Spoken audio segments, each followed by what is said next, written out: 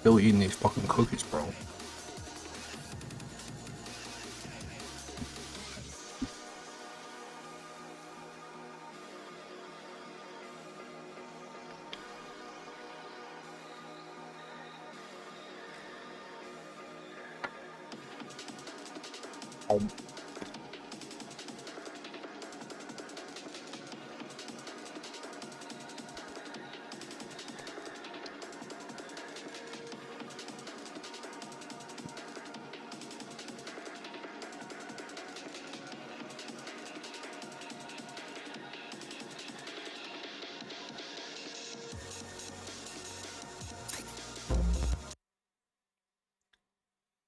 Ciao, hi everybody, welcome back to another Space-tastic stream. My name is Antonius Drosera, Captain of PRISMA and Space Mafia VTuber. Today is April 9th, 2026. And we're back with some yapping and some... We're yapping and fapping. No, we're not. No, we're not. We're not doing that. We're not doing that. We're not doing that. Both hands on the keyboard, please.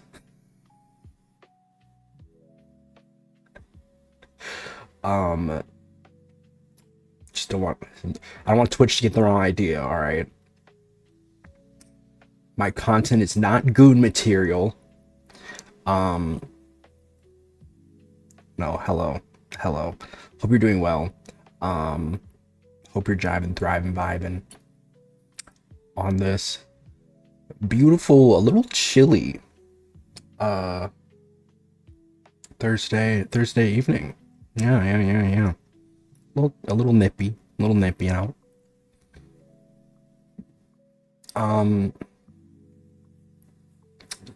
What to say? I have a few things. I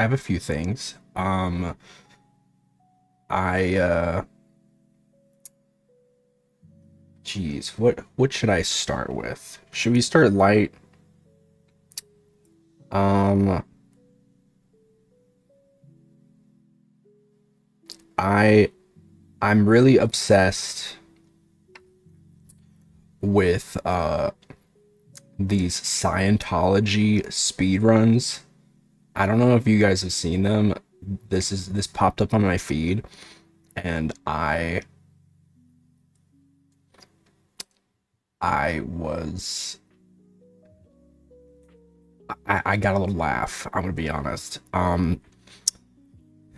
Cause like, okay, Scientology, right? A little. It's like a cult, right? Is that fair to say? Like, is that it's?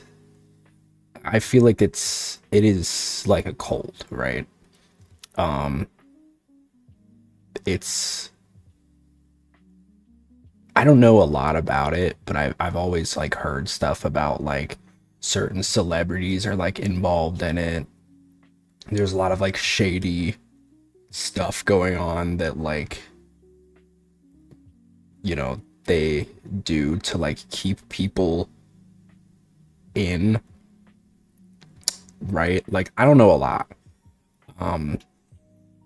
But that's just kind of what I've seen. I guess there's like a one of the wife of the like leader of the Scientologists is like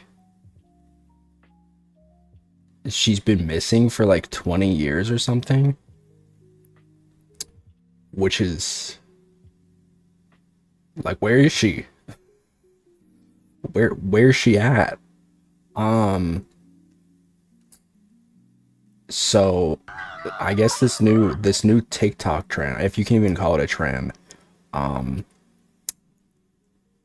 is like people doing Scientology speed runs. Like they're going into the like Scientology headquarters in California and just seeing how far they can go.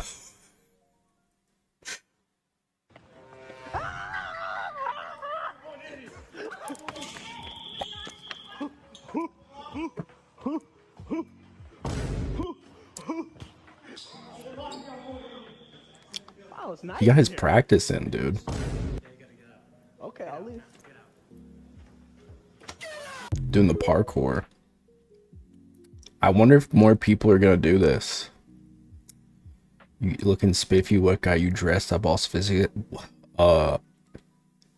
Legal proceedings, of course. It's Ace Attorney Day. I gotta look spiffy. I gotta represent my clients.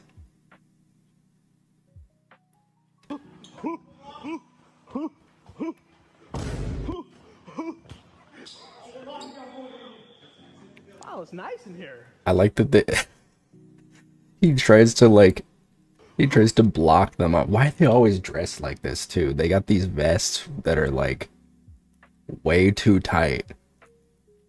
Why you dressed like that, bro? I'm doing good. How are you, Wonky? Did you get your medication? The block is crazy, dude. Wow, it's nice in here. I do love this guy that just like shows up behind. Eepy? Are you less eepy than usual? Did you get your meds? You still haven't slept? Are you kidding me? Dude. You at least have your meds? Yeah, you gotta get out. Okay, I'll leave. Get out!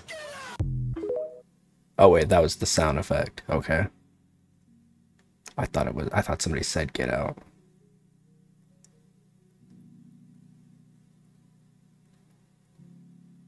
What's there? I love that they just all are welcome. Well, clearly they weren't. Mess, I'm just waiting till like 10. Ah, I see, I see.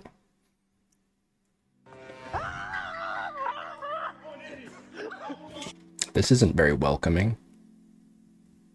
Why are you gonna put that on your door and then just give people like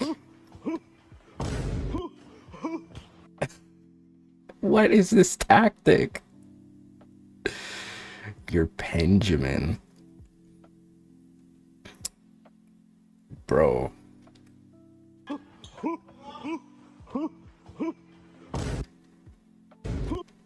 He immediately like gets his hand up. Has this been happening maybe? Oh, your herbal diffuser, I see. Maybe this isn't the first time. He did slip a little bit here. He slipped a little bit, but he got back up. He recovered. And then like immediately dodged the arm. That was really impressive. Like we got to do a play-by-play. So he comes in. This girl right here, she's like already ready, dude. She's like, she's ready with the hand.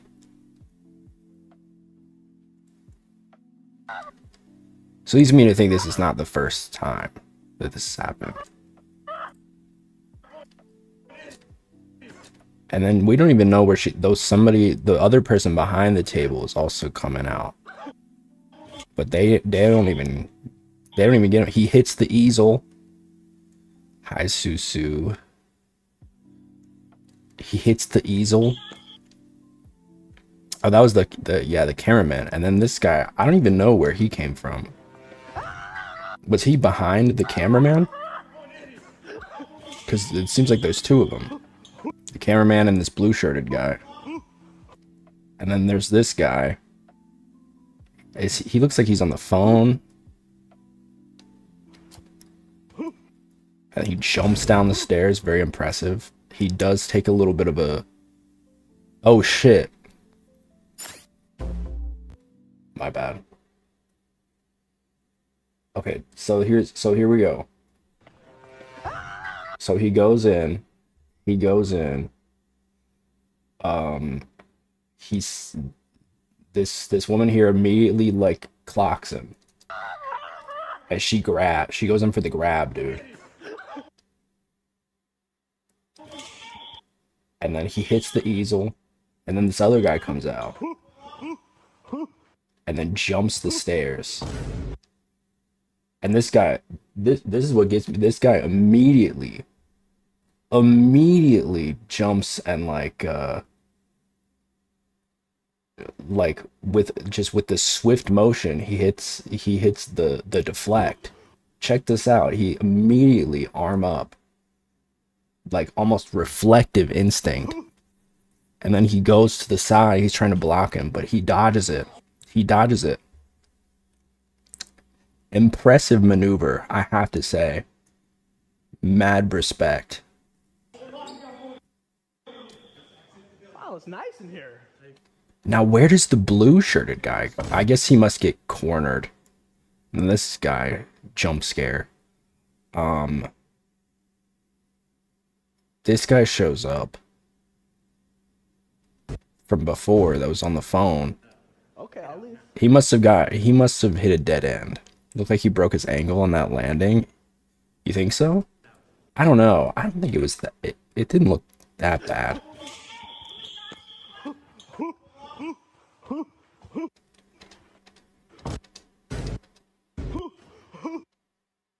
I mean, it definitely might have hurt.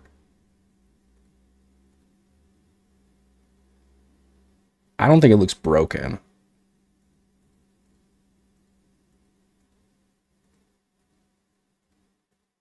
I do think he fell though, but he made a really good recovery, I gotta say. Very, very good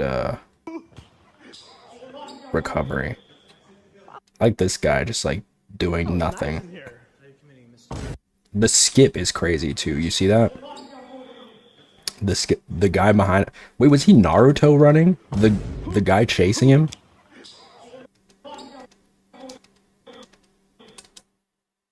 Look, he's got his arm behind his What's he gesturing? Oh, it's nice. And then you see him again. He does like a little skip. Watch. He does like a little hop skip. What is that?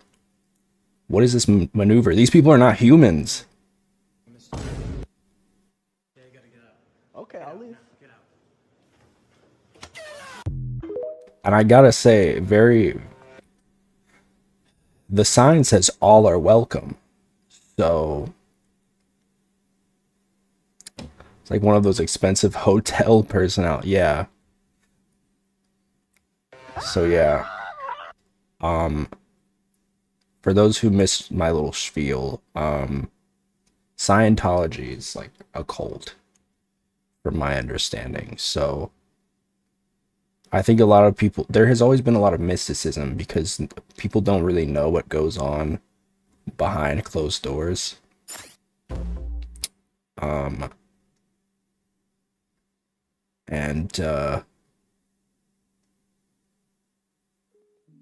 You know, there's a lot of mystery. It seems like the people that are in the Church of Scientology are like,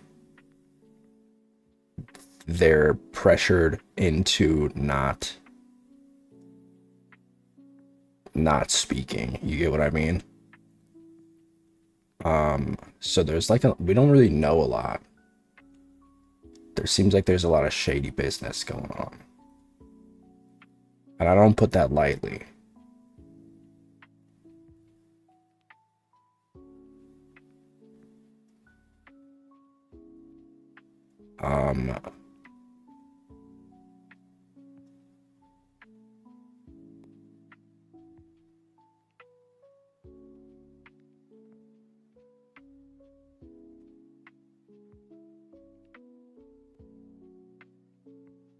Let's see. Dripping wet for this tight, white Italian.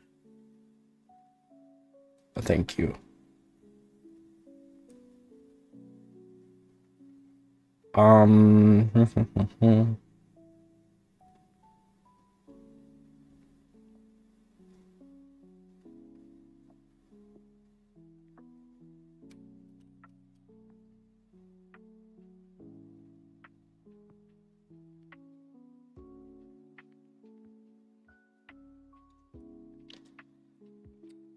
What else?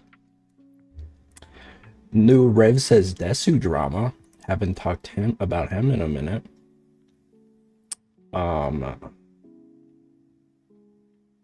Very, very interesting developments.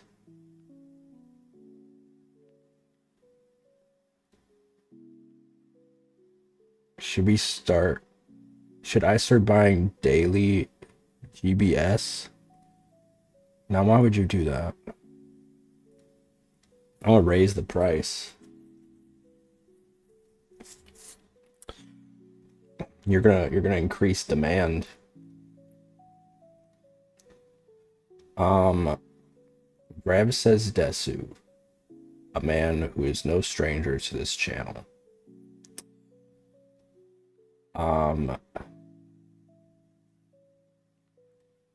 This started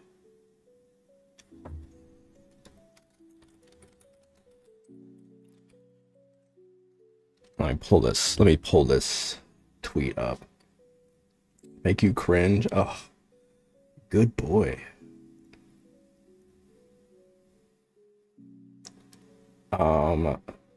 So the worst thing to be on the internet is a hypocrite.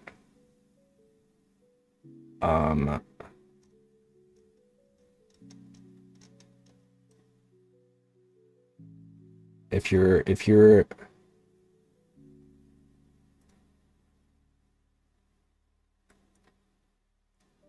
you are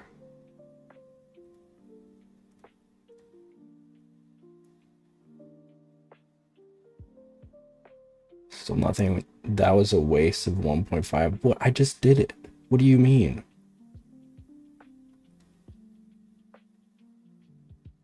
What do you mean that was a waste?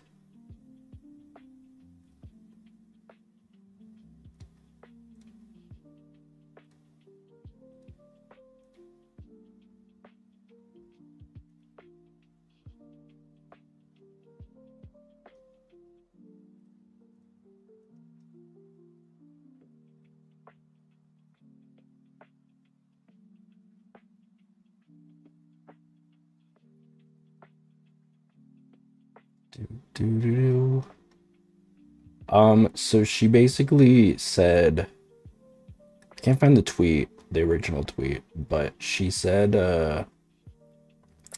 Good Boy does nothing for me. It was for the bit. Well, I hope you enjoyed it. I'm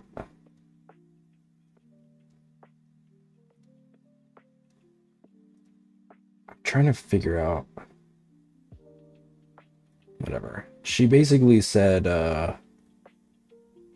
like, she doesn't, she doesn't like lolicon, right? She thinks it's bad, right? Which is interesting because in the past, she and her husband have been very like for it, right? Here's my thing, right? I am not a big fan. I'm not a fan of the lolly shit. I think it's weird.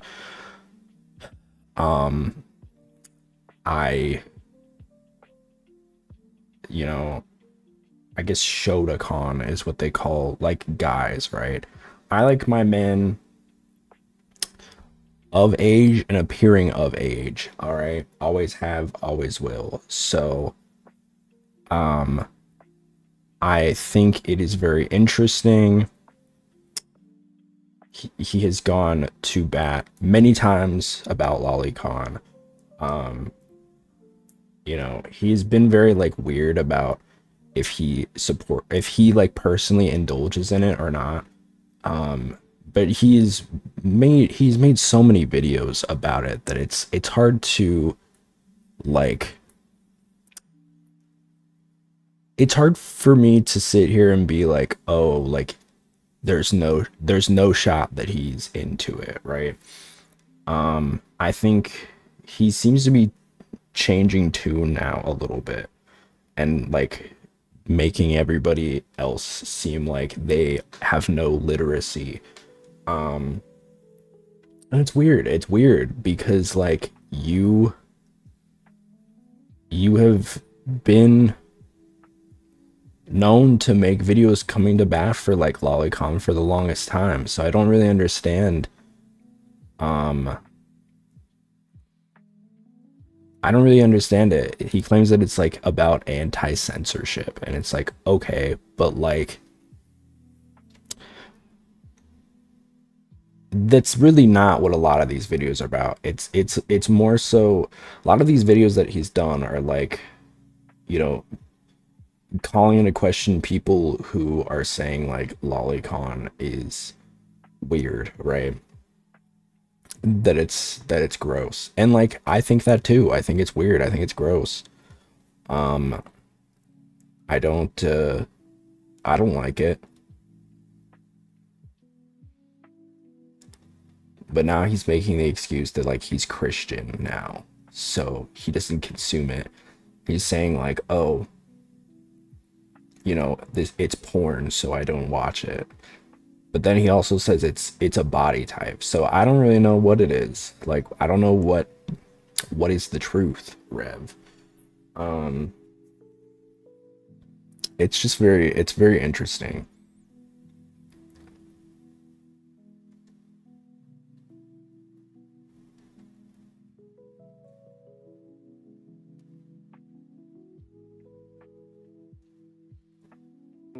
Wish to stir up drama, but Straub said you are anti-lolicon in Remnant video, and us lolly lovers are confused. Please clarify.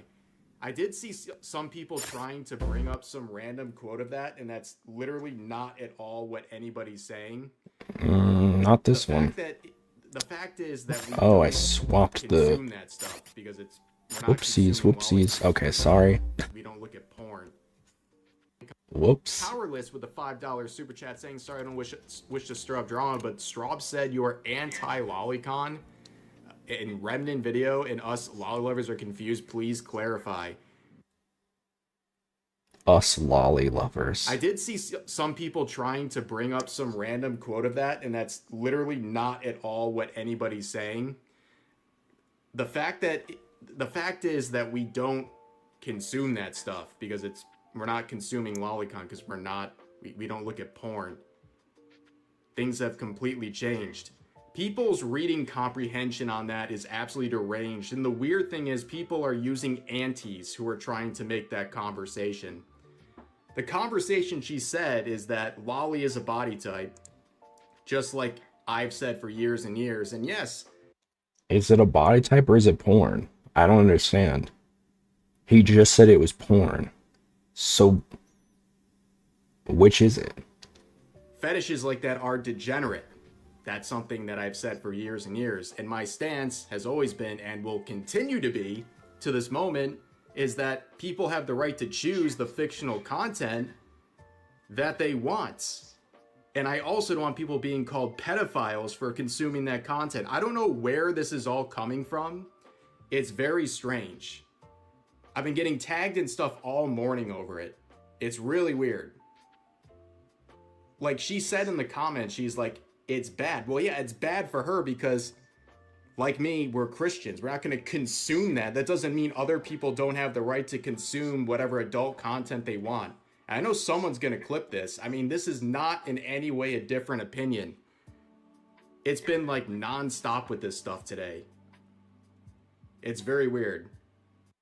You've made multiple videos about like defending lolicon, and now you're coming out and saying that it's degenerate and it's bad. So like you've historically made videos, multiple videos defending it. I'm not even gonna sit here and like,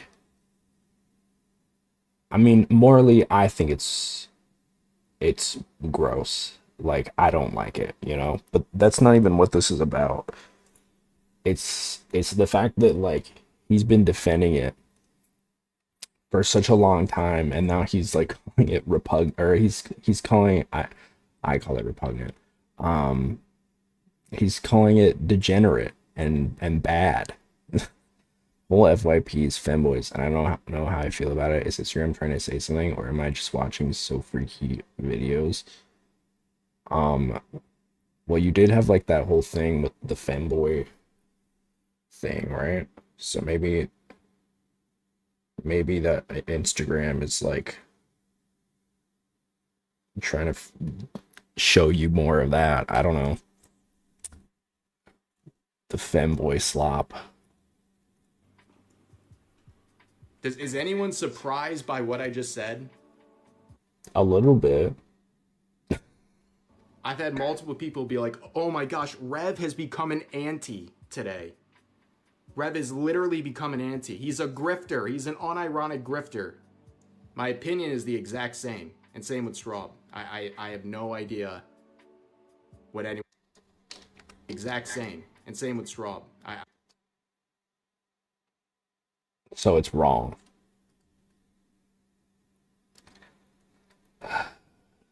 I mean, it is crazy because like so much of his fan base is like into that shit. You know what I mean?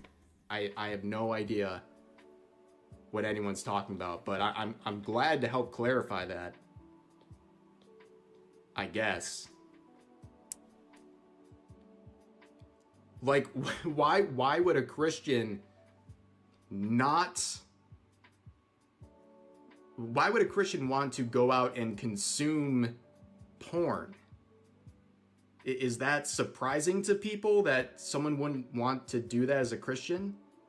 And it's not even talking about what other people can do. That's funny though, because your wife has a lot of opinions on what trans people should and shouldn't do. So I've been seeing this all day, and I literally, like, it's so stupid. Almost as if you pick and choose what is, like, okay and what's not. I don't even want to talk about it, but you know what? Some people are asking here, so why not? Right? That's what I've been thinking you would say, but I figured that was your stance. Yeah, it's fair if you want to ask. Like, I think that it's fair that you ask, because a lot of people are just running with narratives that, like, just don't make any sense. But yeah, I'm not like, by the way, I'm not like going off on you. It's more like some of the crazy stuff I've seen. Yeah, I'm an Also, anti, Mr. Striker. guys. I have become an anti because I no longer, as a Christian, want to consume porn. Like, crazy stuff. He's so weird, bro.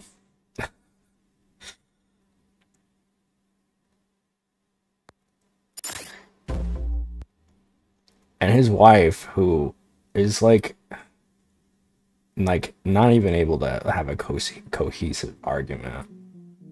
They're all chibi reviews, bro. They're all like dunking on each other.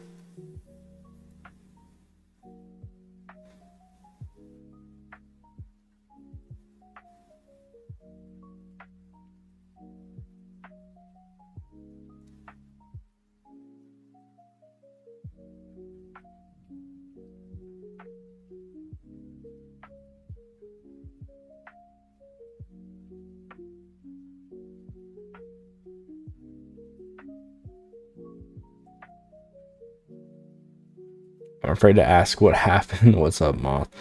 They're the fucking the lolicons they're beefing, dude.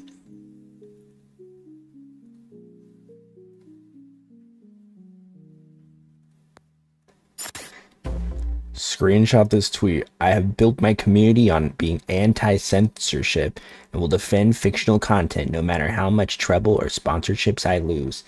If I ever say my core fanbase doesn't share this belief, use this tweet against me. Never let me live it down or forget. Rev is the most anti-censorship person ever and has made it clear that it hasn't changed.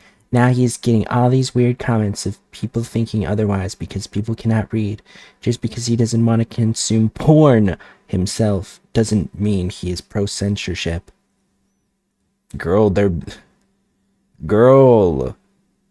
girls are fighting. Straw, I respect you and Rev immensely. I understand beliefs change with time. However, your core fanbase at Revs has always been anti-censorship and pro-lolly. You even follow NSFW lolly accounts right now. Damn. It's just strange to see this stance. If you dislike porn, that's fine. Any account that still posts that stuff has been muted, and I only keep the mutuals because I care about them as people. I don't really see why that's relevant, but I have said this before. It's crazy too because like they're the same crowd of people that always do like the follow policing, which like I don't think I'm not a big follow policer, you know what I mean? Like I mean, I do think if you're following like a lot of problematic individuals, like there might be something up with that, but like I'm not gonna immediately make an assumption, you know what I mean? Like I think that there might be some warrant in that, but I'm not immediately gonna jump the gun, you know? It depends, you know? It depends. It definitely depends on like who it is, right? But it's not really something that I pay a lot of attention to, right? Any account that still posts that stuff has been okay, blah, blah, blah. I don't really see why that's relevant. You could have kept this private and asked us in DMs if you were confused, but Rev stance, whatever. Okay, so he doesn't want it banned at all. Then this is good news. That's all people are genuinely asking because it truthfully looks like you and him wanted it banned or made illegal. You can see many are viewing it like this. I literally just did. Also, people conflating things as if we have called anyone pedos for fictional content when we don't. I'm honestly more upset than anything that I opened my mouth and said anything, and now Rev has to deal with all you people being insufferable. I'm done. She is like not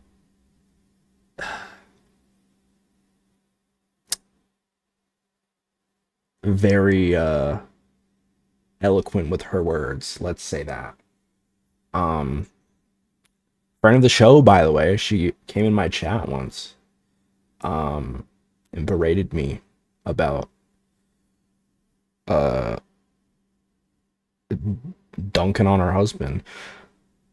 All I know about his wife is she does ASMR and her thumbnails say Oto Fetchy, which means sound fetish. Yeah, that's something that a lot of people like dunk on her about. She's like very recently has been very staunchly like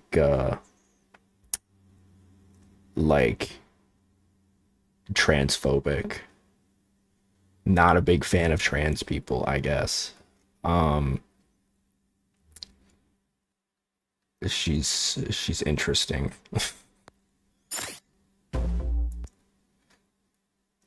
um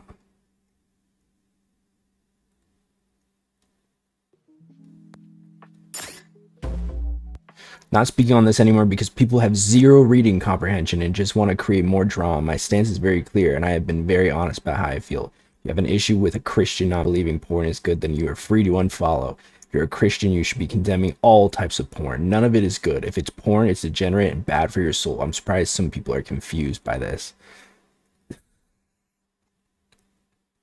Because your fucking husband uses a lolly VTuber avatar, bro. Like, it's crazy that it's like, what's not clicking? What's not clicking?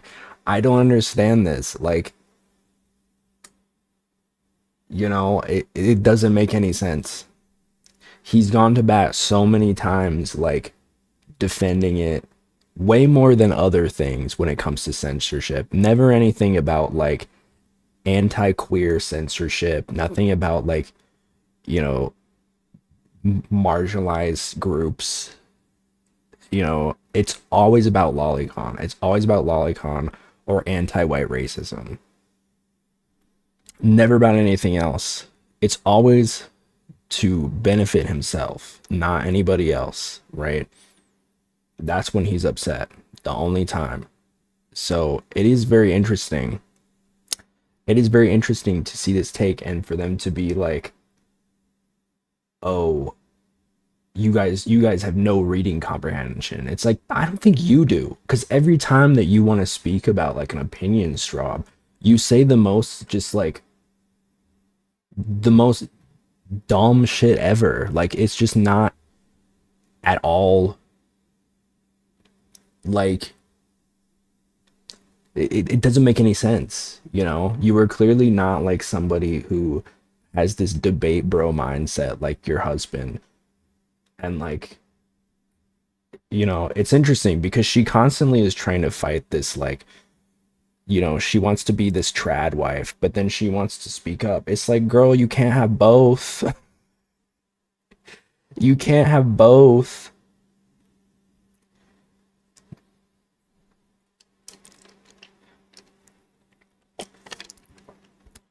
It's embarrassing. I mean, they both like have no idea what they're talking about ever, but like her to a larger degree, because she just, everything she says is a walking contradiction. It's embarrassing. So there it is. All right. They weird.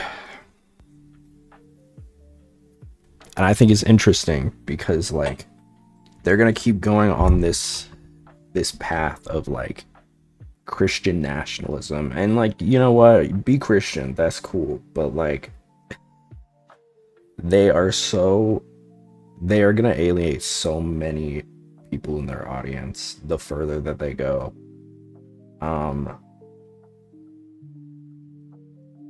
So good luck with that. I think I've been thinking about this a lot, and I genuinely, I have a lot more respect for somebody who is like a genuinely awful person who actually like means what they say than somebody that is just like flip-flopping, you know, and just saying whatever is like is the popular take, you know. The thing about these people who are anti-censorship, they mean not to censor what they like, not true anti-censorship. Exactly. Yeah, exactly. You know, I would rather somebody be an awful person and actually believe in the shit that they're saying. Because it's like, at least you have a spine, you know? To be so wishy-washy about things because it's beneficial for you is very interesting to me, because I could not sit here and like say the things that I say if I didn't believe in them, you know? And I hope that that's understood. Like, I hope that I don't say shit because it's like considered, you know, publicly by the public majority to be like the good thing to say, right? I say it because I believe it. I believe in anti-censorship. I think censorship is bad, but what censorship is also misconstrued. I agree. Well, I think it's just interesting when you kind of like handpick the things that are actually important to you, and when it comes to like, you know, you always want to come to bat for lolicons, but never like, you know, when a black person says that they want more black people in video games, suddenly it's like a big problem and we need to bully that person off of the internet. You know what I mean? It's very telling. It's like, do you really believe in like anti-censorship, or are you just saying that because you like lolly, you know? So I don't know. I think it's interesting, especially because like I do believe Chibi reviews. He loves lolly, dude. He loves lolly. He watches it all the time. He was watching it while his wife was getting her cheeks clapped by another man, by his best friend.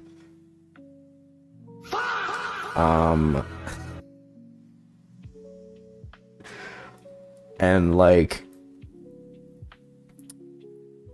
I don't know, maybe I was wrong about Rev. He's not a lolicon.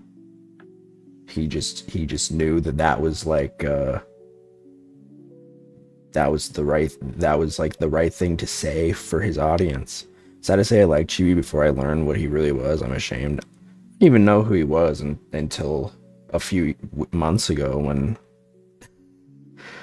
he decided to publicly reveal that his wife cheated on him.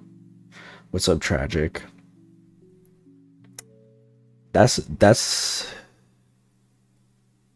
is rough. I'm not gonna lie, that is rough.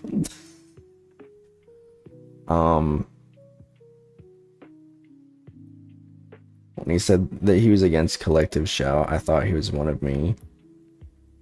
Oh yeah, I remember that. That was like they were like the people that were like banning a lot of shit in like, is it video games? I don't, there's always something.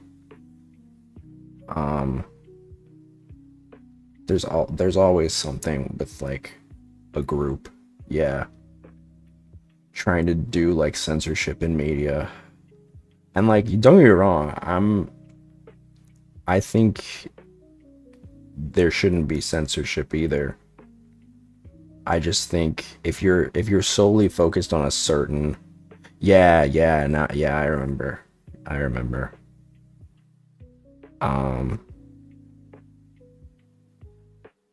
I think it's interesting to see people who focus on like very specific topics, right? And not like, because it says where their priorities are, right? When it comes to like people that are having their speech restricted, their free speech restricted, and are just like, you know, because of like who they are and not necessarily because they like lolicon, right?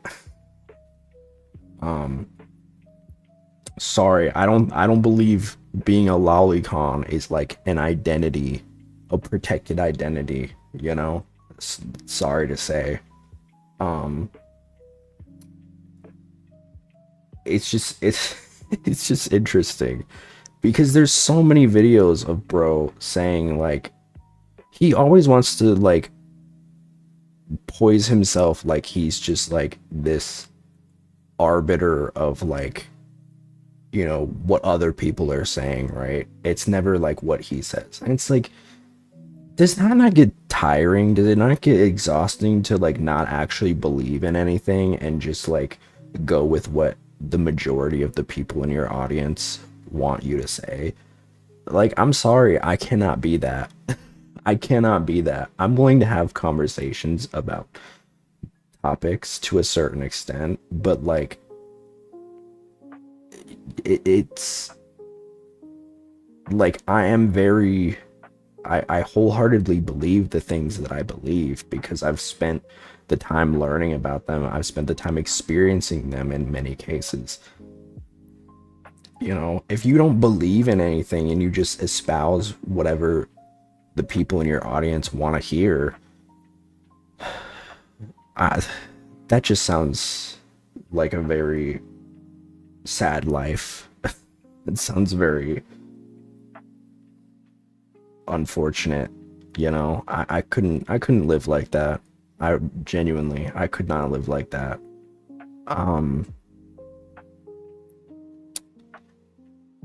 I think, yeah. And that's the thing. I would rather you be a terrible person and actually believe the shit that you are saying, because I don't necessarily agree with you, and I certainly don't like you as a person, but I can at least respect the fact that like you're not just like a grifter, you know what I mean? Maybe that's controversial. Don't get it twisted. Like, I'm not saying I sympathize with those people, because I think that they're not good. I think that they're bad people who believe in very evil things, but at least they have a spine. You know, at least they actually believe the shit that they're saying. And Rev, I don't think he actually believes in anything that he talks about. I genuinely don't. You know, I think that he picks and chooses, and if it's suddenly not favorable for him to believe something, then he deads it, he drops it, and that's embarrassing, truly. So there it is. There's my monthly Rev Coke rant. I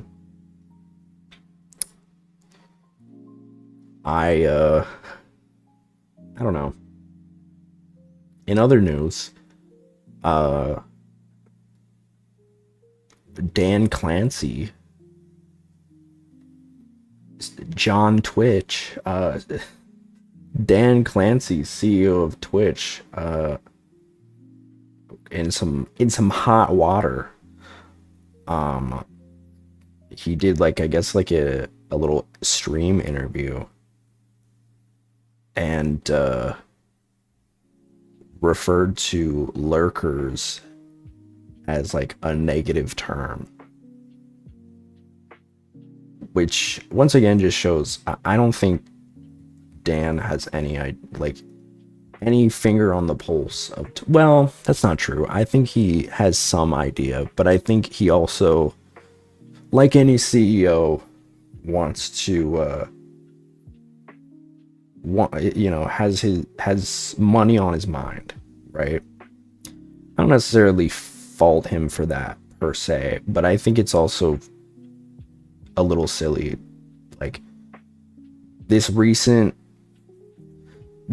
animosity regarding lurkers is very like weird to me, you know. This community is getting bigger. I don't think that's a secret. I think over the last few months, I've seen a lot more of you guys than I have ever seen in my 3.5 years of streaming, and I'm happy to have you guys. I'm happy that you guys spend your time watching, even if it's in short bursts. I appreciate you guys. I've loved talking to you guys. And it's sad because I feel like this belief that Twitch has is that like lurkers are not good for Twitch. They've made many steps to make lurking, you know, more difficult for both the audience of streamers and the streamers themselves. And you know, I have a lot of you guys lurk, and I don't mind it. I've never had a problem with it. You know, if you want to put me on the background while you're doing whatever, you know, doodling, cooking, doing some school work or work, don't get in trouble, but you know, do your thing. But like, I just find it weird that it's so frowned upon, and I guess I get why, because if your eyes aren't like constantly on the screen, then Twitch takes a hit on that, right?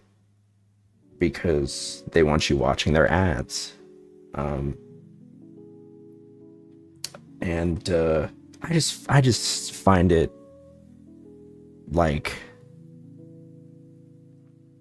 not like it's such a non-issue. But also, I guess if you're Twitch, you're doing everything humanly possible to make money, because we've said this before, we've talked about this before. Twitch as a product is not a very profitable venture for Twitch themselves and for Amazon. They do not make a lot of money, and that's not to make people feel bad for them or to excuse like their business decisions, but like from the get-go, it has never been a profitable business. And I think they are just constantly trying to find ways to squeeze money out of things that, you know, will delay the inevitable. Because I have felt this for a long time. I think Twitch will not be around forever. I hate to say that. Welcome back, Wonky. I don't think Twitch is going to be around forever. I mean, nothing will be around forever, but at least like medium term, I don't know where Twitch will be in 5 years, you know? And that is a scary feeling, but that's also why I've kind of been, you know, exploring YouTube a little bit more. I have no plans to leave Twitch. Don't get it twisted, but you know, I think it's important to not put all your eggs in one basket. I think being multiple platforms is important. And damn right, you better welcome me back. I'm just talking about the Twitch ecosystem, I guess, and how a lot of Twitch execs kind of treat lurking as like a negative thing.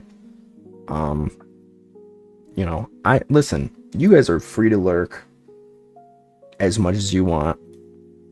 I don't care, you know. I'm glad you're here in one way or another. But I also nice.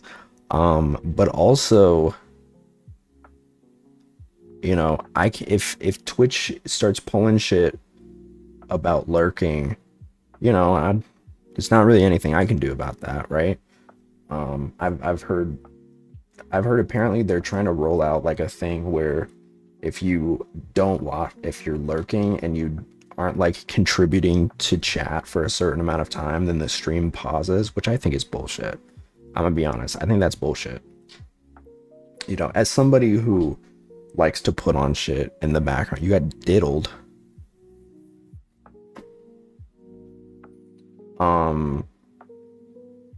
As somebody who likes to put a lot of stuff in the background, while I do work, I think that that's ridiculous, you know? I think that that's stupid. But Twitch will be Twitch. I'm on their platform. What can I do, you know?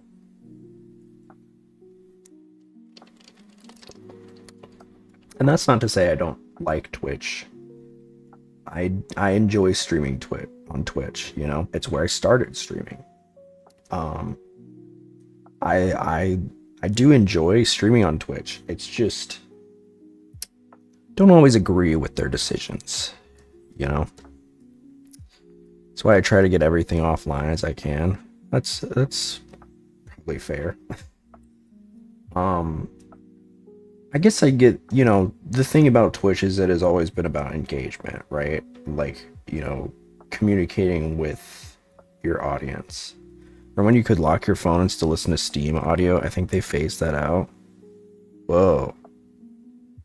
Interesting. I get why they make the decisions, but I also don't like it.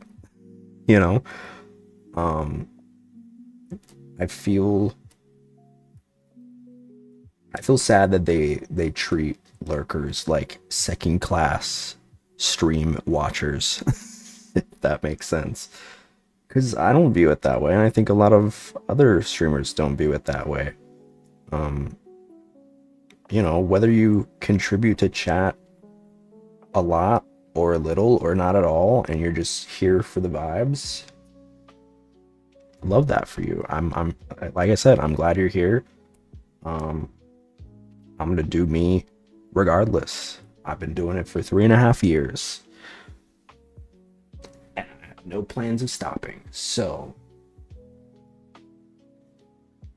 that's the plan. But I am sad that they just seem to take every opportunity to shit on lurkers. Makes me sad. But like I said, what can you do? I guess I could do something. I'm using my voice, that's what I'm doing. But yeah, I don't know. Love it. But I've ow. Just hit my elbow on the table.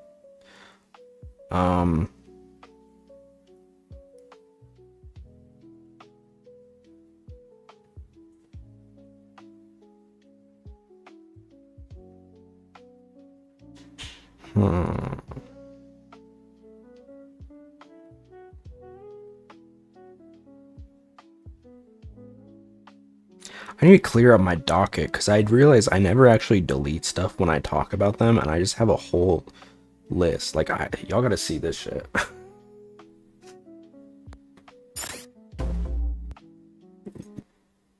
Focus. Look at all the. I never actually go through and delete the shit.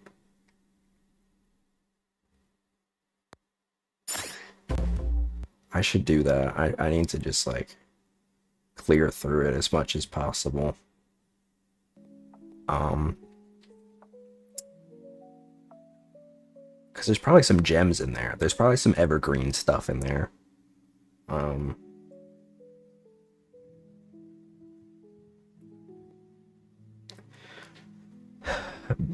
That's kind of how I've been formulating these yap sessions. Is just you know, I'd scroll through Twitter, see what people are talking about, write it down. If I ever think about something, I'll just write it down, stuff, topics that I want to talk about. It's nice. It makes things easier because I do find myself getting a little shell shocked in the moment. You know, I'm buffering, trying to figure out what I want to talk about. Because once I get going, I'm good, you know. But switching from topic to topic, if I don't know what I'm going to talk about, not my biggest strong suit. Some streamers are really good at it. I'm not. You know, I try to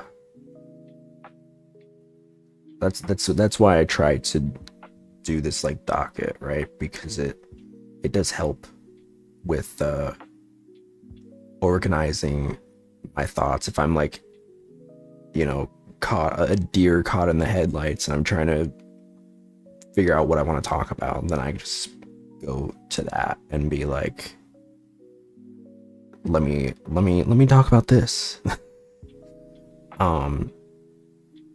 It makes things be easier, just a bit, just a tad.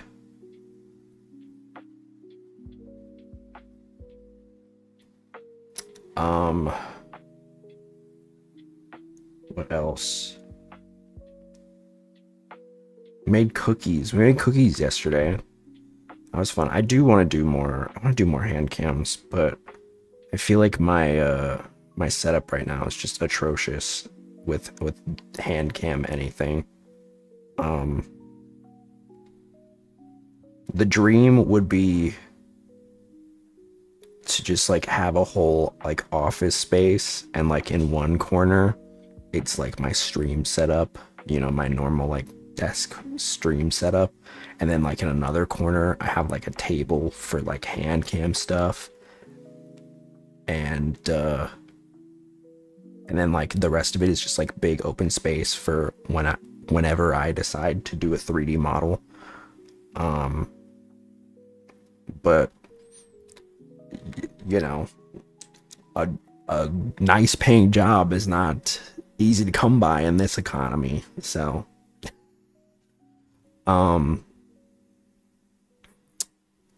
but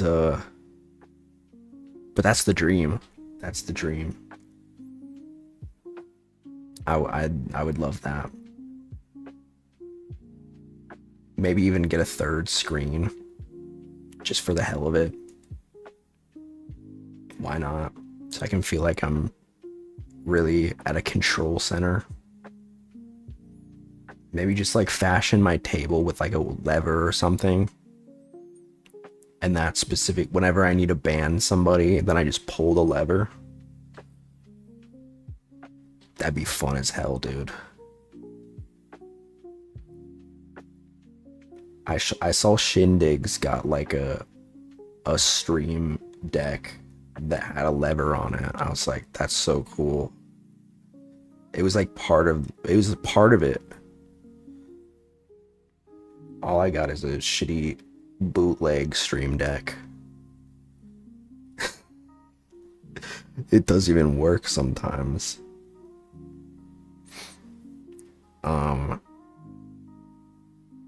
But hey, you know, I'm doing the thing.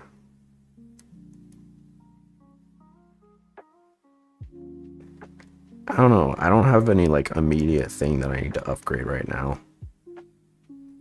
I think the first thing that I would upgrade, if I had enough money, would be the PC itself, so that I could actually like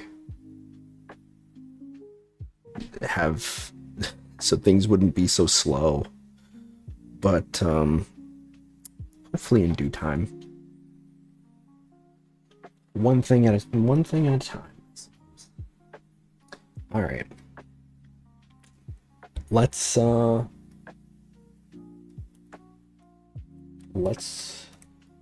do some law. Dun dun.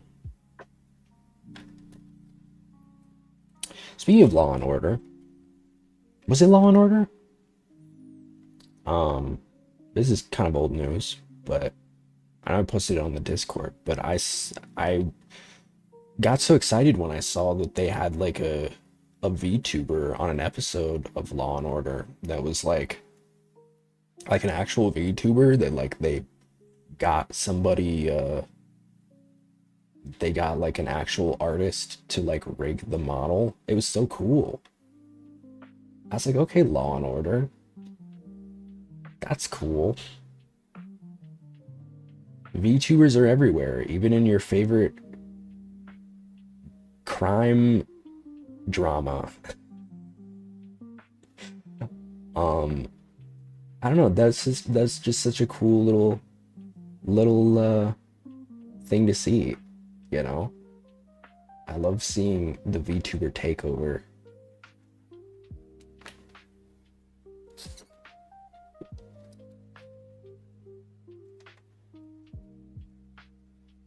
Because I mean, if you're gonna, I feel like the easiest thing to do for like a VTuber, like if you don't really know anything about it, is like to just throw some like picture of an anime girl or something on there and like superimpose it, like an animation of like a little girl character.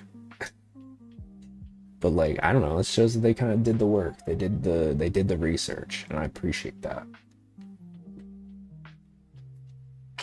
You know, because when I talk to my mom about like VTubing, right?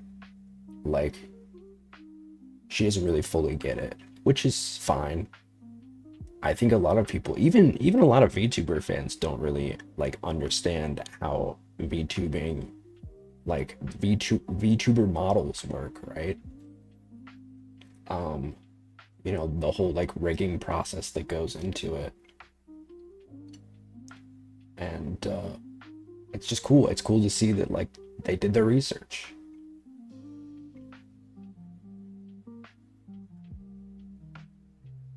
So here we are. Do do do do do do. Ace Attorney. We are finishing the third case today. God willing.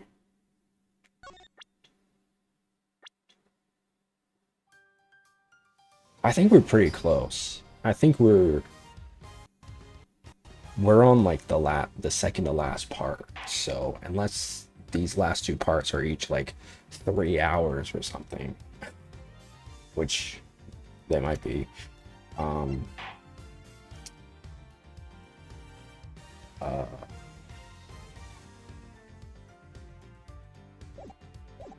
hold up.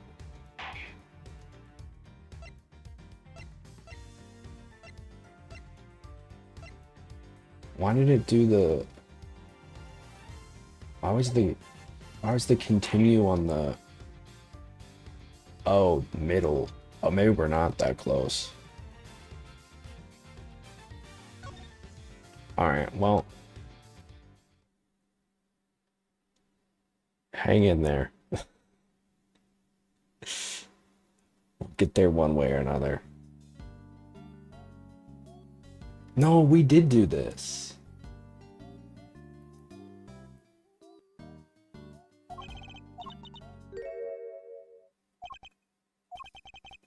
Yeah, we did do this. Hold up. Hold up.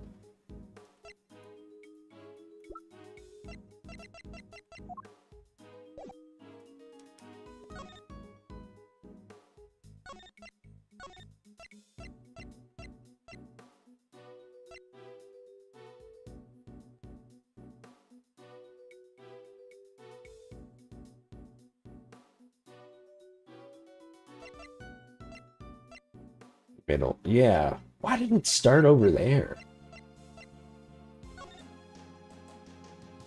That's weird. Something ain't right. Okay, so that should put us back to where we were. I'll do a little synopsis.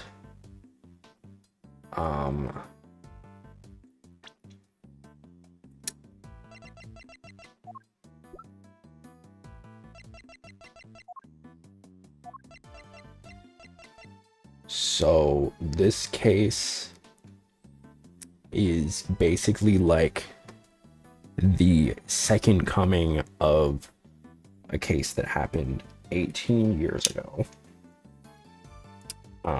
where Edgeworth's dad, this was Edgeworth's dad's last case. I'm trying to remember. Honestly, this is more for me than anyone else, because I'm trying to remember everything. Just jog my memory. This was Edgeworth's dad's last case. I believe, before he passed. Although we did learn that this case lasted a really long time, so technically he didn't die like soon after the events of the murder, I guess. I don't know if that's important or not, but they said it was like a year long that the trial happened. He did end up losing, and the suspect Samson Tangaroa was found guilty. Artie Frost was the victim. His body went missing not long after it was discovered. The other people that were present were Edgeworth's dad, as well as, sorry, that's not Edgeworth's dad, I don't know why. Eddie Fender, who was his partner, as well as Judy Bound, Delicious Scone, Carmelo Gusto, and of course the victim, Artie Frost. Fast forward 18 years, we are now basically revisiting the scene of the crime, but not just revisiting it, basically experiencing it again, almost as if it's like happening in real time, because we found the body of Artie Frost, which I think they already stated his body might have been frozen, and that's why his body was found, and it was like not, you know, like decrepit.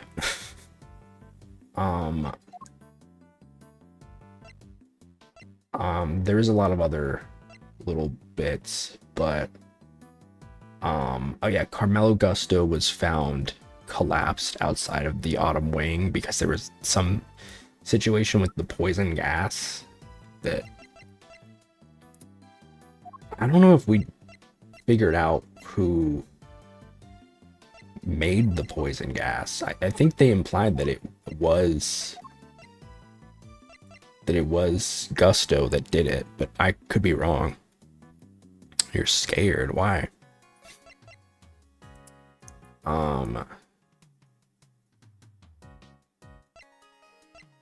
And then there's a bunch of other characters here too, but and here's Larry. Quit it, I already told you I'm not talking to you anymore. You're talking to me right now. I mean, from now on, I'm not talking to you ever again, starting now. This is getting me nowhere. I suppose I'll have to figure out what he's hiding first before I can get the whole truth out of him. What are you hiding? Come on, Larry, what are you hiding? Not saying.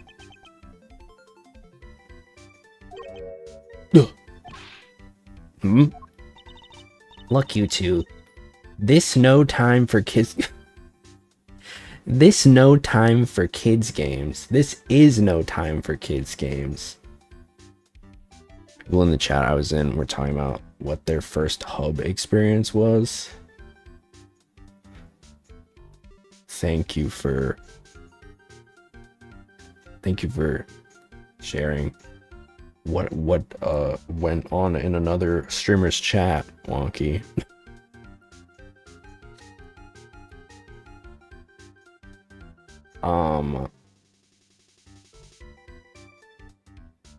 You asked? I asked because you said you're traumatized. I didn't ask, what did Wonky do in another person's stream? I'm so curious.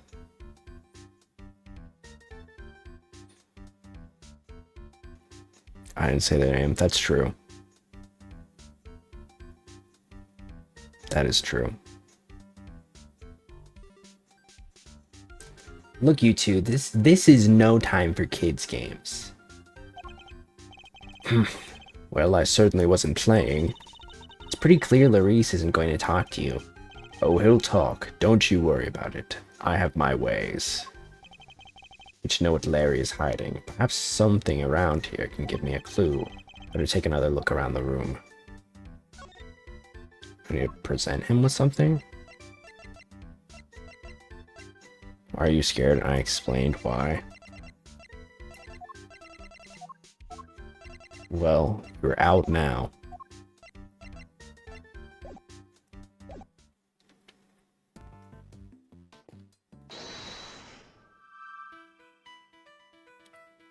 Minty fragrance. The tea smells different. Oh.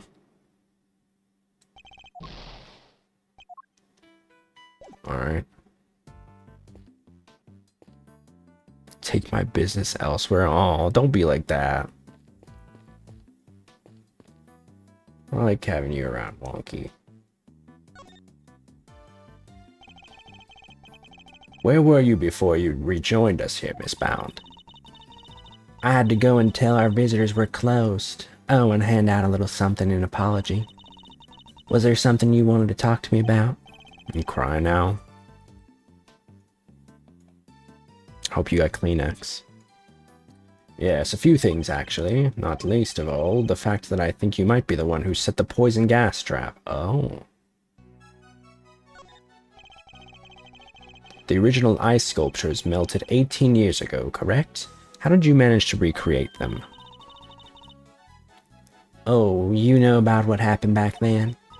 In that case, you might also know I took pictures of them during the contest. I commissioned the creation of a set of replicas based on those photographs for the exact exhibit. But why go through the trouble of creating replicas? Mr. Frost's Zodiac series was his great unfinished masterwork. I wanted to see it completed at last. Or rather, recompleted. It's not kind of disrespectful to him, though. Rather, recompleted. It was my fault that the original set melted in the first place, after all. You have Kleenex, no care in that tone whatsoever. Hey, at least I hoped that you had some, so that you could wipe your face. Blow your nose. I think that's pretty caring. I'd say I'm well in the running for a boyfriend experience streamer. I hope you stub your toe. You don't wish that. You don't hope that.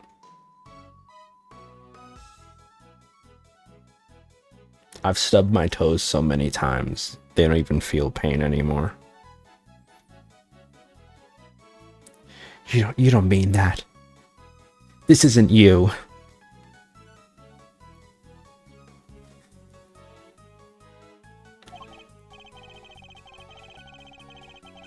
It's not true, I don't hope that. See? I see. And is there any particular reason why the winter and autumn wings look so similar? Oh my! You really think they look alike? That's racist, Edgeworth. What? Perhaps I used some of the decorations from one and the other by accident? I don't know if that's true. I think this was purposeful. She's clearly lying. Should I get another GB? You do what makes you happy, Wonky. But I don't have the evidence to prove it just yet.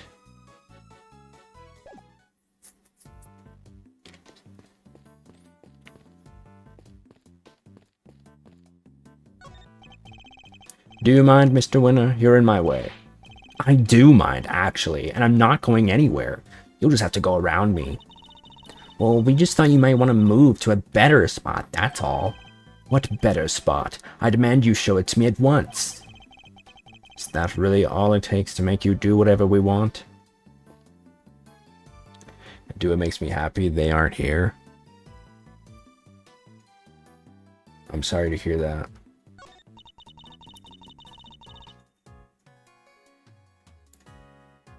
I don't think you've gotten away with anything, Mr. Edgeworth.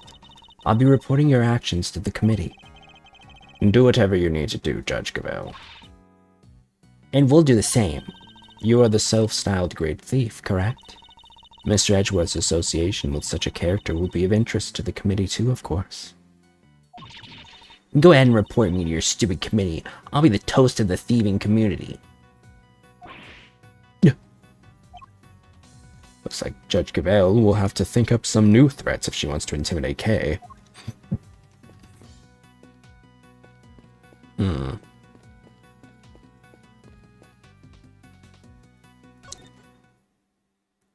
What's up, Sasuke?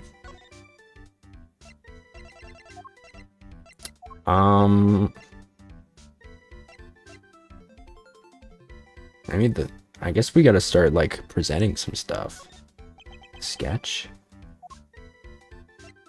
Nope.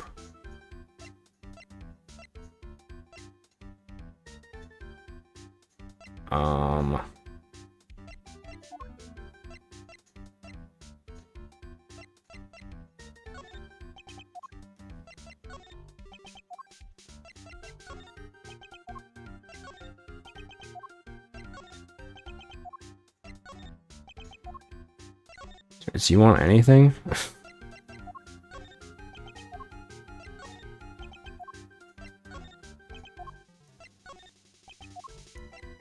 guess they don't really have the presentation aspect as much in these as in the main ones.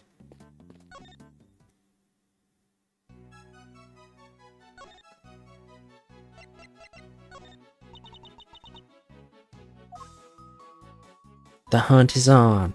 The truth will come out, but I don't know what that's about.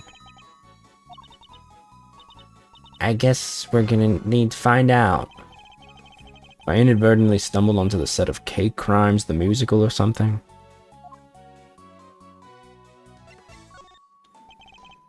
This lift card, I heard it was in use 18 years ago, too. That's right, it was in another room earlier until I brought it out here. It's very useful for moving large heavy objects around. But why is it wet? Is it used to carry something wet?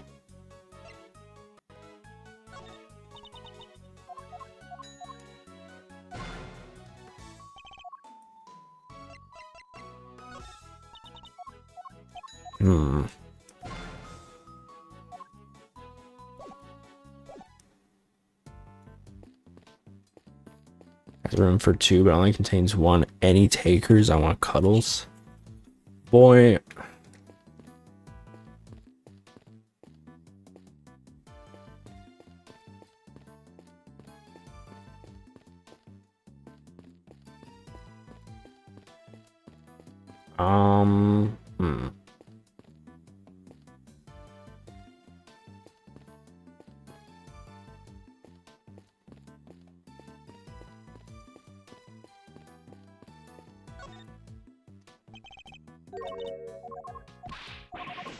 Is there something... Oh, this. Nope.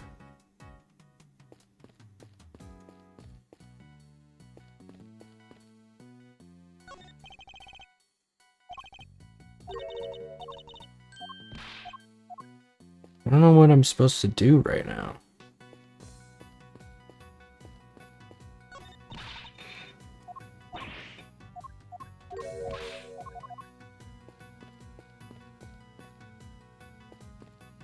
Oh, this dookie stand? From the color and aroma, I'd say this is a puddle of spilled tea. Or a really good hug. Like a bear hug.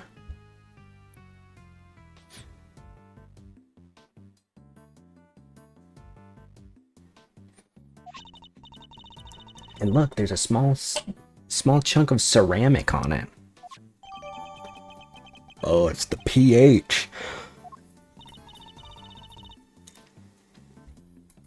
I guess somebody must have broke something? I know that insignia. Certain high-strung somebody just might know a little something too. You offering? I'll give you a hug, sure. Where's my hug?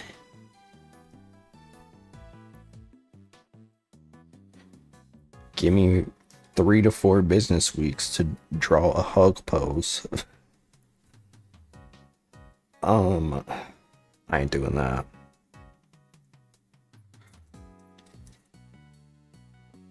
A certain high-strung somebody just might know a little something too. High-strung somebody? Who?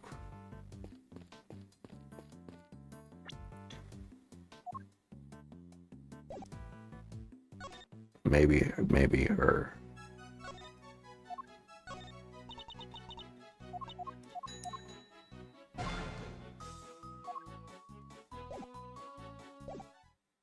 Maybe Larry? Lurie?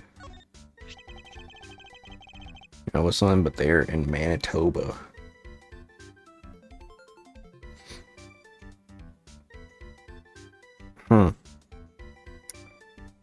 That's inconvenient. Do you mind taking a look at this for me, Larry? Why would you show me that? Tell me, what is it about Miss Bound's tea set that's got you so agitated? If you won't tell me, then perhaps you'd prefer to explain it to Judge Gavelle. Mommy! Wait, don't make me look bad in front of Verity. She thinks I'm a sensible, cool, clean-cut guy. I don't want her to see the real me, the real low-down, dirty me. I'm not sure anybody here thinks you're particularly clean-cut, Larry. I'm circumcised. That's not what I meant. But if you don't want her to think badly of you, the best thing you can do is talk to me. Alright, I'll talk. Alright, Larry, enough is enough. Now confess. Is this any way to treat your best friend, Edgy? Is this any way for you to treat yours by lying to him, hiding things? I get the picture already, so stop glaring at me like that. I'll tell you everything, okay? Earlier, I thought Verity might like a cup of tea, so I went to pour one for her. But I got distracted and my hand slipped, and smash! I broke the teapot, a priceless work of art.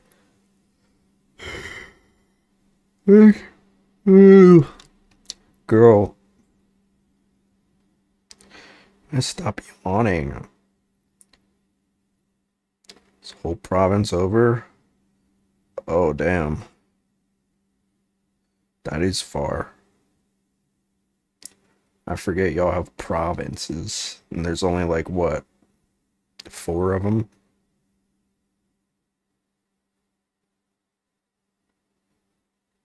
And in each one, 30 people live in them. The entire population of Canada is 120 people.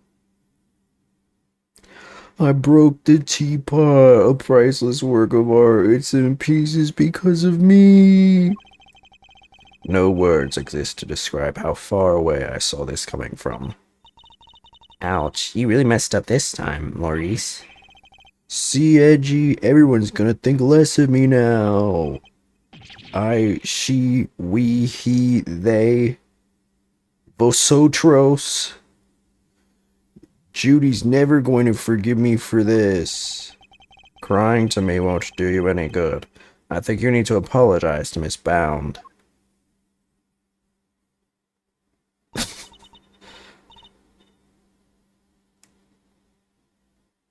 Screenshot it right now.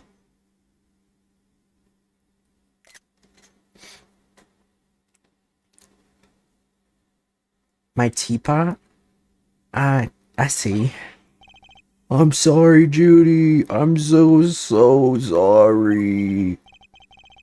I don't have any money, but I'll paint your portrait. I'll paint you 50 portraits. I'll eat your coochie. What was that last one? I'll paint you 50 portraits. Please, Mr. Dunham. It's really me who should be apologizing.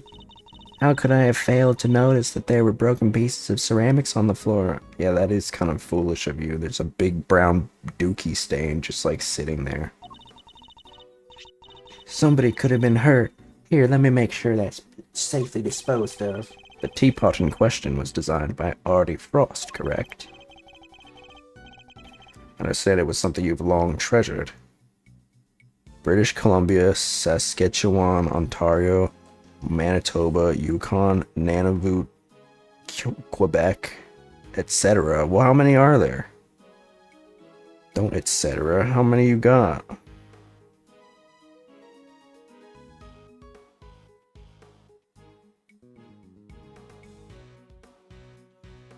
Said it was something you've long treasured. You must be upset. Like 10 or so. What do you mean, or so? Shouldn't you know? It's your country, bro.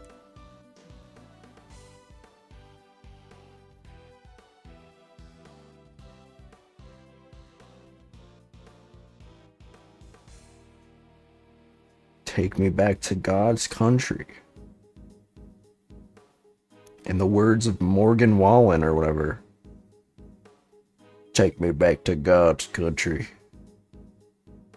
I love that he was like I love that Morgan Wallen was like who got offered to do like a performance on SNL was like, this is too liberal for me. Take me back to God's country. It's like, what?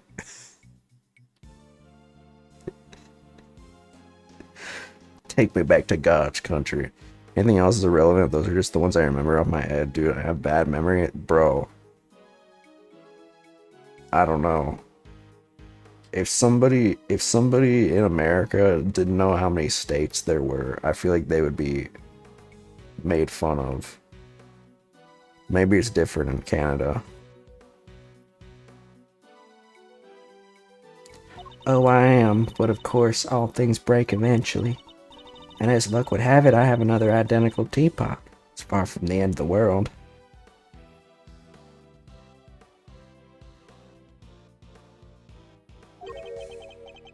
She less attached to Mr. Frost's work than she used to be?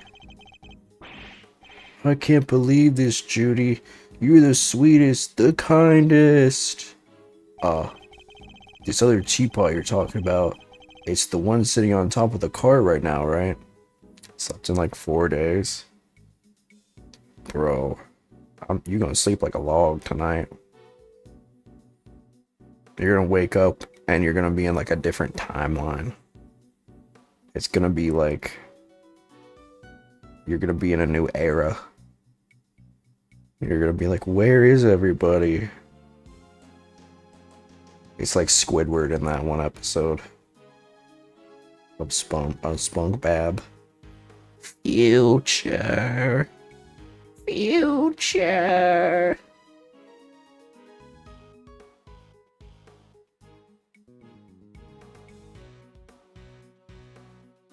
Future. Future.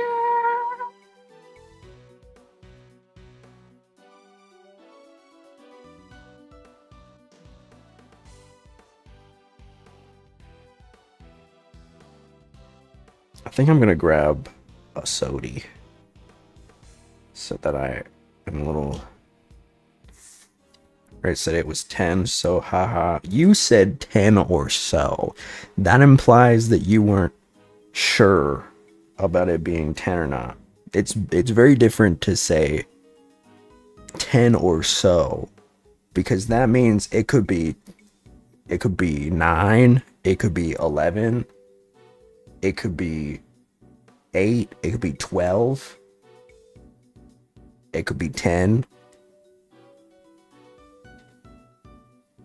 I was 99% sure. 99% you would have said or so. I don't believe that. 99% you would have said there's 10. And then if somebody corrected you, you would have been like, oops, I meant 11.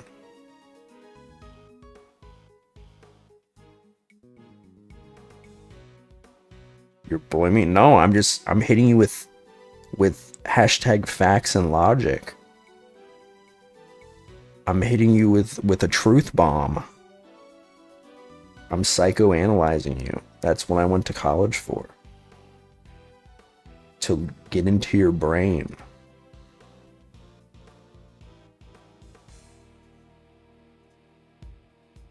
And say, this man is lying.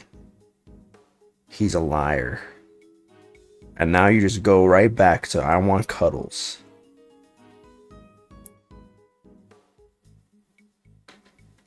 The twink said, I'm done with this conversation.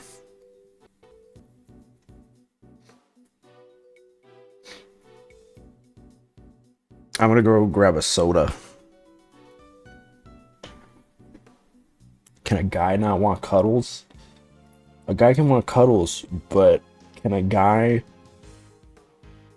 say it in the chat every 15 minutes? I mean, I guess he can. But should he? I'm gonna grab my soda.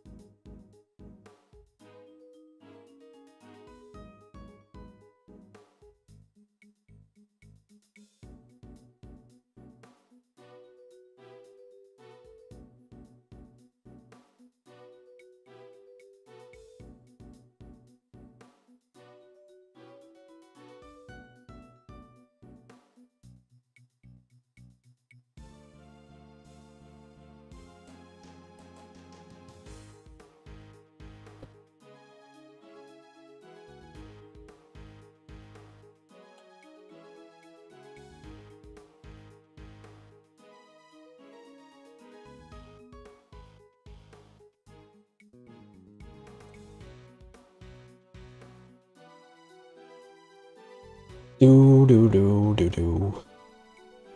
Dooby doody doo.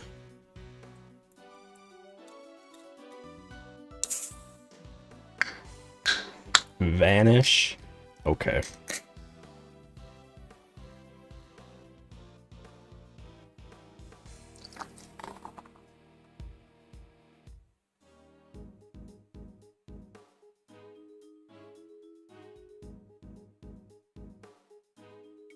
You don't have Vanish? Do other streamers have Vanish?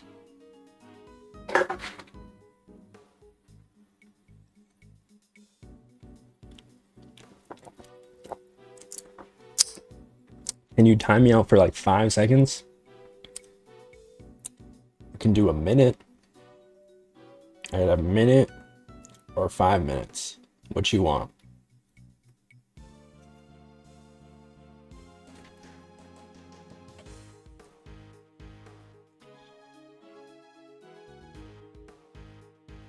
Alright. See you in a minute, Wonky.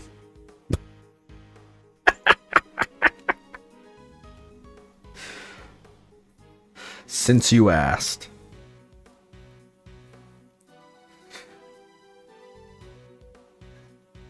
This other teapot you're talking about, it's the one sitting on top of the card right now, right? What do you mean? When you nod your head yes, but you want to say no. What do you mean? Yeah, so when I smashed the first one, I tried to hide the pieces in the bottom of the car. That's when I saw that other pot under there. And I'm not talking about the ceramic kind. So I took it out and basically switched the 2 pots. Oh, I see. Yup. And that's everything I have to tell you. I'll be extra careful not to break the other one, I promise. You have no shame whatsoever, do you? I'm sorry. It's really quite alright. It's really quite alright. Thank you for being so honest. See, Edgy? Isn't Judy the absolute best? I trust you won't take advantage of her kindness and will make amends somehow. I sure will. I'm talking about being put in my place is amazing. Lamau JK. Somehow I question that you're joking.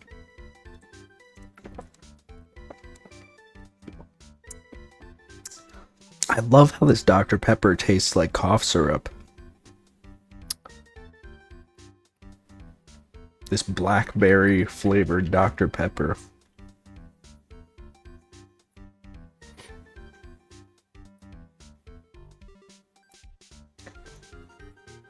I sure will. Once I make it as an artist, I'm gonna give her one of my paintings. She was one of my models, after all. It's only fair. At this rate, I suspect he's likely to make more trouble than amends.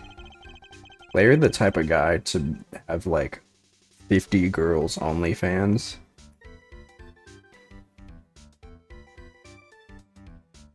All loose.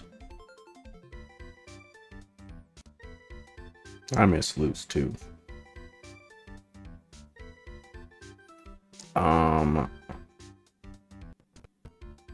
Don't you think it would be better for you to keep out of her way for a very long while? Oh, but I will be keeping out of her way, because I sketched her and the others already. Her and the others. Keen to see my work, huh? Yeah, I drew a few great sketches of some ravishing beauties, wanna see? Interested in Larissa's ravishing beauties, huh, Mr. Edgeworth? I'm afraid you've greatly misjudged, Kay. Supposed to place in then, but I don't know when. Oh. I simply wish to see if Larry has captured any unusual details this time, too. Unusual details? Nothing's unusual about these. They're my best work yet. Really? Now I want to see them, too. Aw, you're a sweetheart, Kay. Alright, let me dig them out for you. Give me a sec, okay? Suppose we might as well take a look. I'm gonna ask because I hate asking plans. But then, how will you make plans? So these sketches of yours. Seriously, Edgy, if you wanted to check on my art, you should just said so from the get-go. Here, feast your eyes on this. He'll tell me, I guess. You're gonna take some initiative. To get what you want.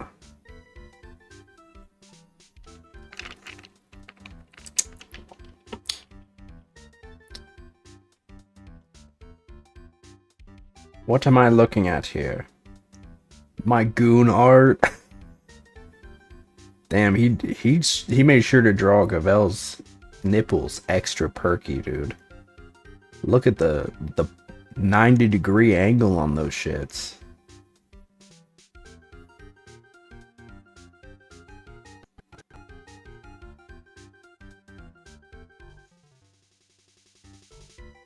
Okay, definitely some details in here.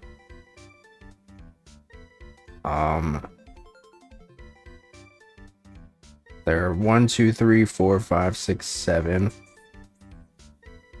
Go ahead. I know you want to. Candies on the tray. And also... No? Alright. Fine by me. And also Delicia is cleaning something in the fountain. What am I looking at here? I told you already, ravishing beauties. Just a few of the fair faces that have caught my eye since I've been here, you know? Yeah, I'm into short stacks.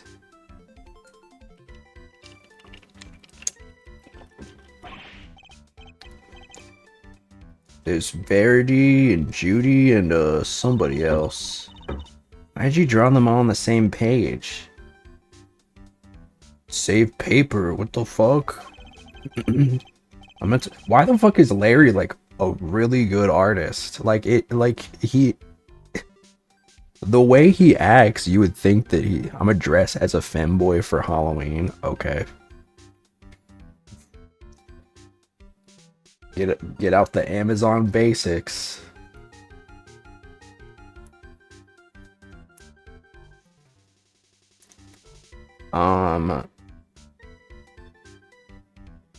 You would think that he's like a terrible artist, but no, like he's like the game would definitely depict like him. They wouldn't be just drawing this in such a way.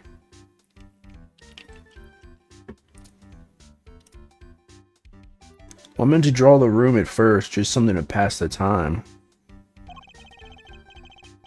And then I saw one beauty, another, and well, I just scribbled them all down as I went. So these are all drawn at different times? Huh? Oh, yeah, I guess. I did one of you too, Kay. You're on a different page, though. Wow, you did? I'm flattered. How true to life are these sketches? Did you only draw what you actually saw? Of course. You think I draw things I can't see? Like using my imagination? Nope, these are 100% true to life, right down to the exact shade of each color. So the colors are accurate. Interesting. Oh, I don't know where that's gonna come up, but the fact that he said it makes me think that it's important. The colors are accurate. Does that mean...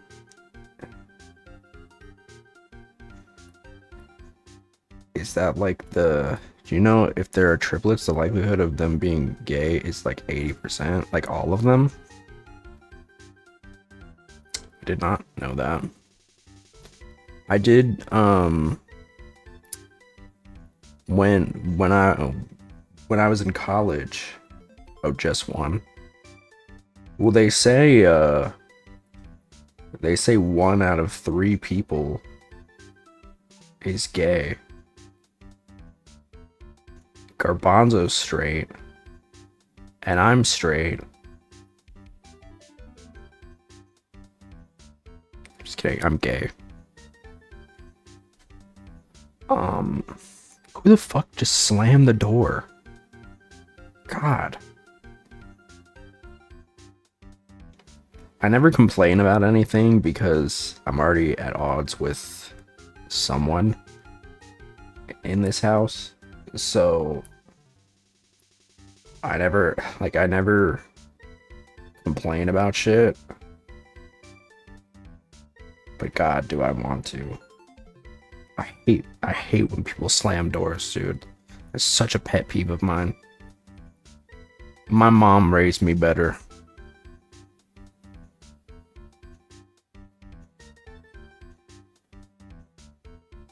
Drives me insane.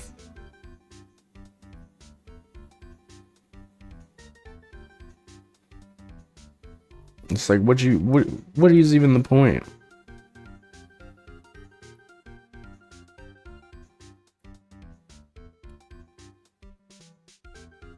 Then why am I here, Lamau? Imagine, if I don't watch people because they're straight, I'm borderline heterophobic.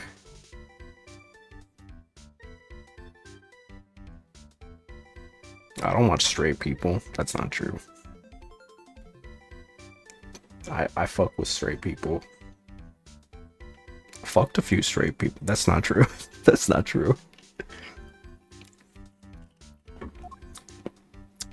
Much as it pains me to admit it, Larry may have provided me with a useful piece of evidence yet again.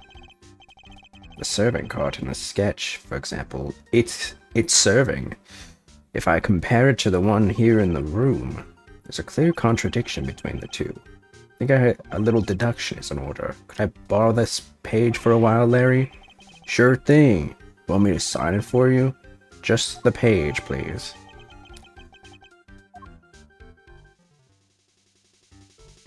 But make sure to give it back, because I need it for my goon sesh later.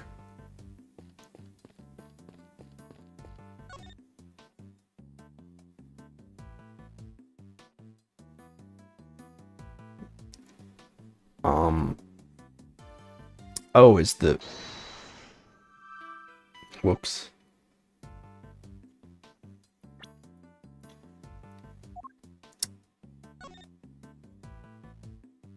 Is it blue?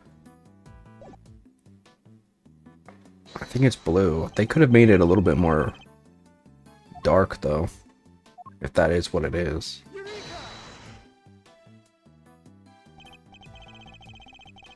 Larry, could I ask something about your sketches? Hmm? Fascinated by the work of the great Larice Dunham, huh? It's the composition, right? Not exactly. Just calling the idiot. Nunavut and Yukon are territories. I forgot about that.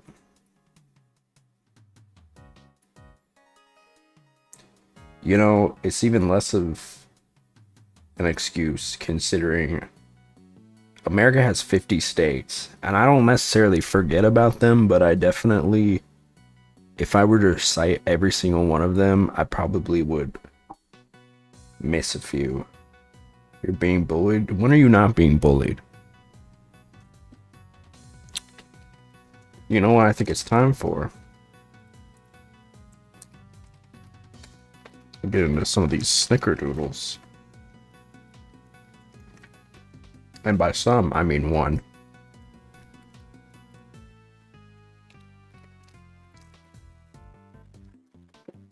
How much here I got ganged up on? I mean, last time you were here. I remember that. That was like the Undertale stream. That was like 4 days ago.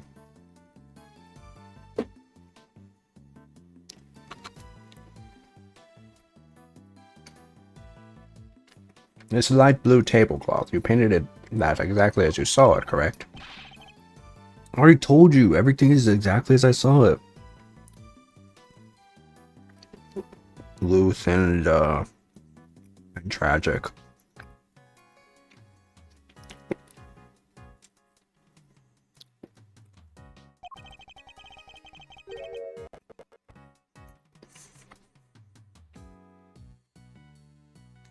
But the tablecloth on the cot here is in this room is white. Wow. Your head's full of crazy theories. The simplest stuff just passes you right by, huh? I just bullyable? You do strike me as the pathetic type, and I don't mean that in a mean way, but in the like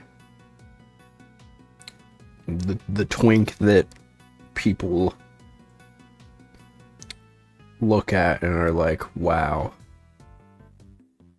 I need him, he's pathetic.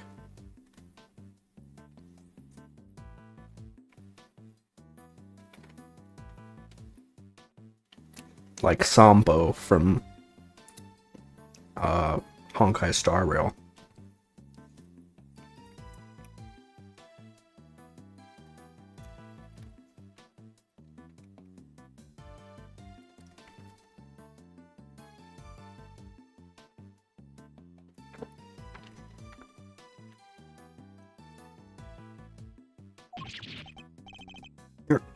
What's that look for? Listen, just before I drew that sketch, is it from Warframe? If you know, you know.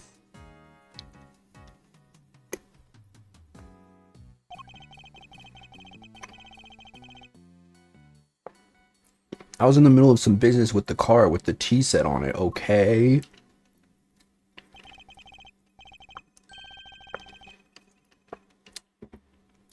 What kind of business? That's right. It was the hiding the pieces of the teapot I smashed kind. I shit myself. And then instead of like disposing of the shit, I just like smeared it into the rug. You ever played Warframe? No, but I have had some people suggest that I play it.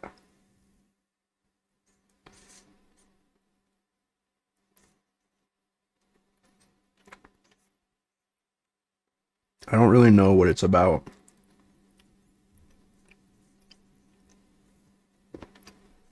Like, what kind of game is it?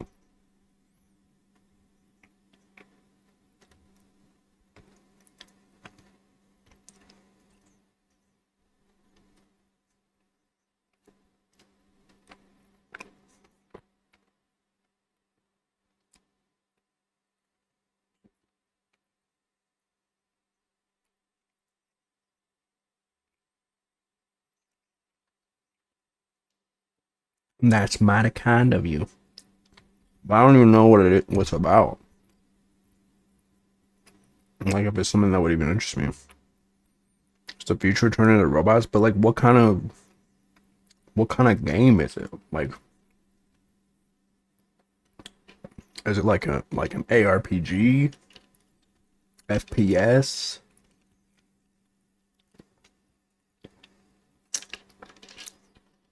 Butt tickling sim? Not a lot of those games in that genre.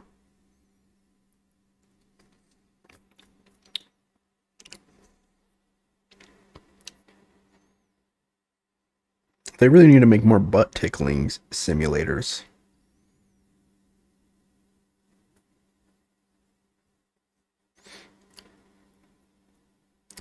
Butt tickling roguelike.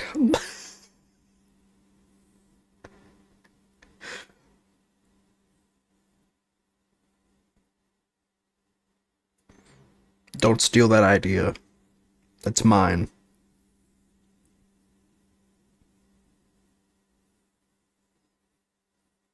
It's an ARPG. Oh.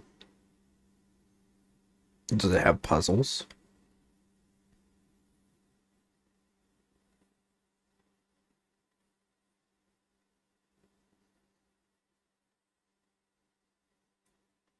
Yes, okay.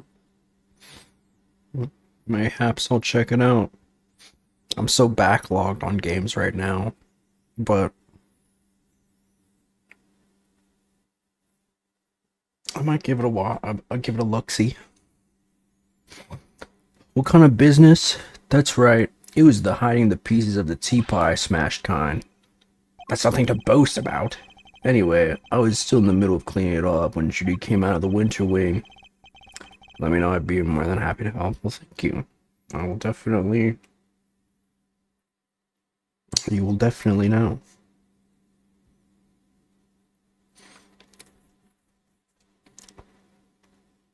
I didn't want to get busted for breaking the pot, so I quickly dove out of sight.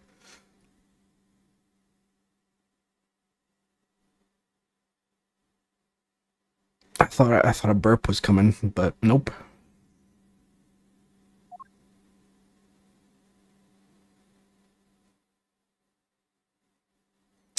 Ooh. Wait, Miss Bound came out of the winter wing? You can get a boyfriend in it? Okay. Like a player or a boyfriend, or is it like a character as a boyfriend? Like an NPC boyfriend? Cause I don't be doing that like online dating shit. Cut to the compilation of me rizzing up men in Final Fantasy 14.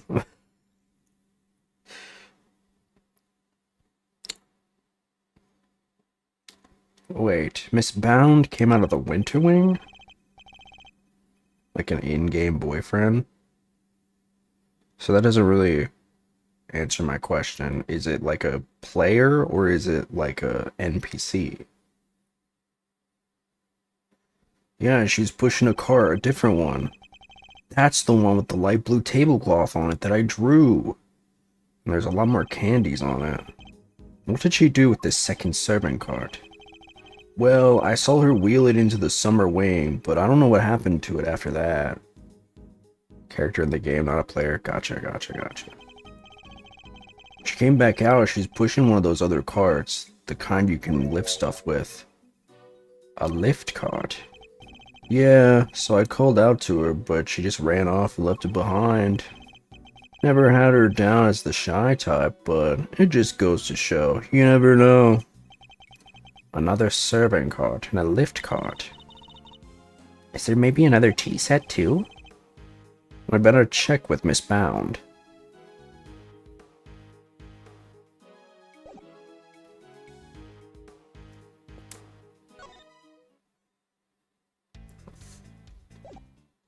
Not you.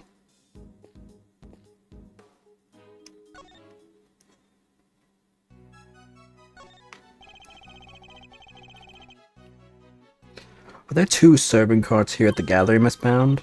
Oh, yes. Why do you ask? Why do you ask? Certain so-called artist showed us this sketch. Couldn't help but notice the color of the tablecloth. It's light blue. Light blue? I'm afraid your friend must be mistaken. I only use white tablecloths, freshly laundered and starched. Okay, so here's my theory. The cloth maybe it was the luminous cloth? Didn't they say that? Well, no, it only changes colors because of the machine connected to it, right? So I don't know, but it could be related to scone.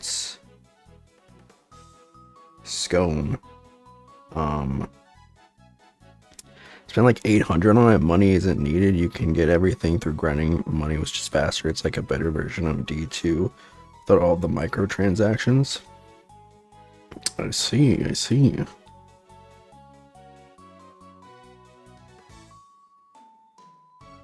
Yes, that's just what I need. Another game with microtransactions.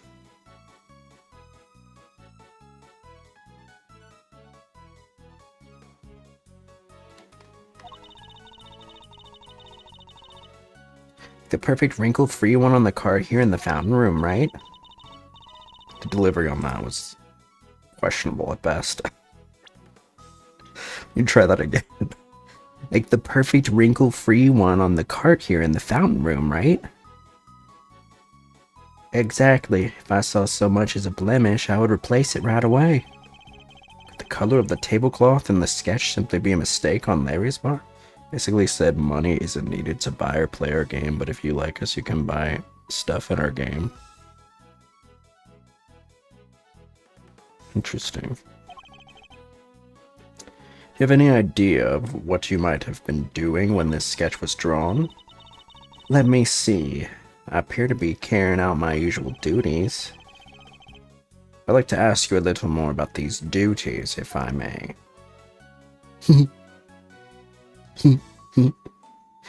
Duties.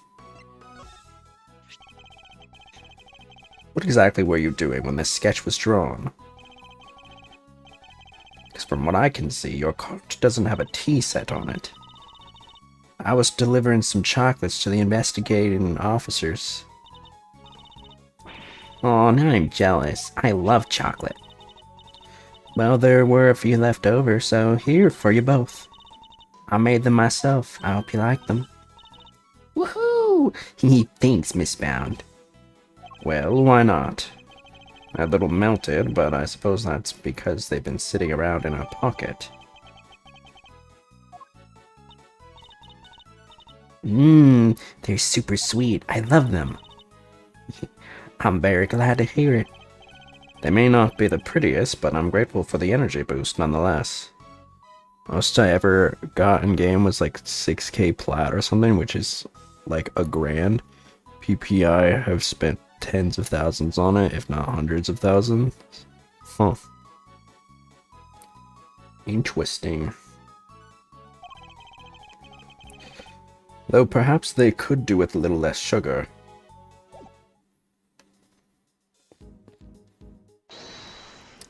Do we need to piece some things together? Switch teapots. And for the hydrate wonky. Thank you for the stretch.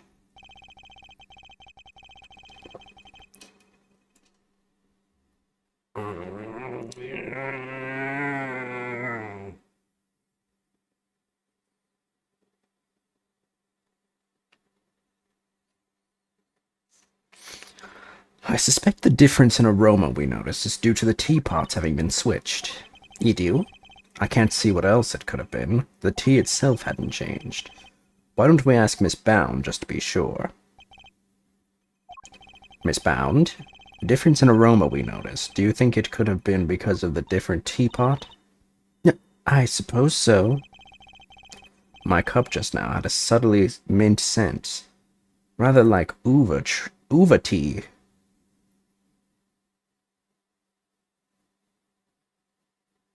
Want a banana? Didn't you have bananas? Oh, I just remembered. I had some peppermint tea in that pot only yesterday. She's definitely hiding something. I don't know. If she didn't do the murder, she definitely is hiding something. That must be where the minty aroma is coming from. The tea has a refreshing aroma because it's in a different teapot from this morning. You didn't wash it? I guess the mint smell could still be on it. Could that really be it? No, bananas are good. I like bananas. You ever had a peanut butter banana sandwich? Could that really be it?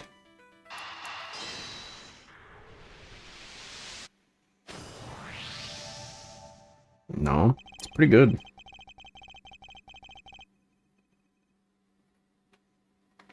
It's pretty banger. Pretty epic. I like peanut butter. I guess that would put a wrench in that. You guys have Nutella over there?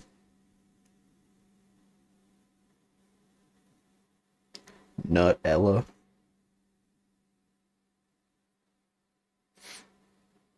Taste is too strong.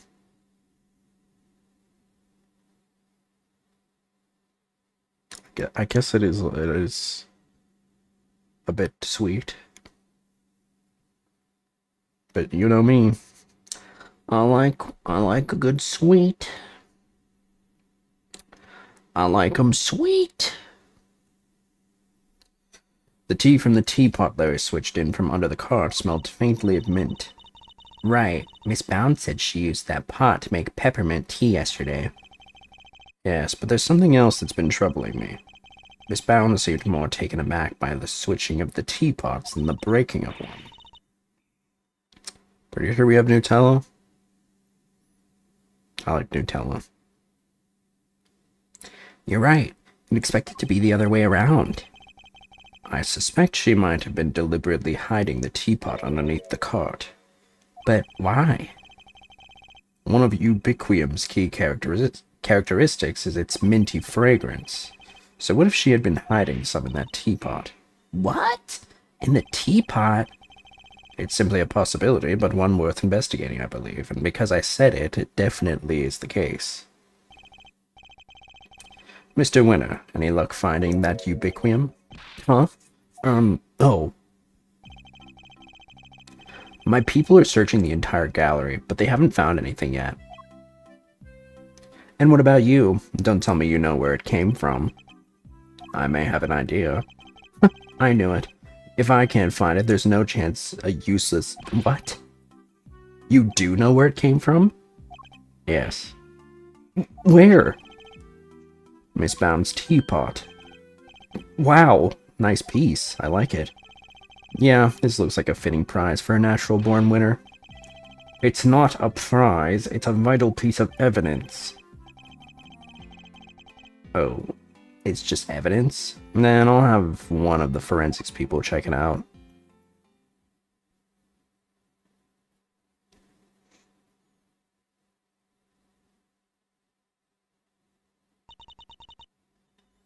Mr. Edgeworth, is there some sort of problem with my teapot?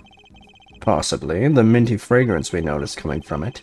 I think it just might be the scent of one of the chemicals used to make the poison gas.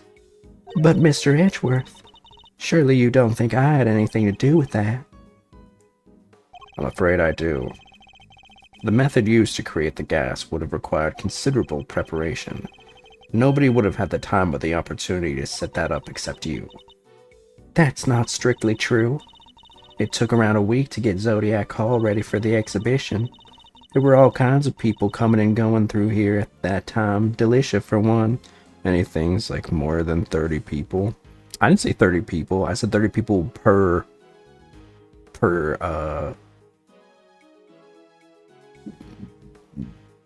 district or whatever.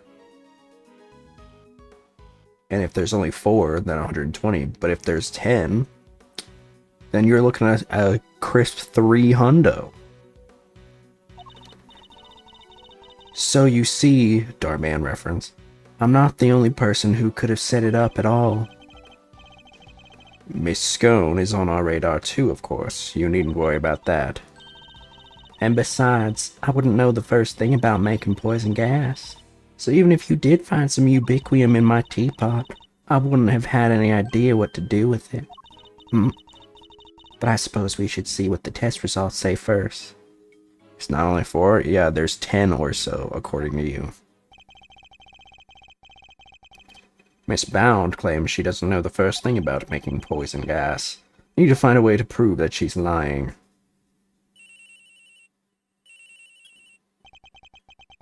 Baby shark doo doo doo doo doo. Imagine that's his ringtone. Sir, it's me. Of course it is. You're like the only contact on my phone. Is everything alright, detective? Everybody's left the winter wing. It's just me in here now. Which means I can tell you what we found out.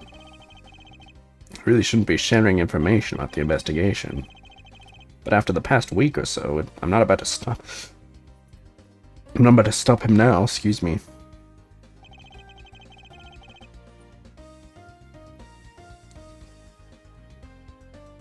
Just the scapegoat here, apparently. No, I already got a scapegoat. His name is Yuri. The exhibits in here have all completely melted. All that's left in the display cases is some stuff at the bottom. Most of it is in the Taurus case, and that, who's that? My Prisma brother. Most of it in the Taurus case. More of it in the Taurus case than in the Gemini case, though. Describe this stuff for me if you can. Oh, you know, it's stuff. Have I ever seen them? I don't know if you've been here for a collab with him, but he's been in chat. Yes, sir.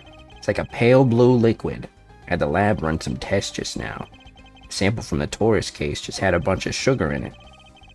But the one from the Gemini case had 3 different substances in it, which were sugar, salt, and blood. All in different colors. Sugar is blue, salt is white, and blood is orange. Blood? What are salt and blood doing in the Gemini case's sample? Can't imagine whose blood it could possibly be, but I'll get it tested right away, sir. The Uriel guy? Yes. Yes. Please do, detective. Oh, I also spoke over the radio with the forensics guy working the fountain room. He said he just got word that the sugar they found in the fountain matches the sugar in the pale blue liquid. I see. That might well prove to be a significant development.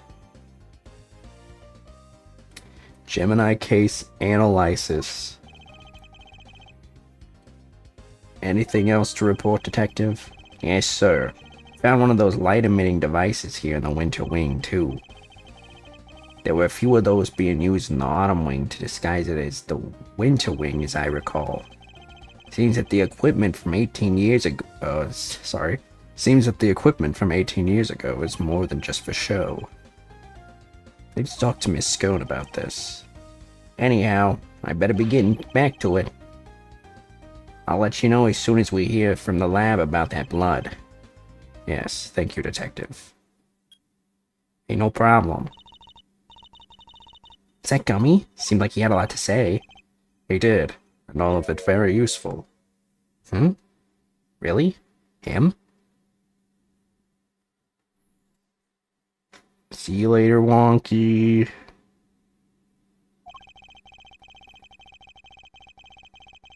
I'm going to prove that Miss Bound's claims about who could have set up the poison gas trap are false. I need to talk to a certain somebody else who was here 18 years ago.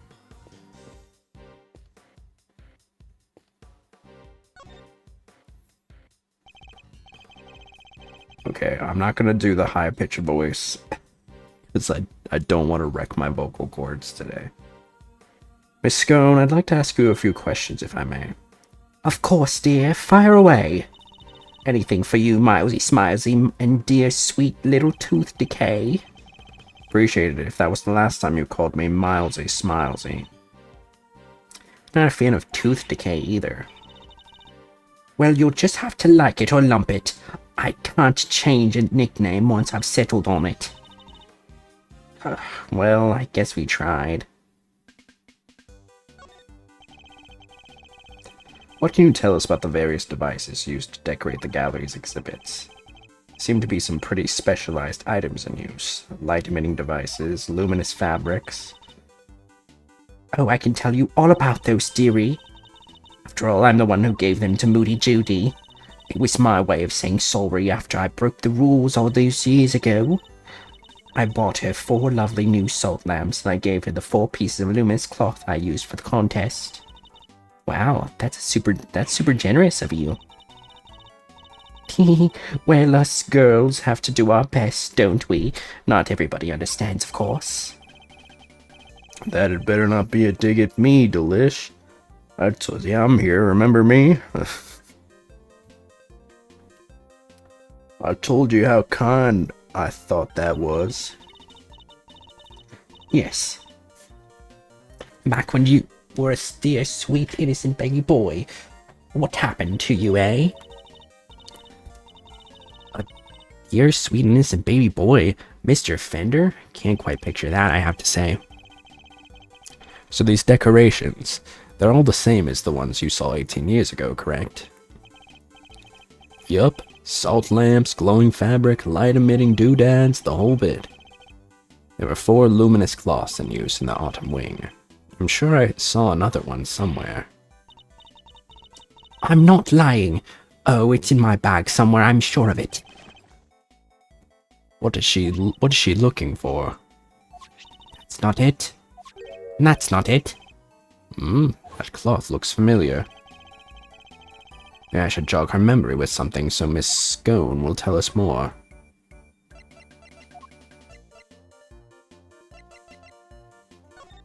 Maybe Larry's sketch? Oh, look at that, a picture of silly old me. That's right, you seem to have caught the artist's eye.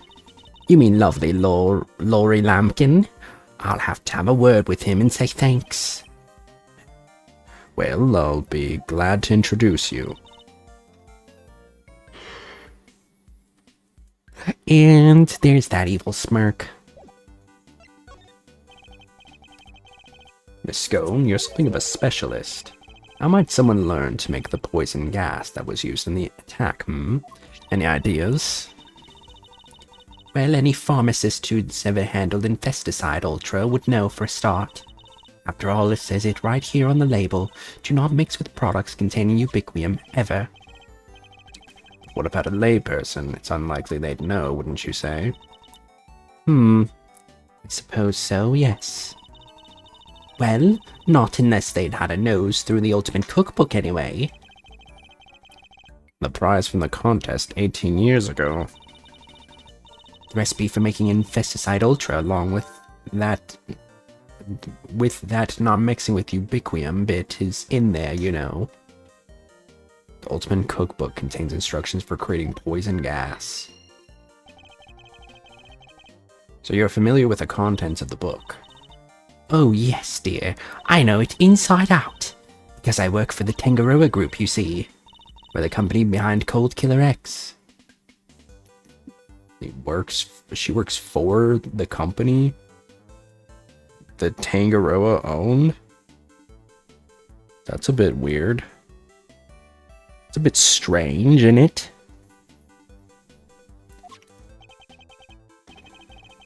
Cold Killer X, yes.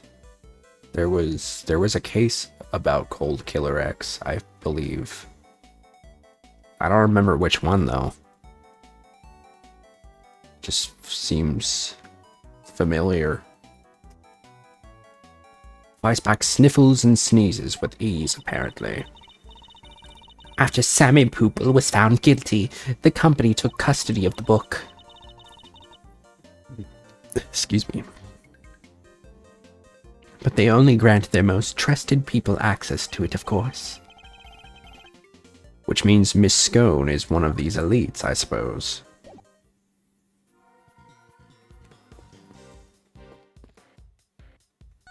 Oh, he said show her something to jog her memory. Maybe the luminous cloth?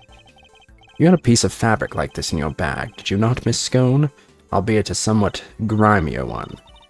Grimy? How rude. You won't get people to cooperate with your little investigation like that, young man. Shall I call it a dish towel, then? Perhaps you used it to wipe up some sort of spillage. A spillage, he says. The cheek. That's a piece of highly specialized luminous cloth. Oh, I probably shouldn't have told you that. I think I'd like to know a little more about this highly specialized luminous cloth, if you don't mind. Why didn't you want me to know you had a piece of luminous cloth in your bag? Oh, well, I suppose there's no point hiding it now, is there?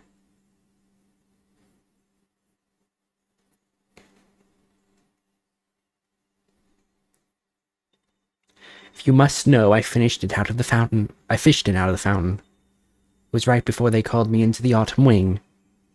So Larry's sketch of Miss Scone is of when she was trying to retrieve the cloth. At first I thought it was one of the ones I'd given Moody Judy. One of the 4 you'd given to the gallery, correct? Exactly. But all 4 were being used in the autumn wing, weren't they? So I realized it must be the one that went missing all those years ago. It already had my Infesticide Ultra pinched and used to make poison gas. It was one of my cloths turned out to have been used in some sort of dastardly deed too. Well, I was going to look guilty as sin, wasn't I? So I kept it hidden in my bag and hoped for the best. I see. Oh, it does feel good to get it off my chest, though. Stress is no good for the complexion. So the cloth that had disappeared 18 years ago, the one that the victim was wrapped in, just happens to reappeared. Just so happens to have reappeared in the fountain at the same time as the body. A lot of typos in this game.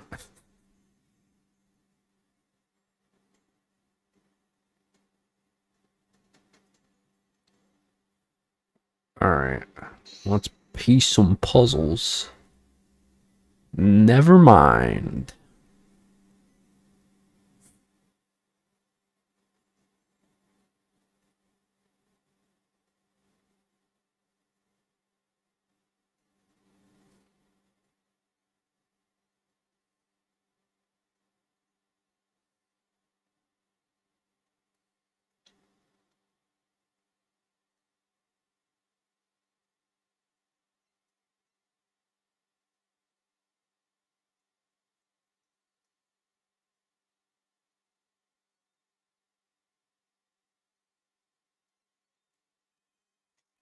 Tell me, Fender, what kind of person is Miss Bound?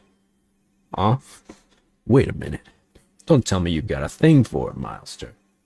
I do not. Alright, the only one he's got a thing for is his boyfriend, Phoenix Wright.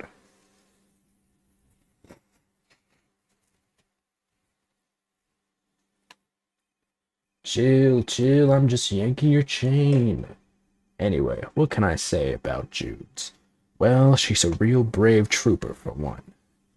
What else do you call someone who waits around for 18 whole years like she has for Samson? Even after his extended family kicked her out of this place. What? They threw her out? Yup, Jude wasn't technically part of the family, so there was nothing she could do. She had nothing, nobody, and no job after Samson took the fall. So she had no choice but to take what he taught her and make her own way in showbiz. She's retired from all that now, though. Yes, why did she retire? She'd finally made enough to buy the old place back. She even got the ultimate cookbook back from the Tangaroa group after they basically stole it. Guess this place and everything to do with it was all she ever cared about. So she just wanted it back, all of it. Bender seems very sympathetic to Miss Bound's plight. But from a less charitable perspective, she has, in a way, taken everything of Mr. Tangaroa's for herself.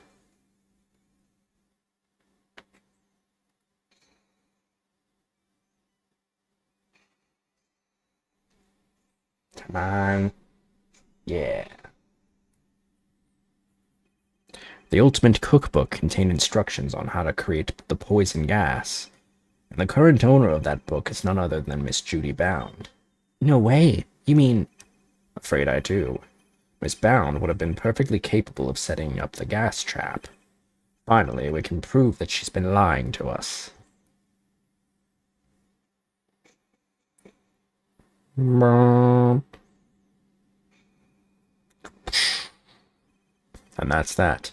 All that's left now is to await the results of the test on the teapot.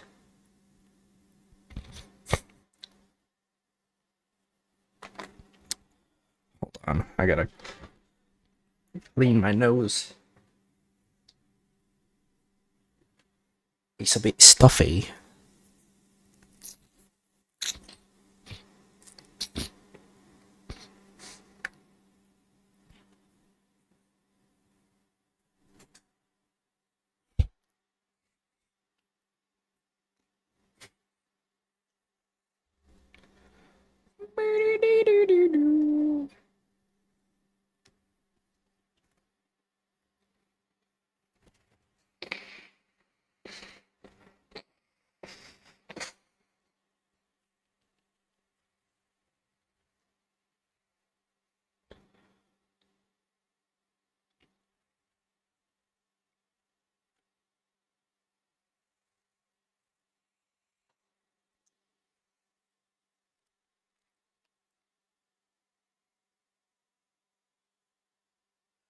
Okay.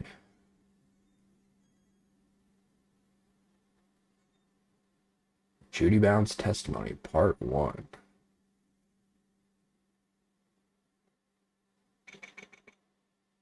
April 2nd, 2:33 p.m. Zodiac Hall Fountain Room.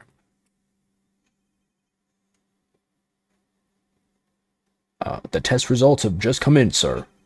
Traces of ubiquium were found in the teapot. They were? Just like Mr. Edgeworth said. Curse you. You better not think this means you beat me. You really need to drop this obsession with coming in first, Mr. Winner. We're all on the same side here, remember? We're all trying to get to the truth. What? But first is best. Everybody knows it's better to be a winner than a loser. That's really no way for a prosecutor to think. Not a successful one, anyway. But Enough. Mr. Edgeworth, please refrain from taunting the boy.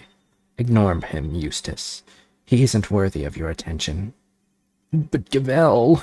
Oh, all right.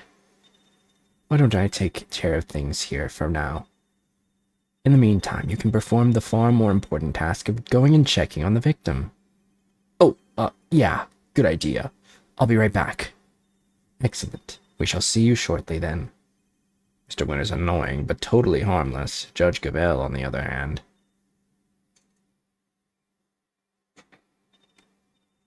Miss Bound, perhaps you could explain why traces of ubiquium were found in your teapot.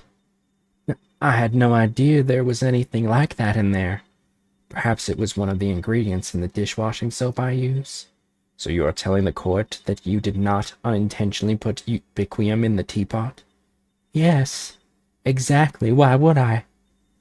Until today, I had no idea that it could even be used to make poison gas. That's bullshit. You're a trained actress, are you not, Miss Bound? I'd have thought you would be a more convincing liar. What do you mean?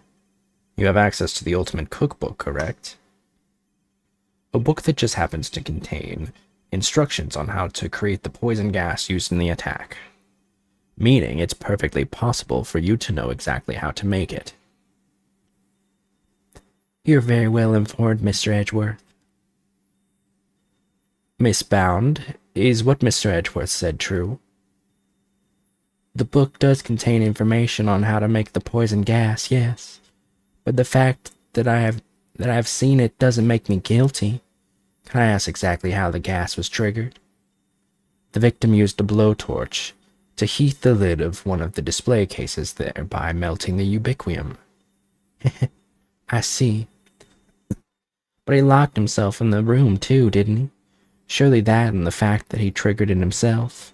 Wouldn't it point it to being a suicide attempt? So she's not willing to admit to anything. Furthermore, where would I have gotten hold of the Investicide Ultra? Oh, I don't know. Perhaps you stole it?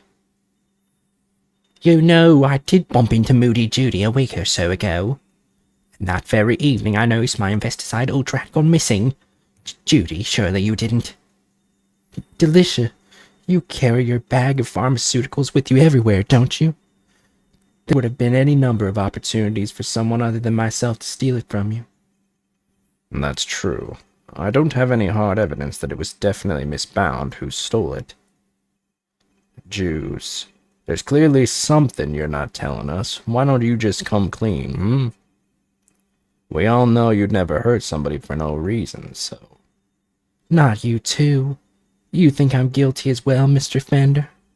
Can you blame me? We've got one wing disguised as another, a gas trap in one of the display cases, and you're the proprietor of the establishment. It's looking a lot like you did it, kiddo.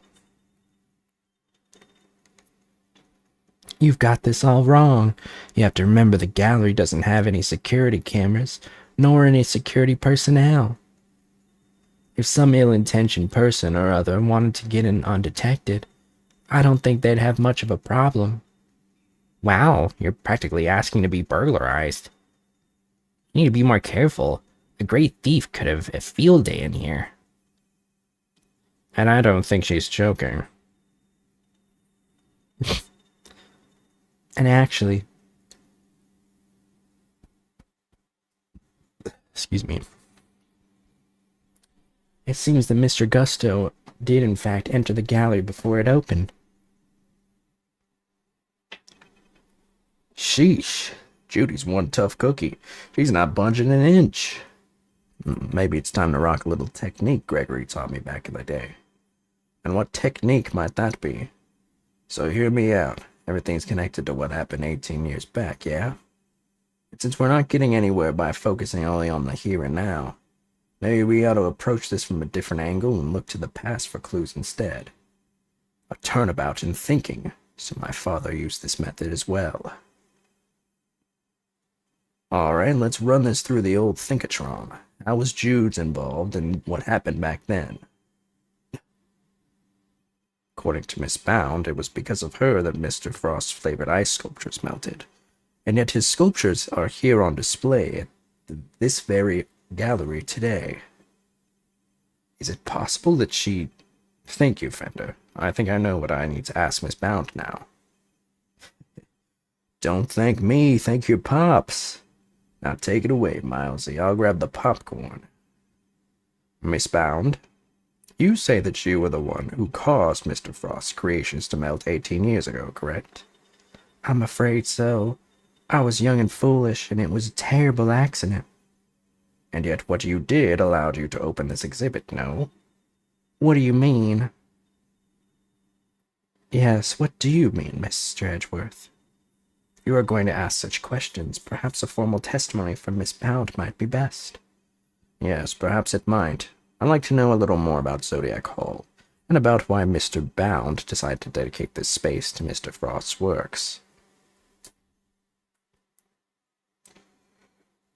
Do.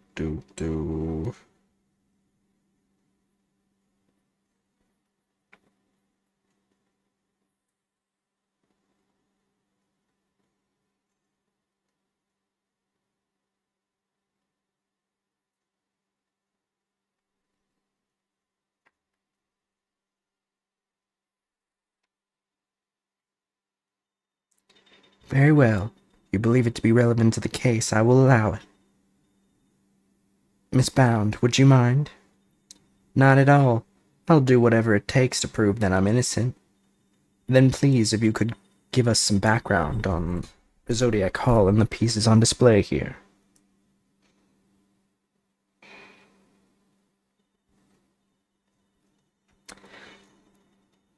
It took 18 years, but at long last I was finally able to buy Samson's home back a little while ago. But a place like this is expensive to maintain, so I decided to turn it into an art gallery. To that end, I collected as many Paul Halik pieces as I could from around the world. Because if I'm honest, it's always been something of a dream of mine to open a space dedicated to his work. Thank you for your testimony, Miss Bound. How wonderful it is that you were able to fulfill your dream. Well, Mr. Edgeworth, everything seems entirely above board to me. Judge Cavell, that was simply the witness's preliminary statement. As you surely know, the value of that testimony cannot be evaluated without due cross-examination. Spoken like a true attorney. Very well. You may do what you must.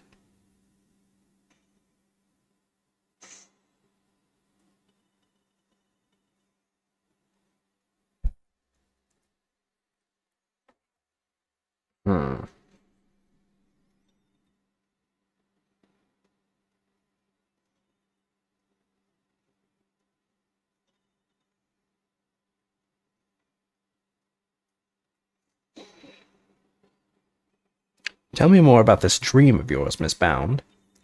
Well, what I really wanted was to open a gallery with Samson, of course.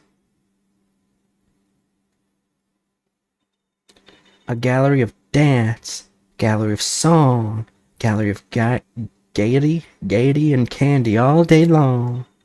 That was the idea, anyway. Here I thought art was to be appreciated in silence, not accompanied by musical numbers. Alas, Mr. Tangaroa transgressed against the edicts of the goddess of justice, and as such that part of your dream may go permanently unfulfilled. No, Samson he's innocent. That awful prosecutor refused to listen, but it's true. He'd never hurt anybody. Mr. Tangaroa gave a false confession in order to protect Miss Bound. The two of them really did what they could to protect one another, didn't they? Sculptures in the Winter Wing weren't replicas. They're the very ones from 18 years ago. I need to show her I'm aware of that, or I'll never get to the truth. Sculptures in the Winter Wing weren't replicas. They're the very ones from 18 years ago. I need to show her I'm aware of that, or I'll never get to the truth.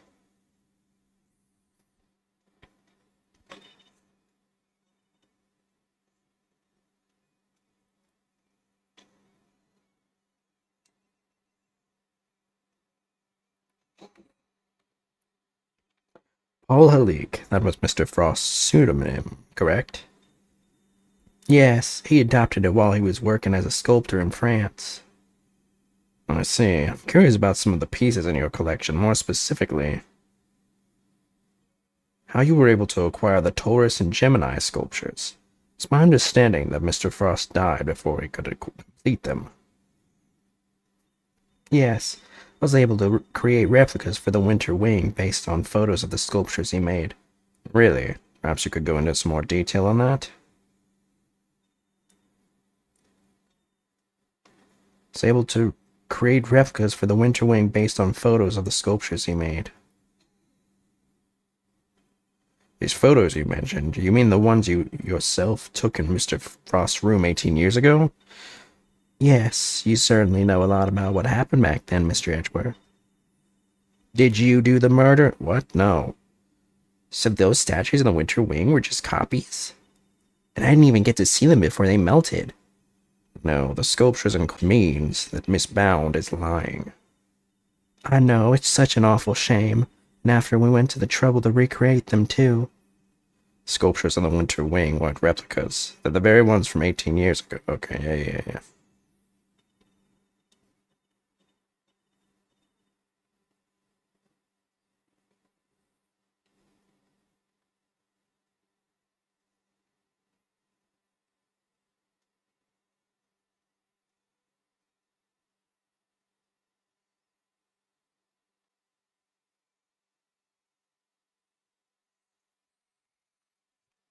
Zoned out a little bit, sorry. So we'll create replicas for the winter wing based on photos of the sculptures he made.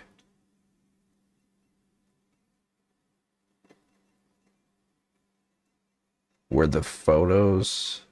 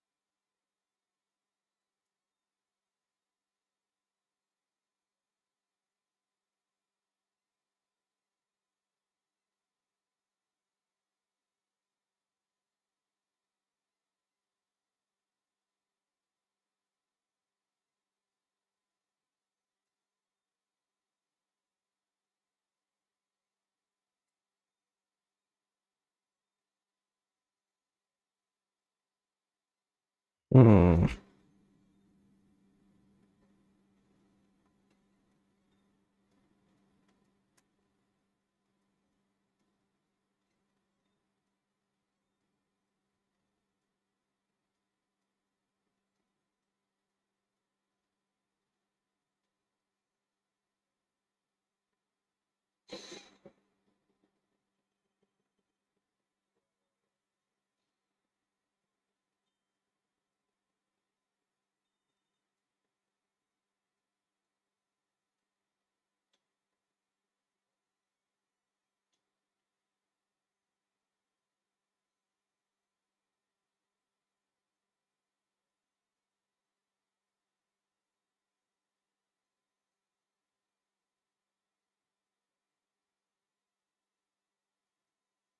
So I need to prove that they're not replicas.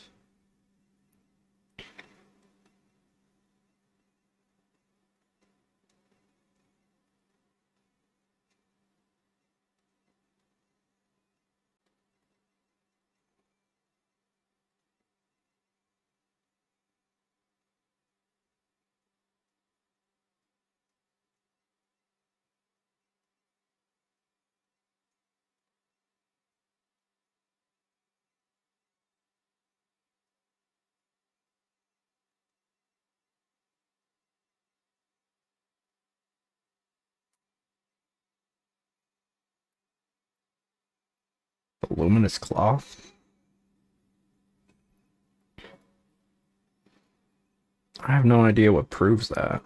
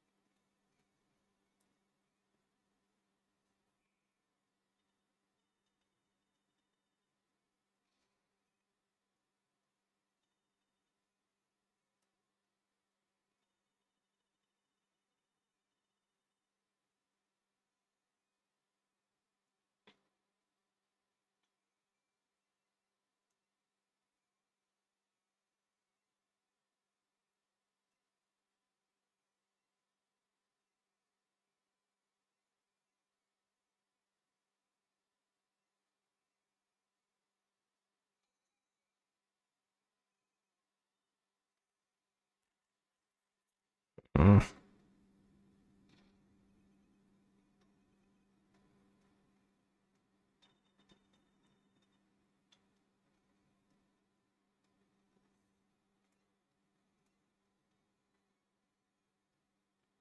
The lift cart? Oh, she moved it. Nope.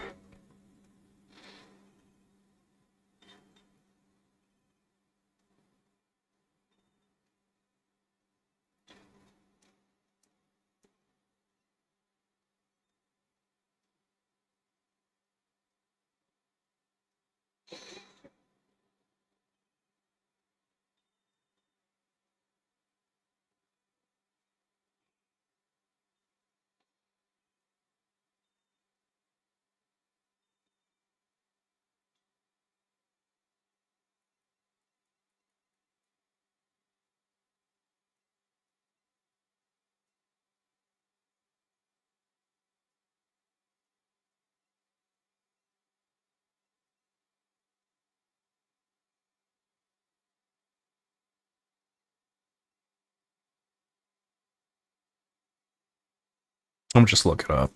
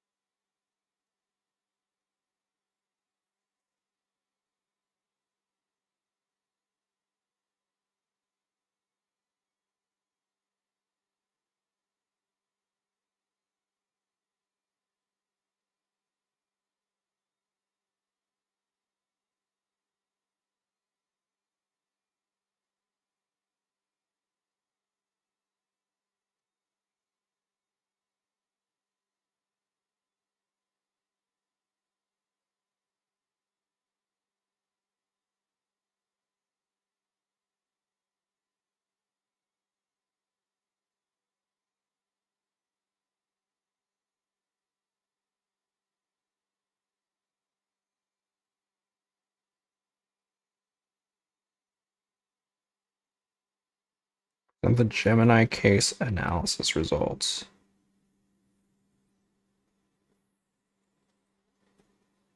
Okay.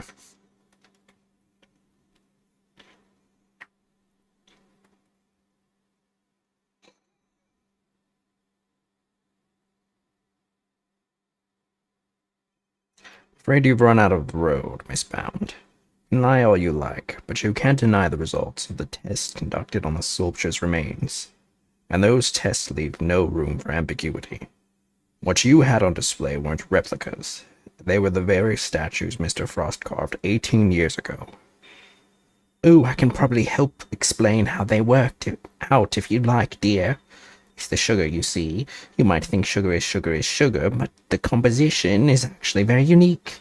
You could probably recreate the statues, but the sweet secret of their chemical makeup, no chance. Thank you, Miss Scone. I don't recall asking for her help, but still. To put it simply, the statues just didn't disappear back then because they'd melted.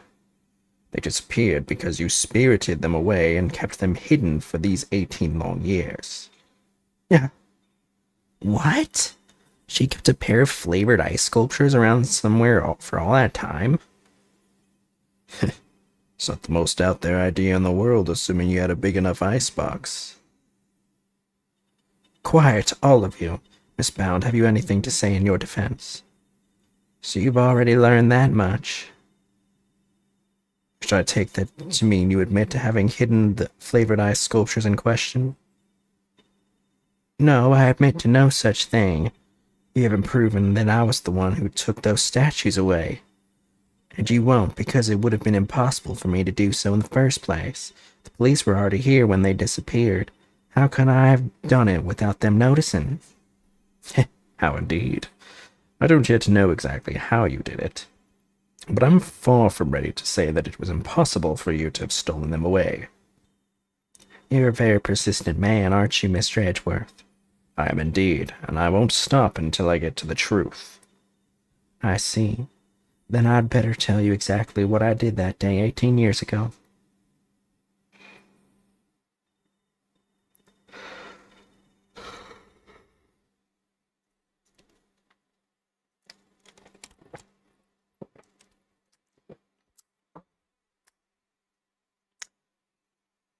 The whole time before judging began, I was waiting upstairs in our living area on standby. During the judging, I had to go change the camera's film cartridge for Samson. Before I could take the camera back to Samson, I discovered Mr. Frost's body. Later, around when your father arrived, I began to make the rounds and serve tea to everybody present. That was when I saw Mr. Gusto entering Mr. Frost's room. And those were my movements on the day it all happened. I hardly see how you could take issue with any of that. Well, it's for us to decide, Miss Bound. You think there's a contradiction in her story, Mr. Edgeworth? I'm more focused on proving the fact that she did indeed steal those statues. The question is, when she would have had the opportunity to do so. If I can pinpoint that, I might be able to prove what exactly she got up to.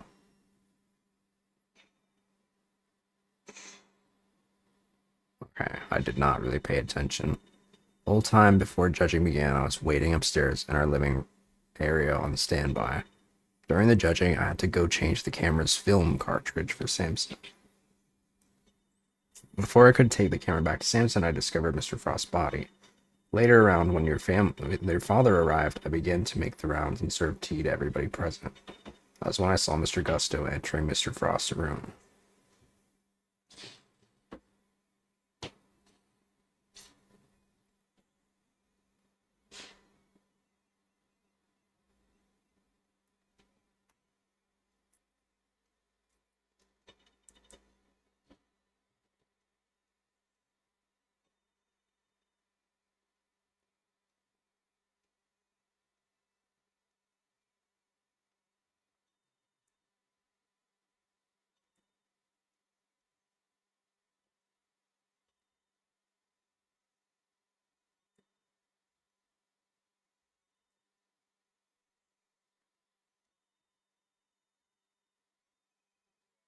To figure out when Miss Bound would have been able to steal the sculptures. It was your best window of opportunity. I think a great thief like me would have had an inkling, but I'm drawing a blank here. If you're gonna get to the bottom of this, you'll need to grill her harder. So get to it. We're right behind you, big man. Right? I'm not big.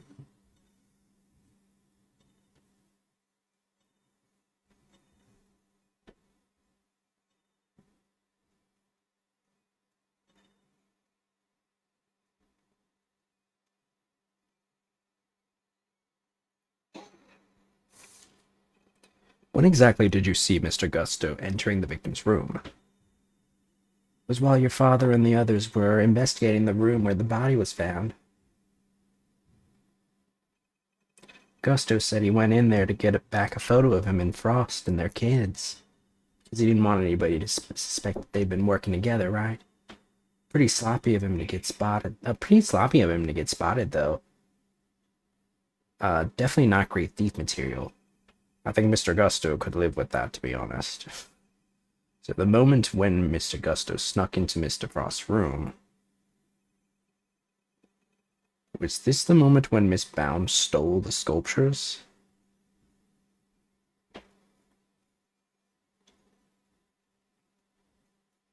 No. Can't have been the moment she did it. I better listen carefully to what she says. Need to figure out when Miss Bound would have been able to steal the sculptures. Oh, probably when she was giving tea to everybody, right? She would have been super mobile.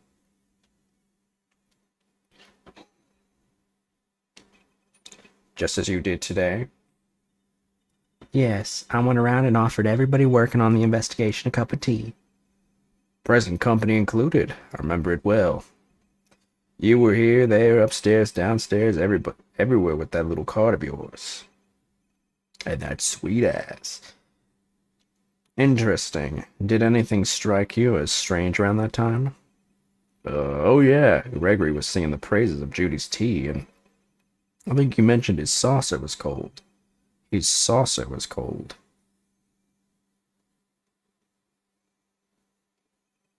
Was this the moment when Miss Bound stole the sculptures?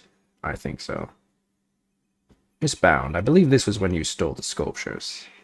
I hate to contradict you, but the fountain room was full of witnesses at that point, Mr. Fender included. You suggesting that I somehow got the sculptures out of Mr. Frost's room right under everyone's noses?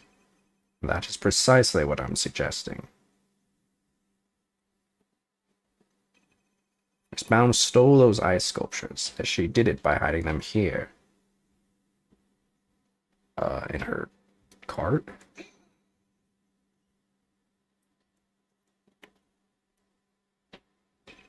My father and Fender had no idea that one of the sculptures was mere inches away from them, because it wasn't just a tea set you were pushing around, Miss Bound, but a hidden ice sculpture in a glass case. Yeah. Surely such a thing would have been impossible. How would a case of that size fit on a serving cart? Would have been spotted immediately. Who said anything about a serving cart? I'm not sure I follow, Mr. Edgeworth. What are you suggesting she used instead? Suggesting that Miss Bound used this to transport the sculptures. What am I suggesting? The lift cart. And this is, oh, did she like cover like the case so that it looks like a square, rectangular shape like the serving cart did? And this is the cart that Miss Bound used to move the flavored ice sculptures out of Mr. Frost's room 18 years ago. The fact that she was even like able to like serve everybody tea is already ridiculous. You know what I mean? Like, I feel like that wouldn't fly at an actual crime scene. Would appear that the very same cart is still here with us in this fountain room.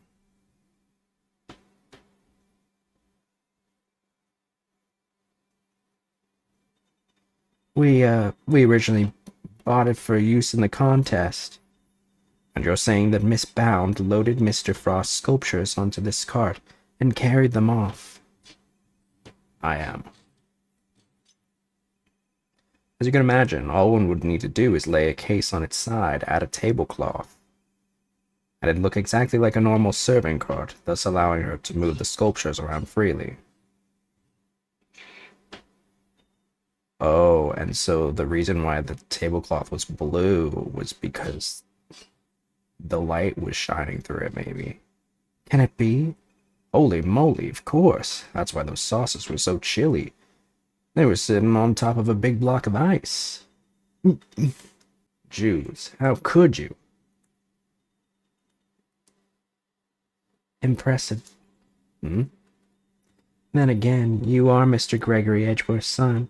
I should have expected no less. There isn't a scrap of evidence that I stole the sculptures all those years ago now, and yet I knew that no matter what I said or did, I'd always be under a cloud of suspicion. So you admit it. You admit that you stole from them. You stole from Mr. Frost's room. Yes, I do. I took those sculptures and their glass cases out of that room 18 years ago. As Mr. Edgeworth correctly deduced, I dressed up the lift cart as a serving cart to do it, and slipped in and out of Mr. Frost's room while I was going around serving tea to everybody.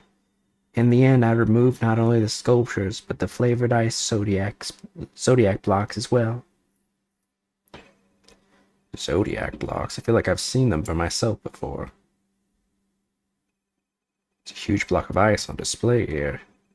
It's being incredibly heavy, though maybe not, what with it being hollow on the inside.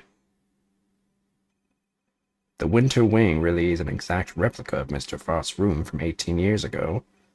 And even though my father never saw them because they'd already melted, the Zodiac blocks must have been in the victim's room back then as well. When I had finished moving the 2 ice sculptures and the 2 Zodiac blocks out, I took 2 fresh empty cases to Mr. Frost's room and put them where the original 2 had been. Only the sculptures had been kept in glass cases, you see, to prevent them from being damaged. The blocks were a little more robust, so they had been displayed as his. As stated in the contest rules, we were responsible for providing all display materials, including cases. Meaning it would have been easy for her to prepare those empty spares she swapped in. Mr. Frost's room contained quite a few other flavored ice works in progress. I figured if I melted them down somehow, the resulting puddle would look like it came from the sculptures. And that is how the sculptures from 18 years ago came to be in the Winter Wing today. How to say, Mr. Edgeworth? That's quite the confession. Indeed, I think she offered it so willingly because she knows there's nothing we can do with it. That's all I have to tell you. However, despite everything I've shared, you can't charge me with anything now, can you? What? How do you figure that? Oh my. I would have thought you might know at least this much given we're at a crime scene. I'd suggest you memorize the various statutes of limitations outlined in this book. Statutes of what? Book explaining the statutes of limitations of various crimes. Statutes for dummies. Simply put, Kay, prosecutors only have a certain amount of time within which they can put a suspect on trial for a given crime. Let's take a closer look, shall we? Theft, 7 years. Okay.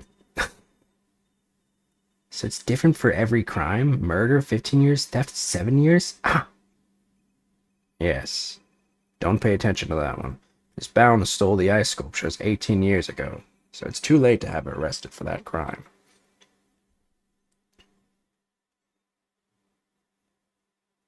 "7 years from the date of the crime. Separate time frames apply with regards to claims for damages, etc.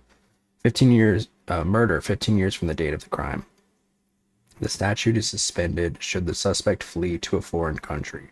The statute is suspended from the time of any accomplice's indictment to the end of their trial."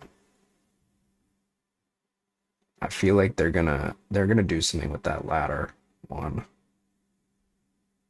because this is what Ace Attorney does, right?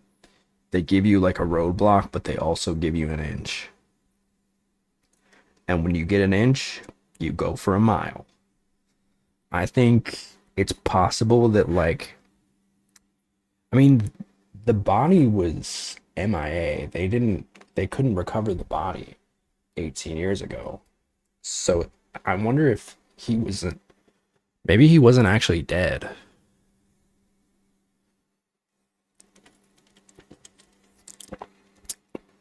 Is it possible? I don't know. Maybe she's just like keeping him in a basement for like 3 years and then killed him.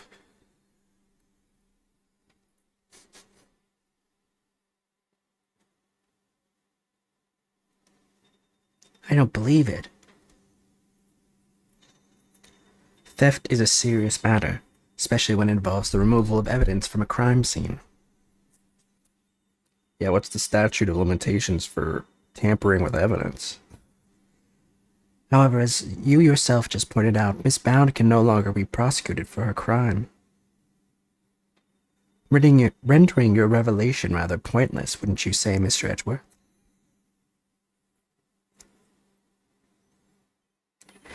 I wouldn't be so sure about that, for you see, the theft of the ice sculptures isn't my principal interest here. I found the body that reappeared 18 years after the theft to be considerably more of considerably more interest.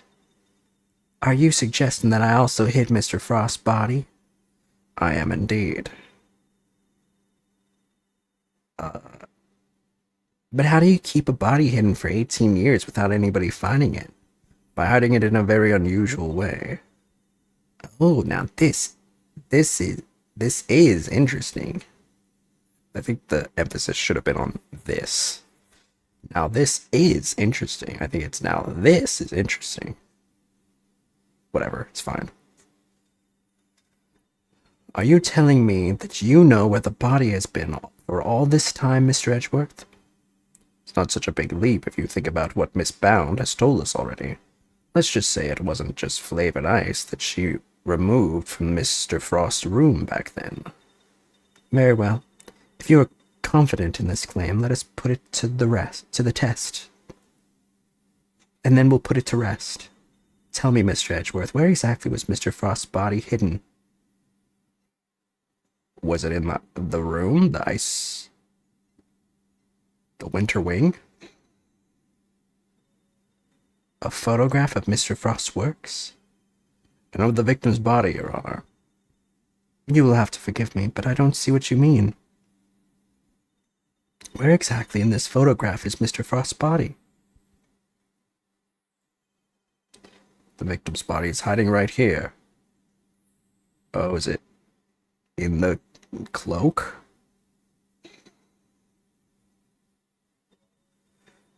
The Gemini sculpture. Yes, it may look like a sculpture at first glance, but it is in fact Mr. Frost's corpse. Oh, shit. What? Surely you can't be serious. I don't see anything in the photograph to support such a wild claim. And that's because a certain piece of evidence was used to hide the body in plain sight. And what piece of evidence might that be?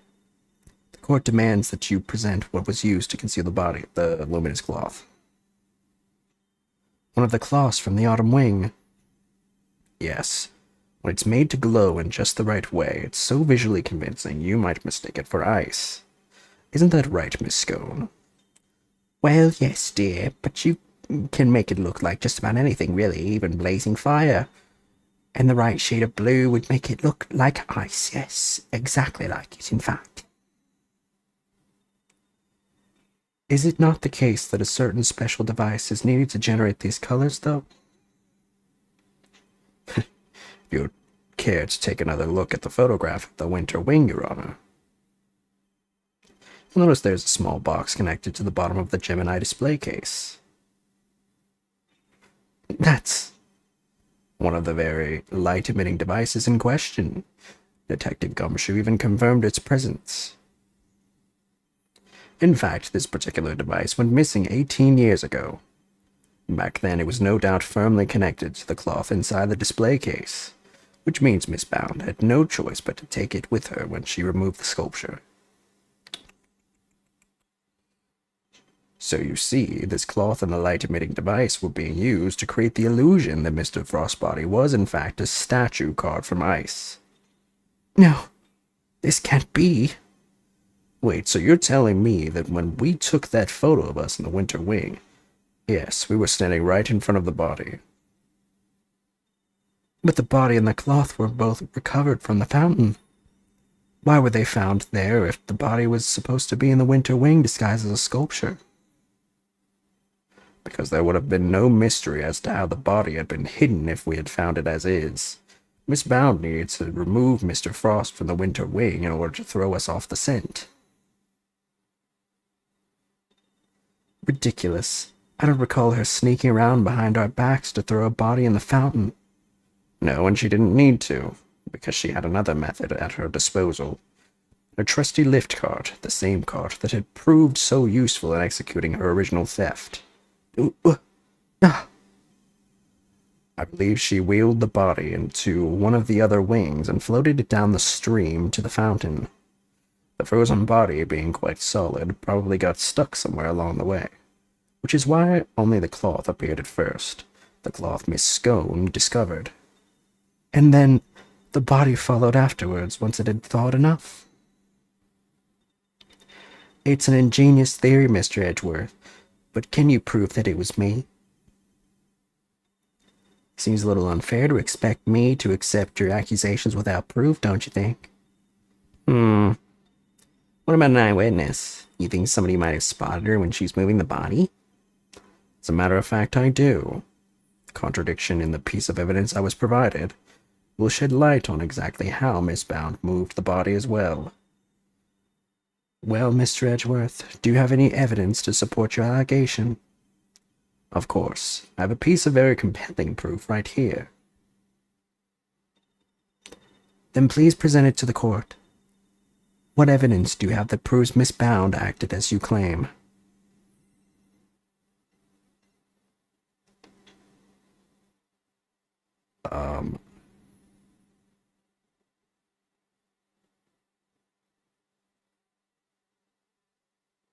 The sketch, because it was blue. It was blue.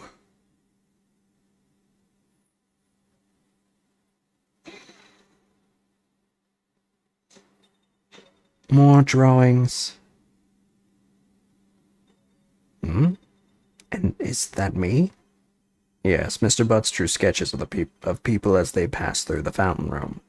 But what I'm interested in is the cart we can see here. Miss Bound's serving cart. What about it? You don't see it. She's using the same trick she used 18 years ago. Ergo, we know that Miss Bound was busy moving Mr. Frost's body when this picture was being drawn. What? If I may, I don't see Mr. Frost's body anywhere in that sketch. All I can see is a picture of me delivering chocolates to everyone.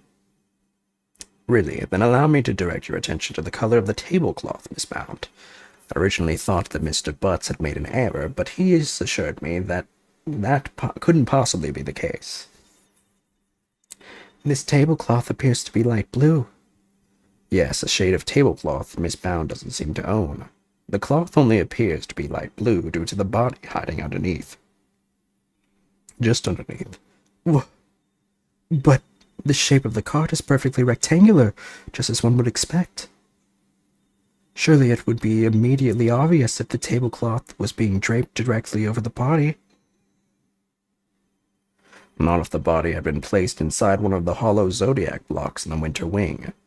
Place one of those on the lift cart, and it'd easily pass muster as a regular serving cart, wouldn't you agree? Goddess of justice! Miss Bound? Surely now you must admit that it was you who moved the body just as you did 18 years ago.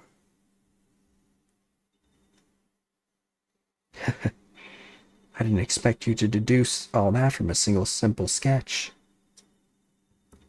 But that sketch alone isn't really enough to prove your theory, is it? One sec.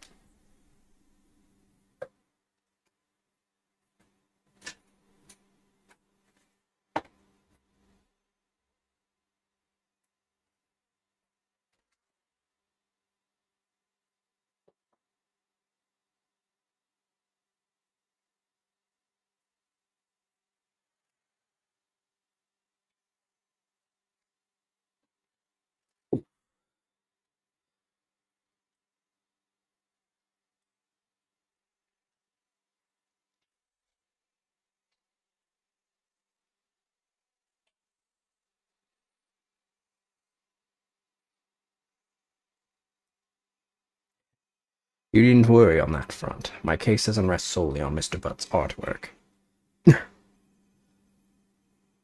Once you had disposed of the body,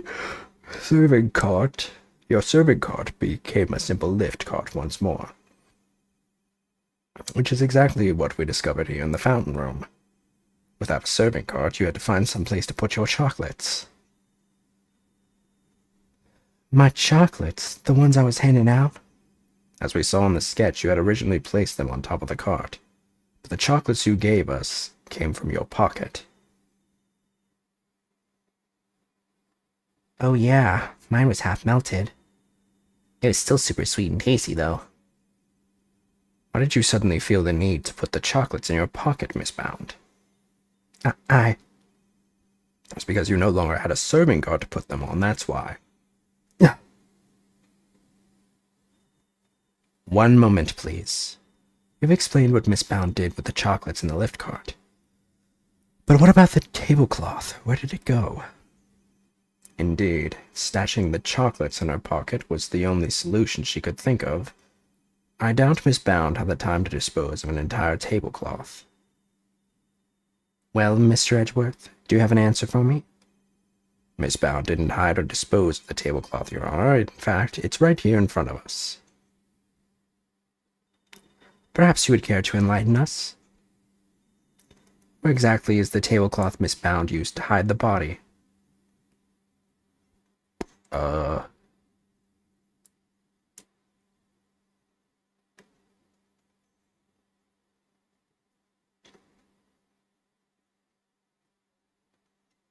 On Miss Bound's person?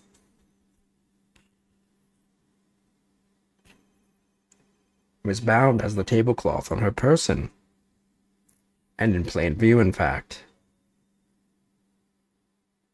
In plain view? No, surely you don't mean, oh, it's wrapped around her waist.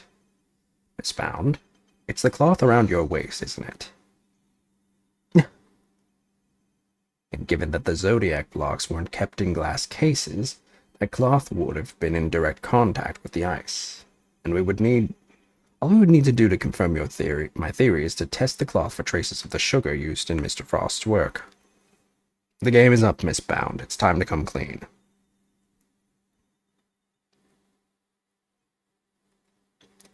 You don't need to test the tablecloth. Everything you said is true. I stole Delicious Infesticide Ultra, and I moved Mr. Frost's body. It was me. It was all me. Delicia, I'm so sorry.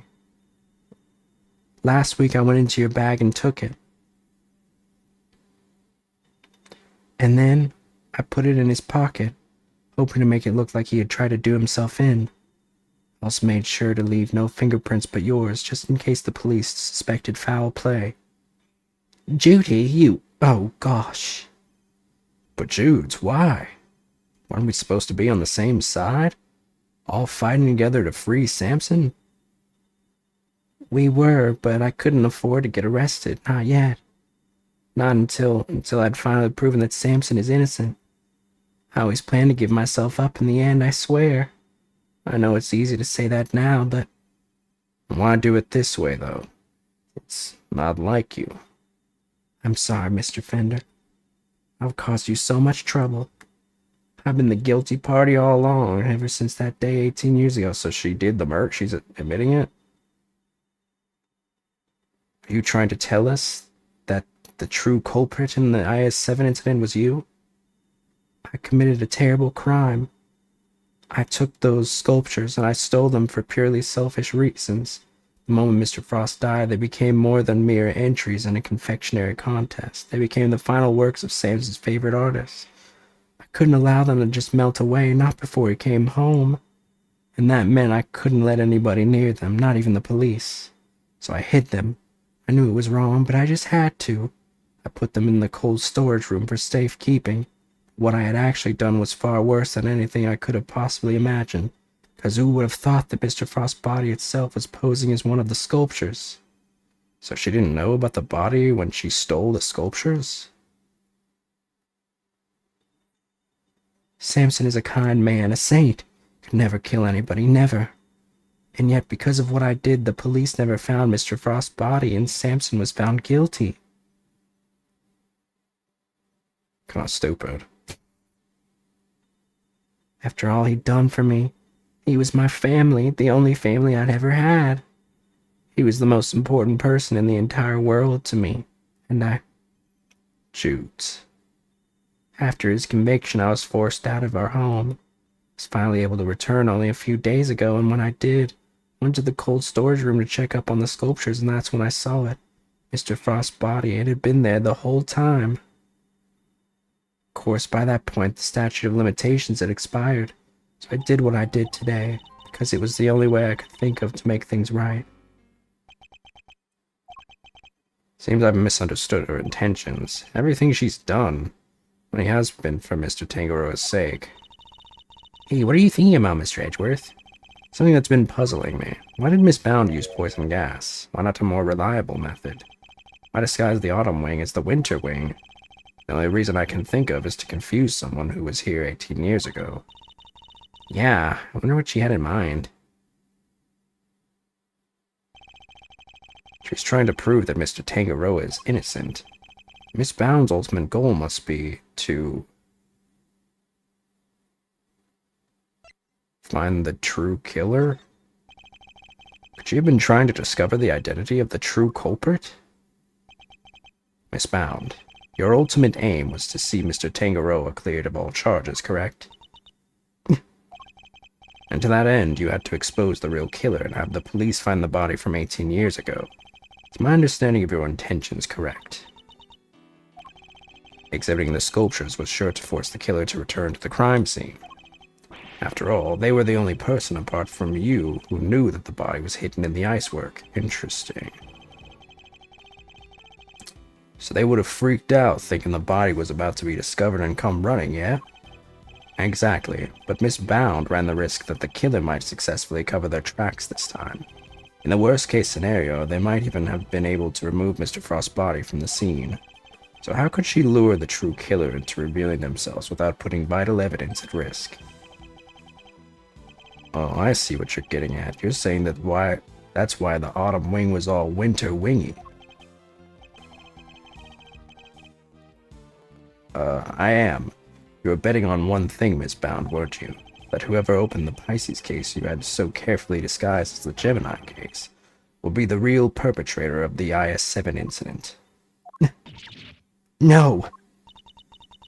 But that would mean the real killer was... Enough. Not another word.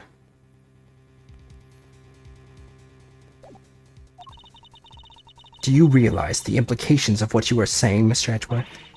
You prepared to stand behind the accusation you are clearly about to make? So it was the guy who got gassed?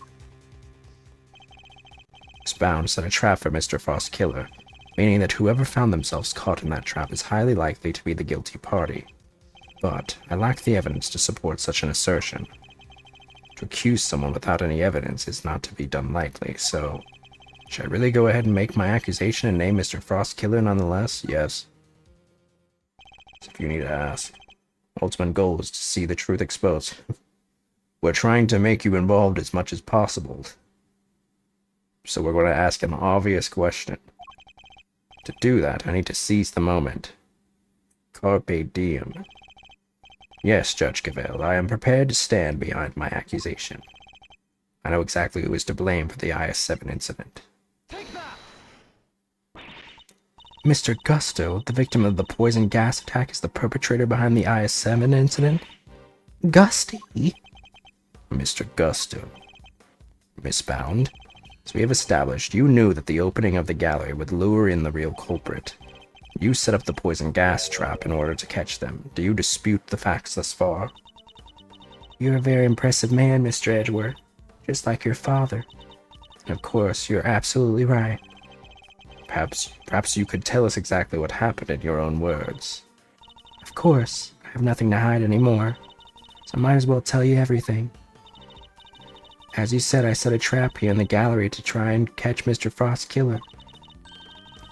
Before we opened, I made sure that the door to the autumn wing was the only one that was unlocked. When opening time came, I went around to unlock the doors of the various rooms and found that the autumn wings had been locked from the inside. The killer was on the other side of the door. The thought, well, it frightened me. Then she simply walked away, leaving him to fall victim to her poison gas trap. When I heard that Mr. Gusto was being treated for gas inhalation, that's when I knew he was the murderer. All that was left was for the police to find Mr. Frost's body, and then Samson would finally be proven innocent. At least that was my plan.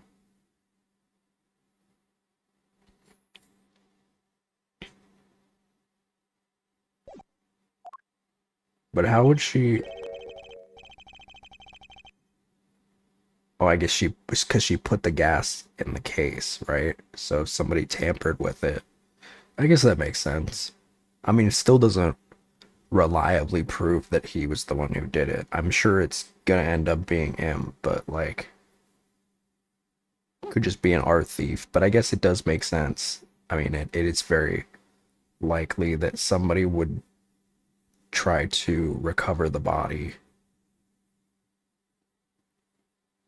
That's such a foolish thing to do, especially in broad daylight. Judes, why didn't you tell me? You know I'm always here for you, right? We could have found another way. Didn't have to be like this. Thank you, Mr. Fender. You've been so kind to me all these years. But I'm the one who created this mess, so it was up to me to try and clean it up. I didn't care what it took as long as I could get Samson out of that awful place. Judy, Judy, Judy. 18 years ago, the police managed to cover up the fact that Mr. Frost's body had gone missing. If I went to them now and said it had reappeared, I was afraid they might have tried to cover things up again. So I worked to set off a very public incident here in the gallery, in front of as many witnesses as possible. God damn, I forgot my hairline looked like that. I'm so sorry, Judy. You, Samson, Gregory, I'll let you all down. Fender, this can't be easy for him. No, I'm the one who should be apologizing. Mr. Edgeworth, Mr. Fender, I hope one day you can forgive me. What's up, Ghostly? Whatever punishment I have to face, I'm ready to accept it. But please, if I may ask one thing of you, it's that you simply must clear Samson's name. Bling. The way the truth of these past 18 years had come to light was unexpected, to say the least. And yet it had only set us down a path towards an even more shocking end.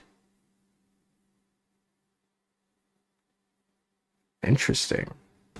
I like this case is pretty good, I gotta say. Punishment is drowning in that fountain.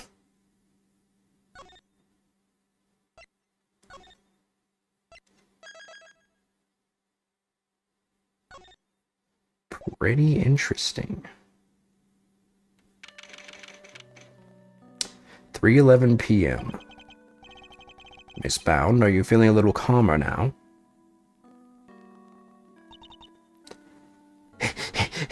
Yes. Good, then allow me to get to the point. Regardless of your intentions, you broke the law. Yes, I understand. Nevertheless, I understand that you did what you did in order to prove Mr. Tangaro's innocence. Therefore, if the real culprit really is someone else, then we have a duty to reinvestigate the case. Girl, get your ass out of here. There's nothing to suggest that anything nefarious took place in the official IS-7 incident records. And right now, there is nothing to suggest that we should take Miss Bound at her word either. So our first order of business should be to arrest the culprit of the case before us, Miss Bound herself. Official records cannot always be trusted, Judge Gabel.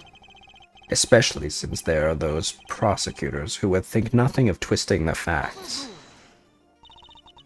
Are you suggesting that the committee at the time overlooked just such a prosecutor? That's for you and your people to figure out. With the brazen bowl, 1,000 lashes to the soft tissue, the nail-plucking treatment, the evil stepmother molten shoe treatment. That's crazy. She didn't do anything that bad. I mean, she hit a body, which is pretty, definitely not good, but she didn't kill him, I guess.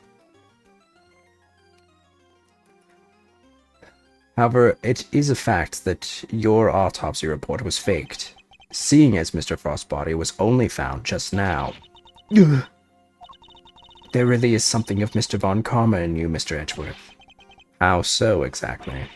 By continually defying the will of the committee and bending the truth to fit your needs, that's how. Perhaps it is time you understand how the committee sees this case.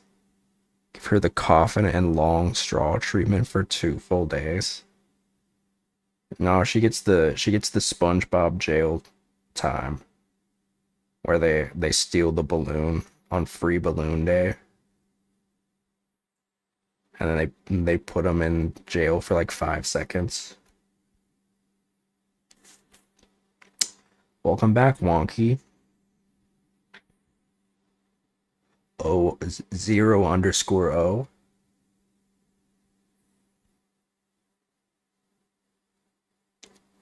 Been designing a route. What does that mean?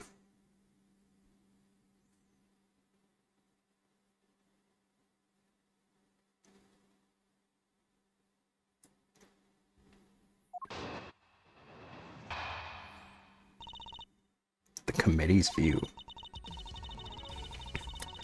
The committee is willing to accept that Mr. Von Karma falsified Mr. Frost's autopsy report. Even still, Mr. Von Karma only managed to have Mr. Tangaroa convicted as an accomplice. I personally have come to believe that the real culprit behind the IS-7 incident is Miss Bound. Her plan to poison and kill Mr. Gusto today was her attempt to frame him for Mr. Frost's murder. Route in Forza is just a race with a designated path. Oh, interesting.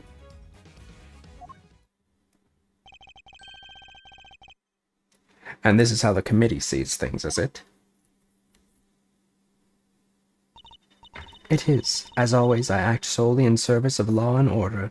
Dun dun.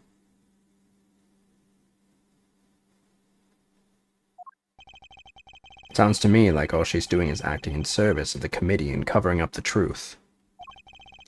And if I can't change her mind, there will be no saving Mr. Tangaroa or Miss Bound.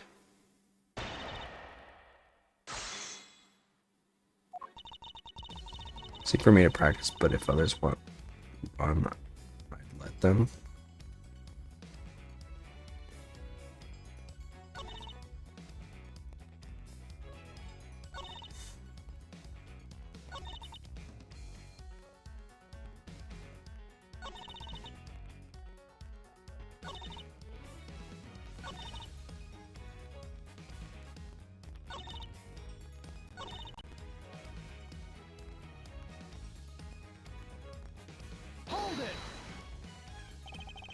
Are you suggesting that Mr. Tangaroa and Miss Bound killed Mr. Frost together?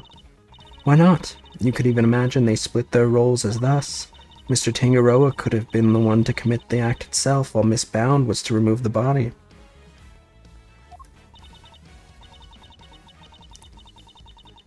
What? The thought that we couldn't ever kill Mr. Frost. You stole his corpse and hid it for 18 years. Is it really so surprising that you might be considered... Can I finish the damn sentence before you cut in? Considered a suspect as a result? Objection. Miss Bound has freely confessed to all of her crimes. Now is not the time to speculate about what else she might have done in the past. Very well. Then let us pass judgment on what we know she did in the present.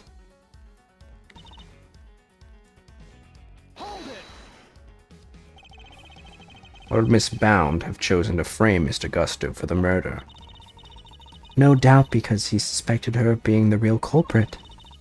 He may have entered what he thought was the Winter Wing simply to see if the Gemini statue was genuine. Little did he know that he would be greeted by a trap designed to silence him, a trap that nearly worked. Do you have any evidence to support that line of reasoning? Unfortunately, Mr. Gusto remains in critical condition. It will be difficult to prove anything until he regains consciousness. In other words, there is little we can do for now. On the contrary, there is plenty we can do. You still have not grasped the situation, have you? Allow me to spell it out for you. We have all the evidence we need to explain both the IS-7 incident and the poison gas attack. Therefore determined that there is no need to investigate either case any further. All the evidence we need to explain both the IS-7 incident and the poison gas attack. That sounds fishy. I'm not sure I believe that.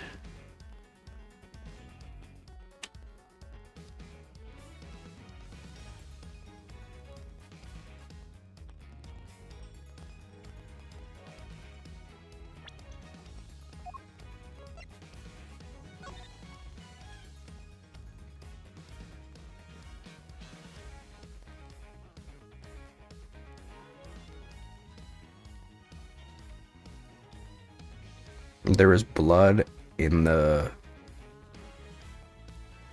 liquid.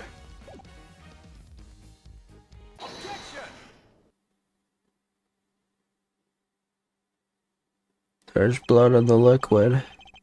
Afraid there is still one question concerning the IS-7 incident that remains unanswered, Your Honor. Would you mind taking a look at this? What is it? Their test results carried out on the liquid at the bottom of the Gemini case in the winter wing. As you can see, traces of blood were detected. The question is, whose? Until that question is answered, I hardly think you can claim to have all the evidence. There was blood in the Gemini case? Why did I not hear about this from Eustace? Because he's a loser. Because Detective Gumshoe informed me of the results directly. I was planning to tell Mr. Winter about it myself, of course. You kept this to yourself until now, despite having no jurisdiction here whatsoever? Excuse me. Mark my words, the committee will hear about what you have done here today. Isn't this exactly what you've done like multiple times? Well, I guess she's the judge. I don't know how it works. As ever, my interest is in the truth, and if mistakes were made in the past, they must be rectified.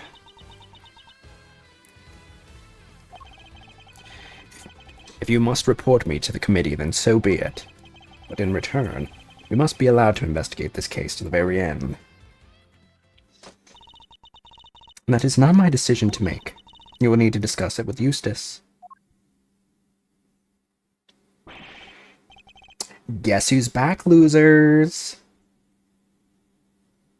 And with good news, too.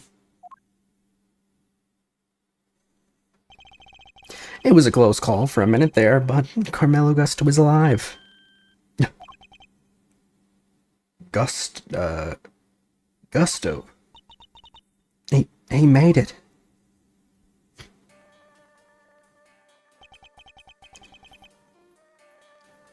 You're the ones who found me? Yup. Long time no see, Gusto. You're the attorney's assistant. You've grown, and you have an assistant of your own now. Assistant? No, I'm... He hasn't got the gig just yet. This is Gregory Edgeworth's son. Prosecutor Miles Edgeworth at your service. Great moves in mysterious ways. I'm in your debt. If you hadn't found me in time, I wouldn't be here to thank you. Oh, you're very welcome. After all, if you hadn't lived, we wouldn't be able to ask you what really happened 18 years ago. What are you talking about? We figured out quite a bit while you were out cold, including the fact that you're probably the guy who offed poor Artie Frost. What? Is that true? Miss Bound set up a very elaborate trap to catch Mr. Frost's murderer. A trap that involved rigging the Pisces case with a poison gas. Perhaps in light of that fact, you could tell us in your own words what happened back then. But perhaps you'd rather exercise your right to remain silent. Oh, it's not that. Gusto here's a fan of the old meditation, you know, Om and all that jazz. Wow, sleeping while standing seems pretty cool. It's one heck of a talent. Except there's no sleeping involved in meditation, okay? Hey, Gusto, old pal, how about you snap out of it and tell us what went down way back when?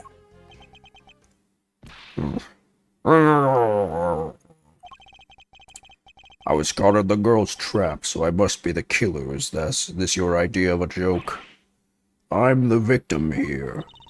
Indeed you are, Mr. Gusto. And there is no evidence that you have done anything wrong yet. Mr. Edgeworth and Mr. Fender are merely speculating. Rest assured that they have no authority here, and that you may pay them no heed. At least somebody here seems to be on my side. Judge Verity Cavell, it's a pleasure, Mr. Gusto. I will assist you in any way you may require. Perhaps you could begin by explaining what actually happened 18 years ago to Mr. Edgeworth. Fine. You want me to prove I'm innocent, Mr. Prosecutor? I'd be happy to. So this is how you mean to play it, Judge Cavell. You're hoping Mr. Gusto will help you to hide what happened instead of trying to correct the record. I believe only in the infallible just judgment of the goddess of justice. Except it is us humans who make the actual judgment calls in a court of law, and so long as there are those who would use the law to their advantage, our rulings are infallible indeed. If you would use your position to further obscure the truth, then neither she nor I will forgive you. We shall see about that. What do you advise, Judge Garel? It would seem that you are under suspicion because it was you who triggered the poison gas, specifically by opening the Pisces case's lid. Would you be so kind as to share why with us? Understood. I came to see Frost sculpture, simple as that. I made a mistake with the opening times and arrived a half hour early. Miss Bound, was there no one at the reception desk at around that time? I left the main entrance unguarded and unlocked, just in case the killer made an appearance. I was also busy making preparations elsewhere all the way up until the gallery's opening. So no, there was no one here on the first floor then. But I did make sure that all the wings were locked up tight, all except for the autumn wing, that is.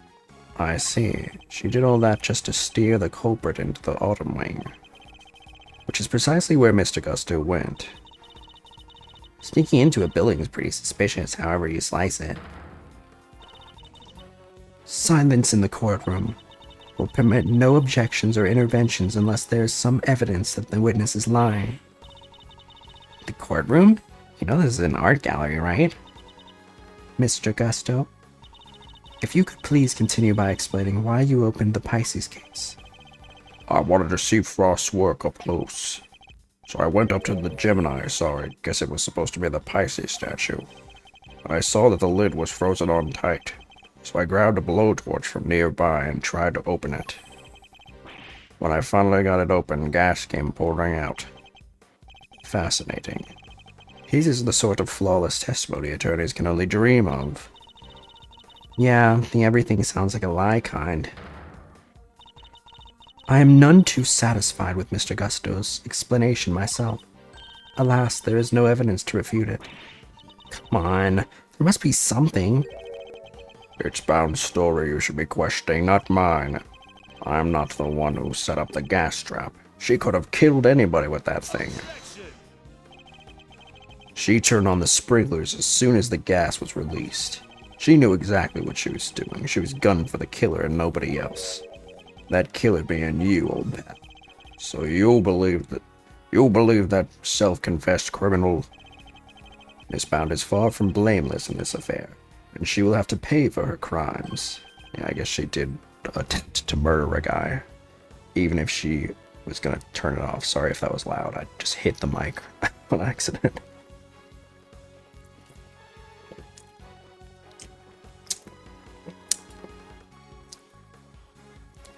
But so will Mr. Frost's killer. You seem determined to pin Frost's murder on me. I had no reason to kill him. And you have no evidence to prove otherwise. Can you really not prove that he's the killer, Mr. Edgeworth?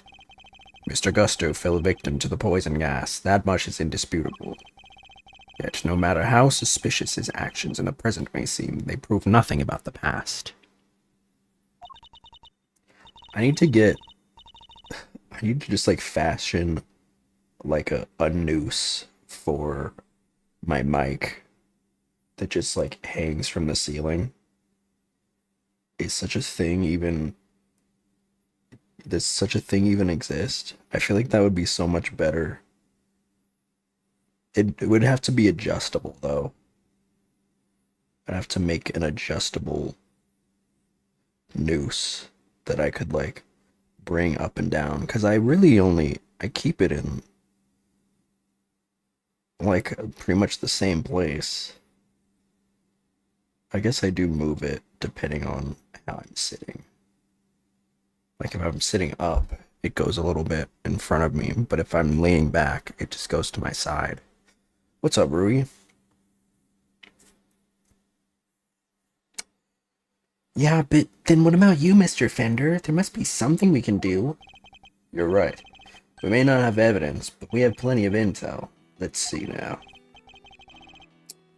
I could see, but how were those cookies? They were amazing, dude. One of the best things I've ever eaten. Delicious. Delicious little morsels. If Gusto killed Frost, he must have had a reason. He claims to not have a motive. That can't really be true, can it?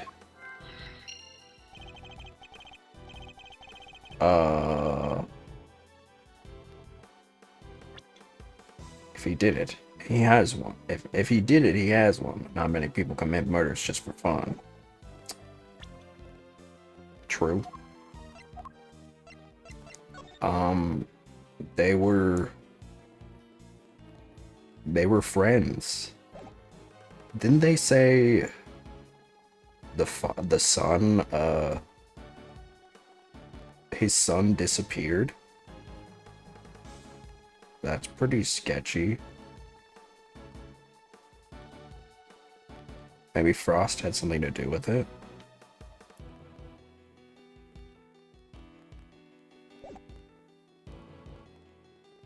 In fact, your old man had a little back and forth with Von Karma about a probable motive too, remember?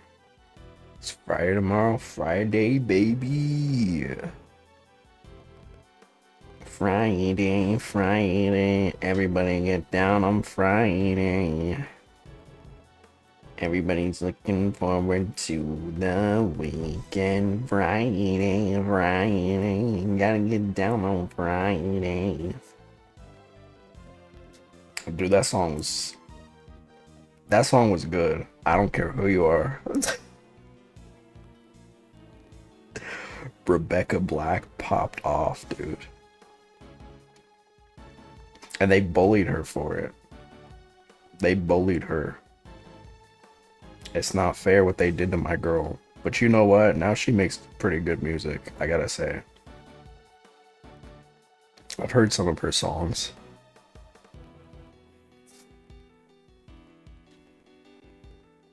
I saw she like remade the song a few years ago.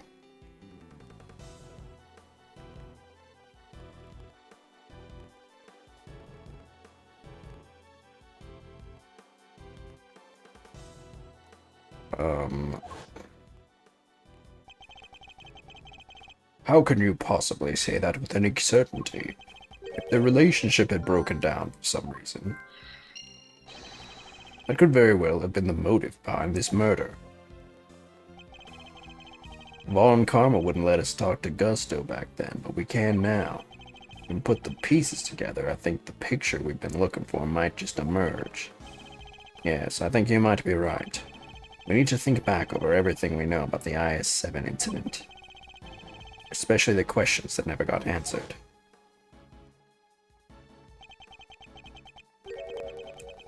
And the finger marks? Were you the one wearing the gloves?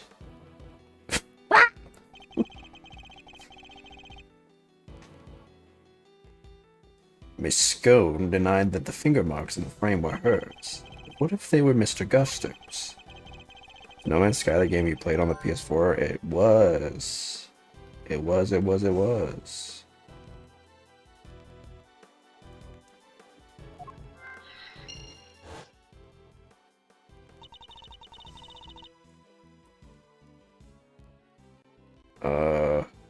So he asked me to go put in a new cartridge. He seemed to think there should have been more shots left than there were.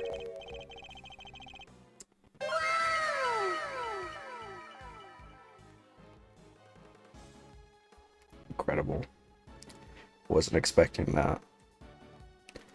I wasn't expecting that.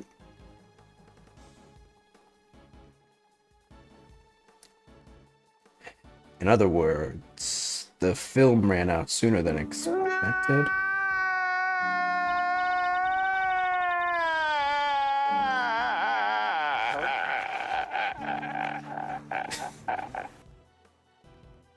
Somehow it feels like it gets longer every time. Yes, the number of shots he took didn't line up with the number of shots remaining. but he thought he'd maybe just lost track somewhere along the way. My father noticed these things for a reason, just need to piece them together correctly. In the absence of evidence, it's the only way to the truth. 15-minute race.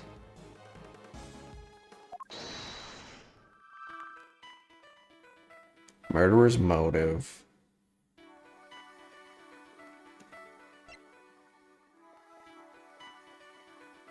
Wanted the cookbook. Someone else used the camera. Let's do murderer's motive. Cooperation ended.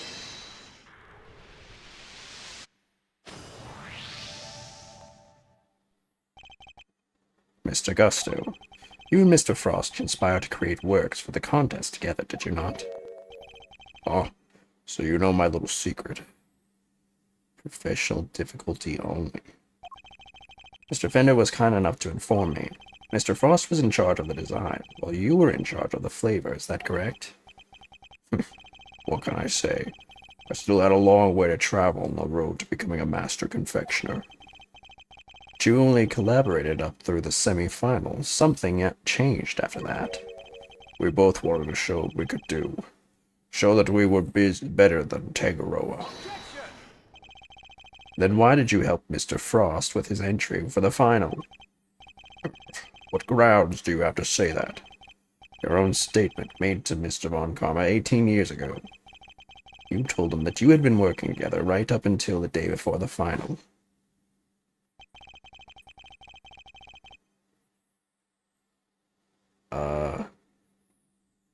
Mr. Frost's entry was carved entirely from blocks of flavored ice.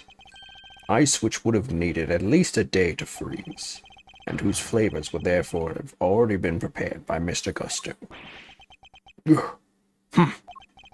Yes, which lines up perfectly with what Gusto told me, that he helped Frost until the day before the final. In that case, why didn't Mr. Frost reciprocate and help Mr. Gusto in return? Objection. I can hardly be expected to read the minds of the dead.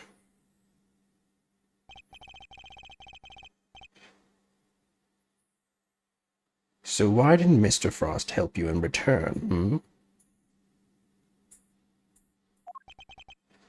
Was there tourist, new racer, novice, average, above average, highly skilled, expert, pro, and finally unbeatable? So yours is second to last. You got that much confidence that it's that hard?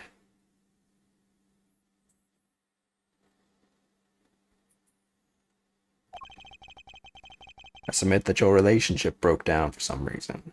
Second RS. It's high praise.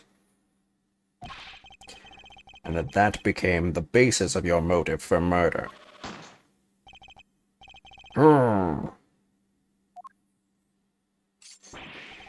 Sure, we stopped working together, but it was all perfectly friendly. It's doable, definitely. Stopped working together in a friendly way? Kinda hard to imagine, but okay. Besides, how do you think I did it exactly? You think I just strolled into Tangaroa's room and killed Frost? Maybe. Couldn't have killed the man while Tangaroa was in there working on his chocolate pieces, could I? Well, no.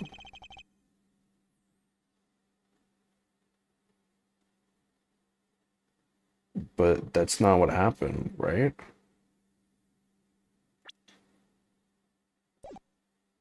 Wasn't the whole premise of this case that the little short stack lady ate a piece of the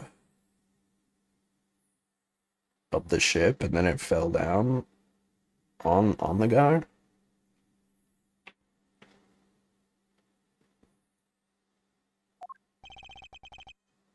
I wouldn't be so sure.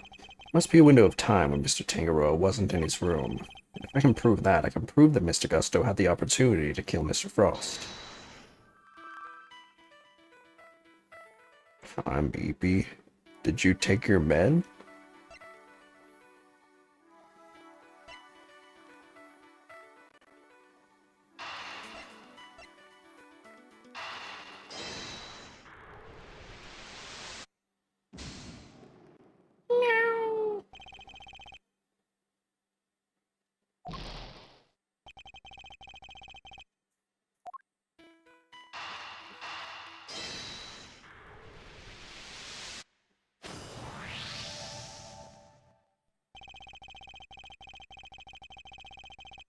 Dude, my tracker phone has like no charge capacity. I literally took out the charge. It was like at 100%. I took out the charger like 15 minutes ago and it's already at 20% now.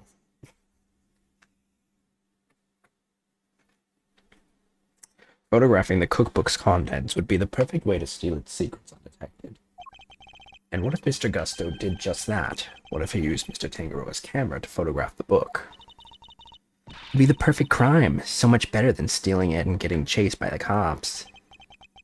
A sneaky snapshot or 20, huh? That could work. The only question is, when would he have done it? Might have been at 10 for like an hour. Must be nice. Good question. What about during afternoon tea? Didn't Delicious say that Gusto and Frost had missed out on the little tea party they had? Oh, stop giving me bits of information. I'm almost done with this case. This brings me to the next question. When do we know for certain that Mr. Frost was still alive? Then, after the contest began, nobody saw hide nor hair of Frost as he had secluded himself in his room. Oh, it's been on the charger? Never mind, that's not nice. And the only person capable of entering his locked room was Tangaroa, possessing as he did the only key.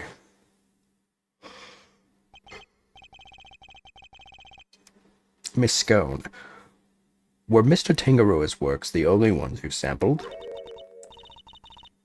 No, dear, I couldn't help myself. When I'd finished my afternoon tea, I tiptoed over to Chillywinks' room for a little taste too. Mr. Frost had kept to himself inside his room after the contest had started, but he was gone by the time Miss Scone snuck into it to sample his work, meaning there's a good chance he was murdered right before the end of afternoon tea. 4 hours. Give it up for 4 hours. There's a good chance he was murdered before the end of afternoon tea. Bam, bam. Well,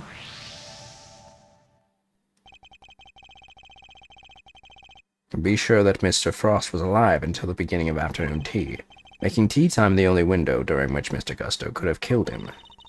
Are you satisfied with Mr. Gusto's story now, Mr. Edgeworth? I sound too excited. Sadly, I'm afraid I'm still rather unsatisfied. But things are finally starting to become clear, and the truth will soon come to light at least. Still unsatisfied, just like I always am with Gumshoe. Hey! Do you mean to say that you have uncovered new evidence? Evidence? No. I was hoping I might convince Mr. Gusto to open up to us about it instead. Oh, is it mind games time again? It is, Mr. Gusto. I have a question for you. I said I have a question for you. What is it? You chose to make your entry for the final on your own. I told you. I wanted to test myself. I wanted to prove I was the best in the world. If that were the case, then surely you wouldn't have chosen to cheat in the first place. So tell me, Mr. Gusto, why did you feel the need to team up with Mr. Frost?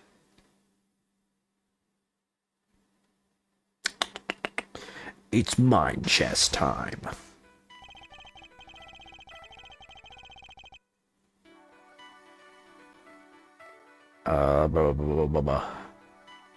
18 years ago, Mr. Gusto and Mr. Frost collaborated in the confectionery contest. But why did they work together, and why did they enter the contest in the first place? That's the information I need to get out of my opponent somehow. Ooh. Mr. Gusto seems to have a habit of pretending to be asleep when things aren't going his way. Let's start... Okay, so then... Should I try to wake him up? Or when people would burn CDs? Yes. I do. My mom burned a lot of CDs for me as a kid.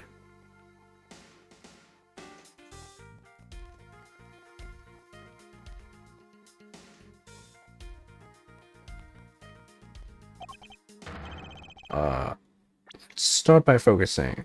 Don't know why I asked, but it just became a thought and I had to say it. Start by focusing on why he chose to work with Mr. Frost. By my hand, now is the time to dig up the truth that was buried all those years ago. Alright, let's lock in. Mind chess commence. Why did you collaborate with Mr. Frost? Mr. Gusto, what inspired you to collaborate with Mr. Frost? We were acquaintances before we were contestants. He was interested in entering the contest, so we decided to sign up together. And your decision to pair up with a sculptor had nothing to do with your lack of faith in your skills. You don't know me. We joined forces because we wanted to make the most perfect creations possible, that's all. Couldn't do that on your own? Expose all your lies in the end, Mr. Gusto. It's only a matter of time. Sorry, wanted to see if I could do an impression of you. Turns out it's easy. He's happy to bide his time as well, it seems. To pick my words more wisely. Okay, so then I need to attack him when he's pretending to be asleep.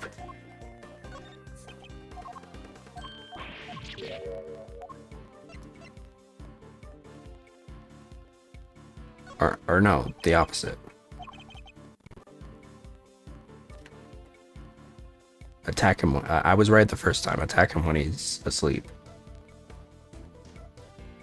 Frost's son and mine were in the same grade at school, so we got along pretty well too. So we're just two friends who happen to try for the title of world's greatest confectioner.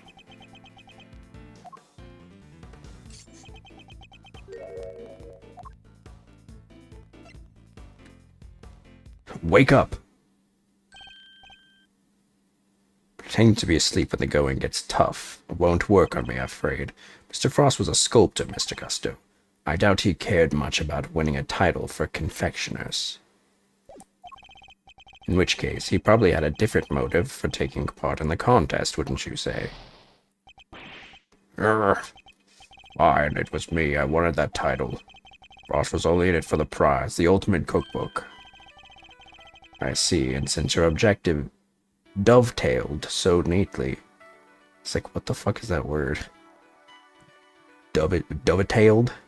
Dovetailed so neatly, you decided to work together. But then, something happened. A breakdown in your relationship, perhaps? If so, I want to know why. Doomed Yowie, perhaps?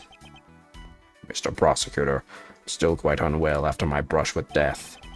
Push me too hard. And I'll be on my way back to the medical room. No, wait. You better wrap this up quickly. I'm already dangerously low on patience. Mr. Gusto is trying desperately to make his escape, but he's not going anywhere yet. Not as long as he's still keeping things from me. So let's figure out what he was really after next. There's no time to lose. I need to pick the right line of questioning and fast. Do you want to appear on Bacon Bop? Or did you?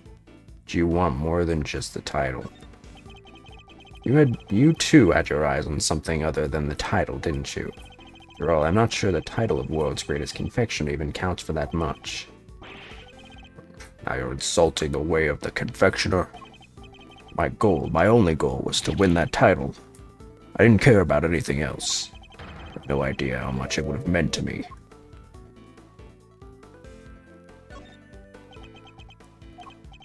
Look, my sense of design may not have been up to snuff back then, but you should see me now. Oh, you've improved? You bet I have. I didn't do all that training in Jang-Fa for nothing.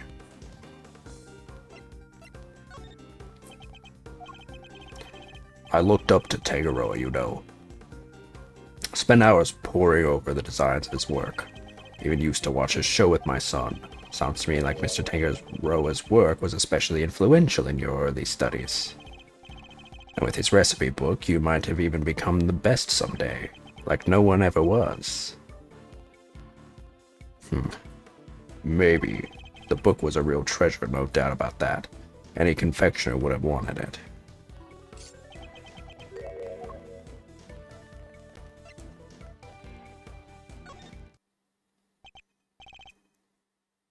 You claim that your only goal was to win the title. Yet you also seem to have had an interest in the contest prize, the Ultimate Cookbook. The greatest collection of recipes by the world's greatest confectioner. I can't say I had absolutely no interest in it, and even if I did, what exactly is so wrong with it? Nothing, I suppose. Only that the book contained recipes for medicines, not desserts. Everyone who entered the contest supposedly knew that. Feel like I'm finally getting somewhere. Can't let him slip from my grasp now. I need to stay calm and keep the pressure on. This one's kind of easy. Anytime he just does dot dot dot, I talk, and when he doesn't, then I just bide my time.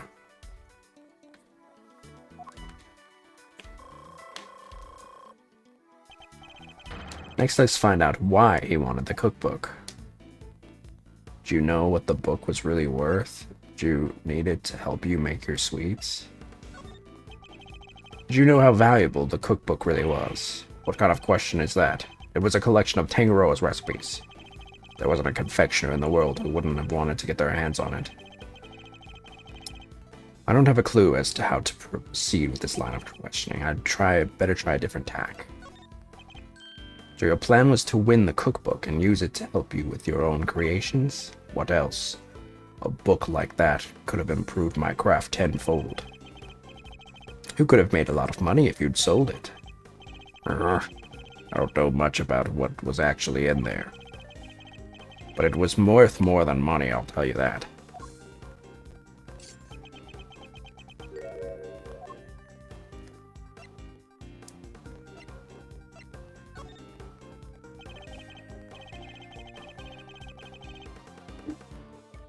Come now, Mr. Gusto. I think you know more about the Ultimate Cookbook than you claim.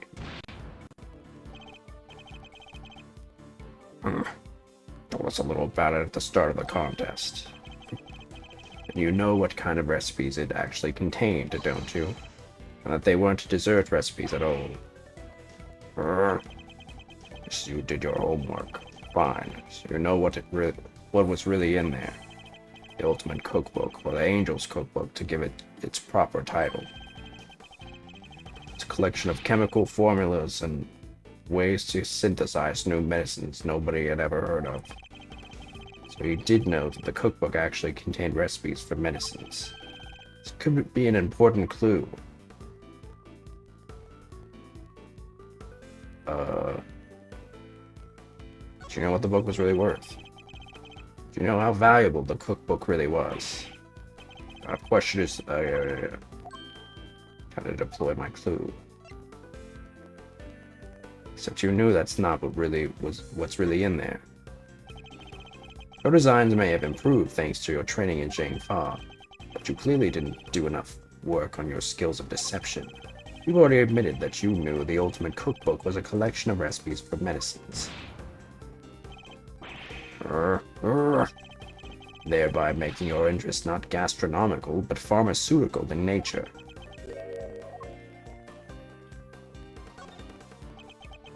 Oops, shit.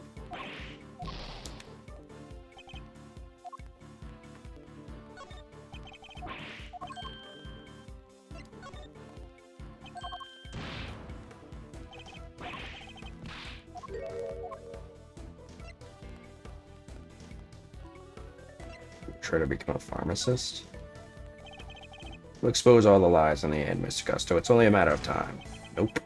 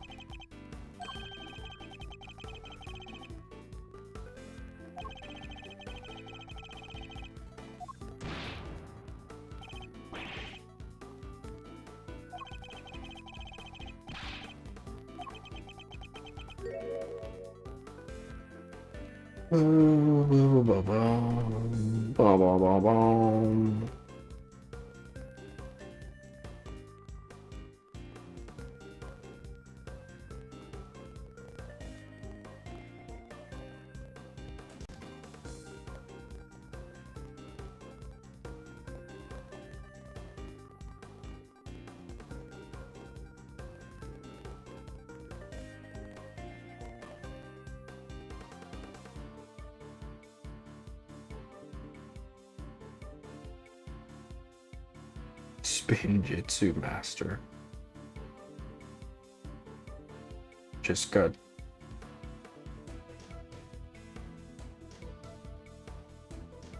Girl, what the fuck?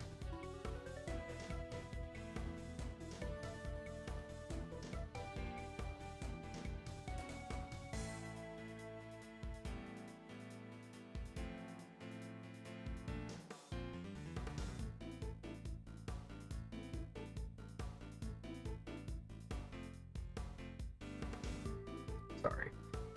I just got DM'd by an art scammer.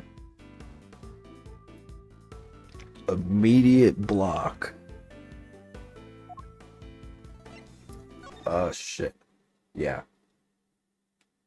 Oh my god, I got that within the last second. A confectioner, Mr. Gusto, you had no professional interest in revolutionary new medicines, which suggests that your interests must have been personal. I underestimated you. Fine, you're right. Winning the title wasn't the only reason I entered the contest. I needed one of the recipes in that book. It was for my son. He was sick. He was. Tell me more. That's none of your business. I've told you as much as you need to know. He looks rattled, but I can't let him off the hook. Let's find out what this mystery illness was.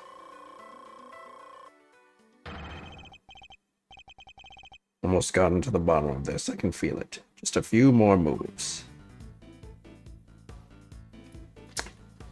Tell me more about your son. Tell me a little more about your son. He's my pride and joy and my biggest fan. You entered the contest in order to help him. You clearly don't have children of your own. Any father would have done the same. I would have done anything to help him, anything.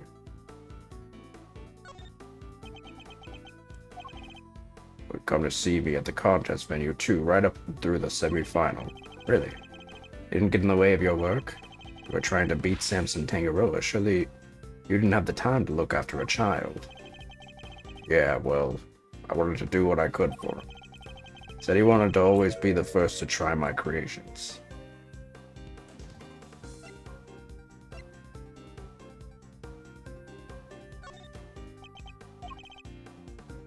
I'm still recovering some. Oh, come on.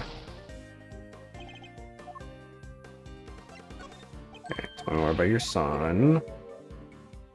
Bide my time. So he wasn't too sick to join you? You said your son was sick, Mr. Gusto, and yet he was able to come and join you for the contest? Wasn't that kind of illness. Nothing life-threatening anyway. This feels like it could be an important clue. Well, why would he go through all this rigmarole? To save his child, assumingly.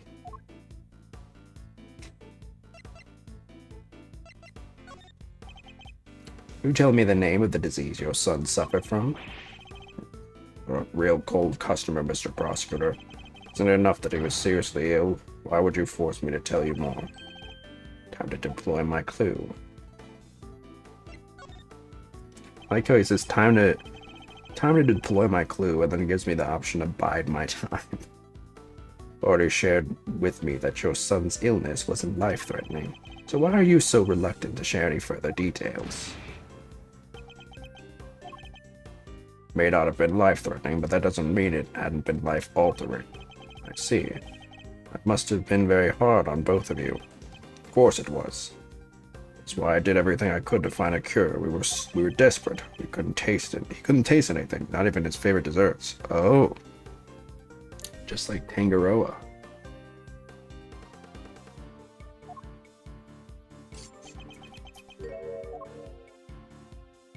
Was he overweight? As I understand it, the Ultimate Cookbook contains the recipe for a very particular medication. One that Mr. Tangaroa used to cure himself of his own taste disorder. So he had a 2? 2, you say? So your son has a taste disorder then, am I correct? How did I let that slip? You've been asking me to believe that you needed to win the cookbook in order to cure your son. But was that really the case? Of course it was. What are you saying? Saying that I'm not sure that's true based on everything you've told me. I don't have a clue as to how to proceed with this line of questioning. Better try another tack. Oh, come on. So you needed the cookbook to cure your son. Yeah, nowadays, you can get the medication you need anywhere. Back then, that book was our only hope. Which is why I didn't dare waste my time on fancy tea parties. I had to give my all to my work. What about Mr. Tangaroa's work? Surely that tea break gave you the perfect opportunity to go and steal a glance at it. What makes you think I had the energy or time to care about what the others have made?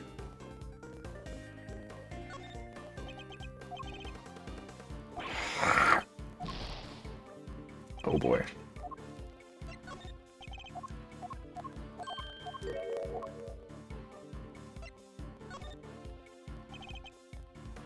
I think you've made it abundantly clear how much interest you had in Mr. Tangaroa's work. What's more, if you were that determined to win the Ultimate Cookbook, I seriously doubt you would have passed up a chance to take a peek at your competitors' entries. I had plenty of chances throughout the contest to see and sample my rival's work, you know. But each time I did, nothing seemed to have any flavor. Must have been nerves or something. Nothing Mr. Gusto tasted had any flavor. Seems like it could be an important clue. Can you tell me the name of the disease your son suffered from? Okay. No! I have to start all over. Alright.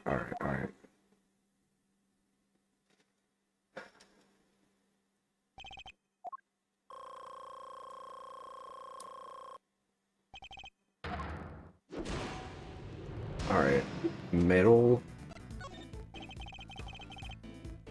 Thank you, Sasuke. Middle, bottom, up.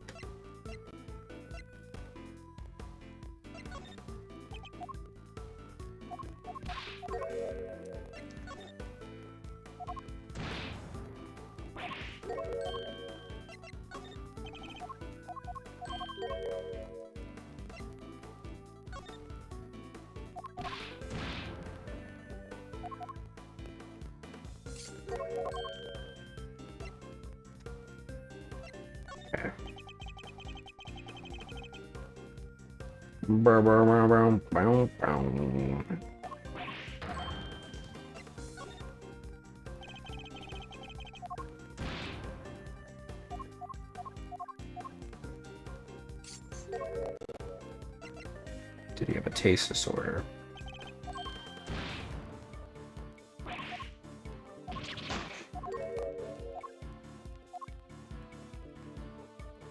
I'm not saying that it's not so sure. I'm saying that I'm not so sure that's true based on everything you've told me. how to deploy my clue. You were sick yourself, weren't you? Taste disorders are difficult to live with. It isn't easy not being able to enjoy your food. You should know. After all, you just told me you'd experienced something like that during the contest. So that nothing you sampled had any flavor. Those were your words, correct?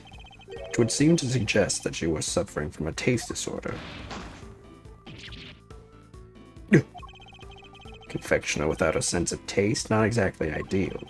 You sure it wasn't actually your own condition you were seeking a cure for, Mr. Gusto? Enough of your speculations. I managed just fine in that contest, made all my own entries, no problems.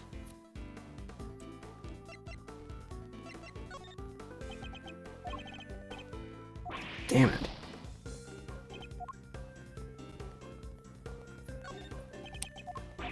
What was the name? What?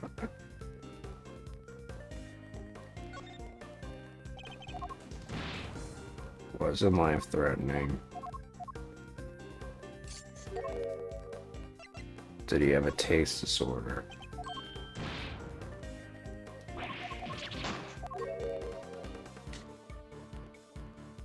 This bitch long, dude.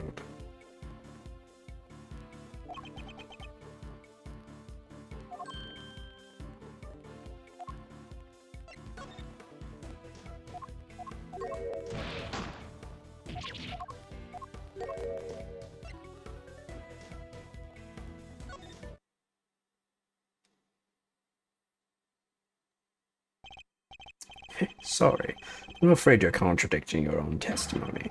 You already admitted that you and Miss Frost had worked together during the contest. It's too late to claim you did it all on your own now. Who would have us believe that you were a man of principle, a dedicated student of the confectioner's art? Yet you abandoned those principles and conspired with Mr. Frost to rig the contest. Also, you could cure your own taste disorder. You got me, Mr. Prosecutor. As you said, my sense of taste was shot. My son's was fine. I'd kept it hidden for so long, 18 years, and nobody knew. Sadly, you can lie to others, but you can't lie to me. Both Mr. Gusto and Mr. Frost entered the contest hoping to obtain the ultimate cookbook. For the medicine that would cure Mr. Gusto's disorder, and the money it would bring in for Mr. Frost. Thus an uneasy alliance was forged, and that, I believe. And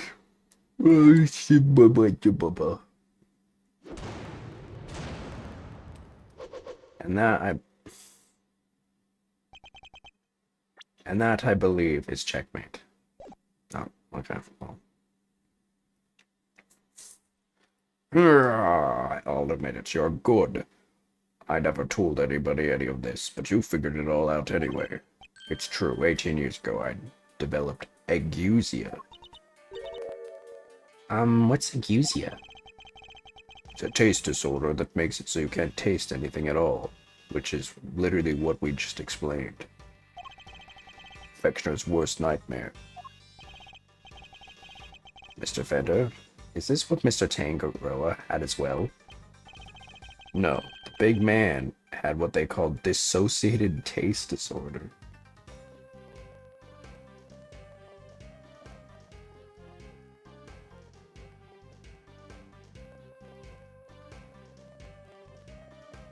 I've not heard of that one.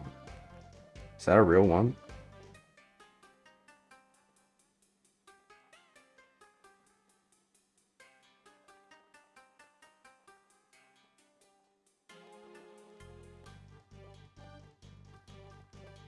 Huh.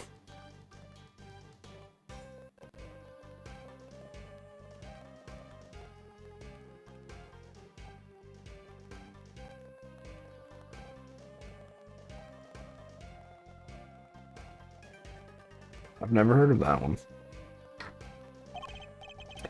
Basically, some things you could taste just fine, while others had no flavor at all. So you suffer too. Can't have been easy. Not when there wasn't a way to cure it on the market.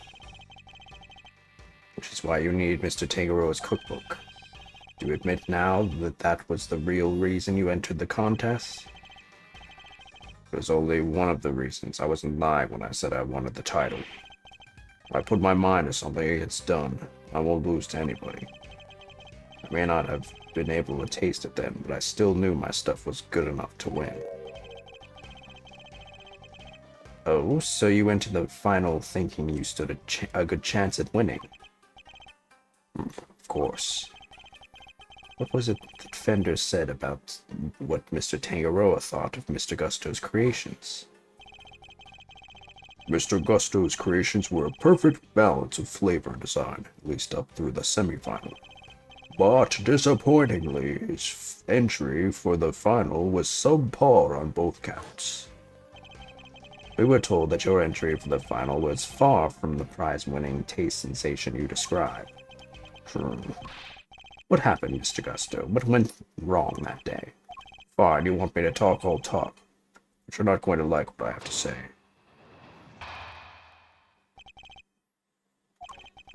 Frost and I were working together right up through the semi-final. I handled the flavor, he did the designing.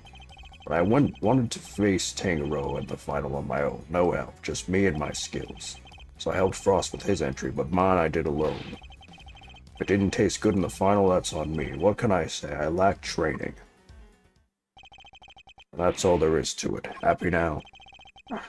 Doesn't seem to be any obvious contradictions in his testimony. Yep, not that I thought it'd be easy to get anything real out of him. He's managed to not slip what really happened for 18 years after all.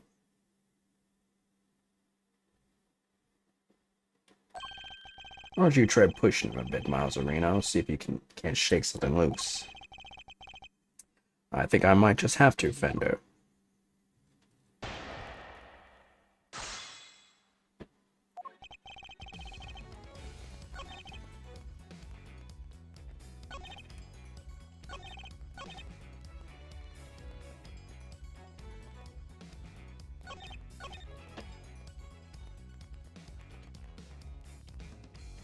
So why do you still help him?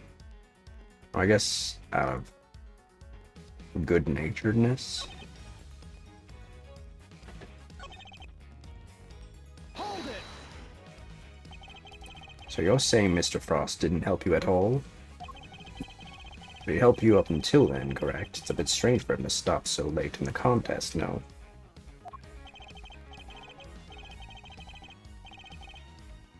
Strange or not, it's the truth. Could be he had his reasons too, I wouldn't know.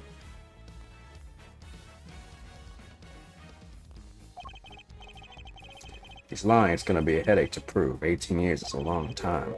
Not unless that gizmo of yours is a built-in lie detector, Kay. If it did, I'd have sold the show for Mr. Edgeworth long before now. Don't worry, Fender. I can tell when he's lying. No doohickey's assistance required. Edgeworth saying doohickey. Please, Mr. Gusto, continue with your testimony. Hold it! And yet I heard that your creations prior to the final were scored highly for their favor. So what went wrong? Is there some kind of cooking accident on that day? No, nothing like that. It was, I told you, I had a taste disorder. My sense of taste failed me. It's as simple as that. Mr. Frost's entry was complimented on its flavor. Your sense of taste hadn't failed you then. Did something happen overnight? I don't think he's gonna spill any more beans, Mr. Edgeworth. Perhaps I should ask him about something else.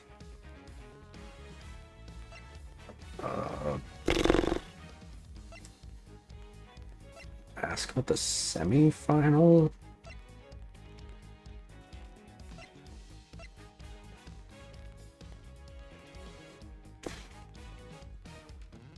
Yeah, I'm gonna say ask about the semi-final.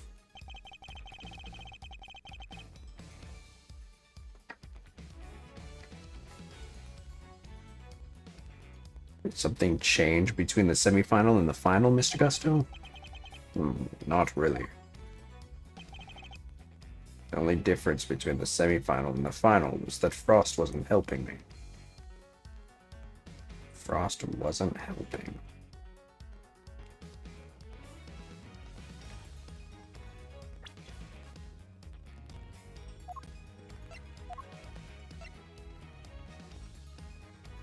Photo of Frost, Gusto, and their sons. Gusto's son visited his father daily up through the semifinal.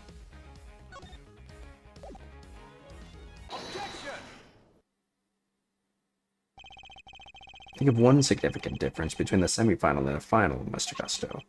Your son. This is him in the photograph, correct? You told me he was here with you up through the semifinal. He was. What of it? What indeed? He was here with you until the semifinal, until he suddenly wasn't for the trial. Just as suddenly, your work went from being landed for its flavor to being lambasted for it. I don't think that's a coincidence, do you?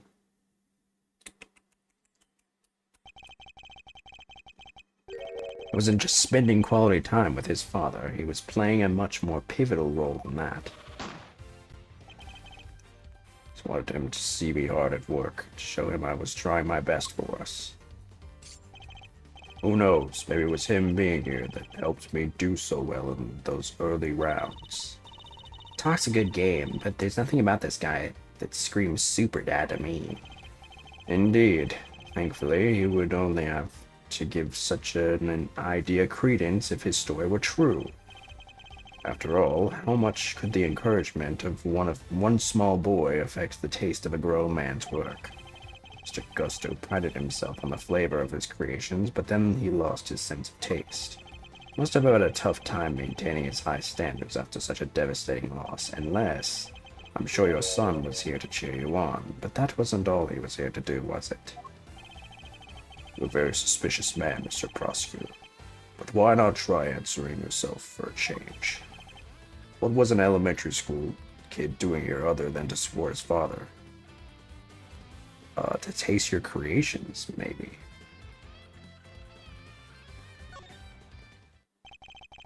Your son knew the taste of your work pretty well, I imagine, Mr. Gusto. He was my biggest fan. Of course he knew it. In which case, he would have been a good judge of whether something tasted on brand, so to speak, no? What are you implying? You've already told us that you were suffering from a taste disorder. I'll admit it. Oh, good. I never told anybody of this, but you figured it out all anyway. All out anyway. It's true. 18 years ago, I developed ageusia. No one knew about your condition. Indeed, I doubt Mr. Frost would have wanted to continue collaborating with you had he found it out. After all, it was your job to make sure his creations tasted good. Therefore, your son wasn't just here to support you. He was helping you by taste testing your work. Dang, now it all makes sense. Frost's stuff tasted good because it really was finished the day before when the kid was still here. You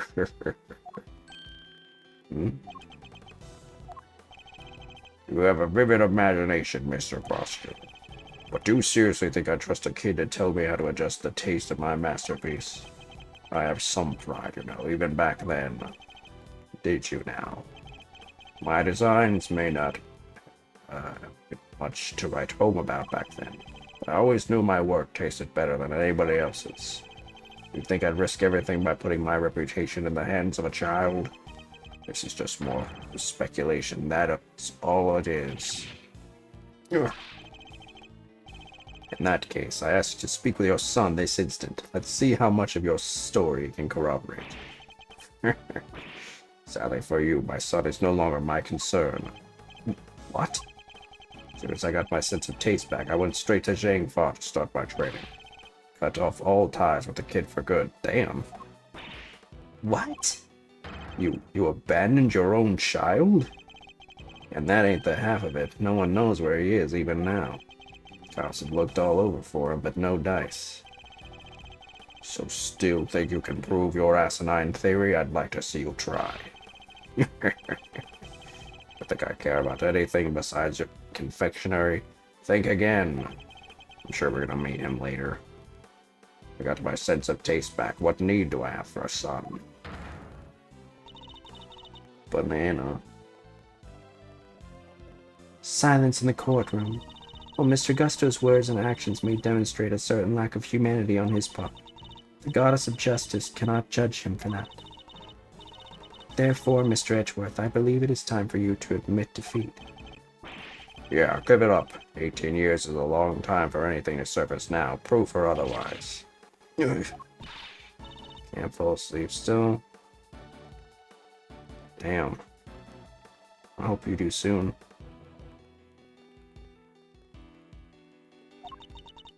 Mr. Edgeworth, we have to do something. If we don't, the truth might be lost forever. Where are you, Detective Gumshoe?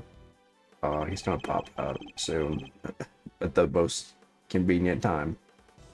Can't imagine whose blood it could possibly be, but I'll get it tested right away, sir. Please do, Detective. It's the last piece of the puzzle, I'm sure of it. Once we know whose blood it is. Hey, Miles, sorry to cut in on your mind palace time, but I was pondering something myself. My friend Gusto didn't come here just to check up on the body, did he? You mean because he tried to open the case? Exactamundo. Think we have anything that might explain why he tried to do that? We might. Anything, Gumshoe. What's a, is it Maurice?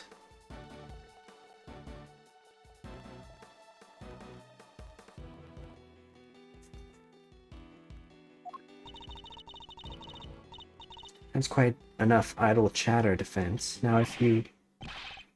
I'm doing good. Mr. Edgeworth, sir, sorry to keep you waiting. Speak of the devil.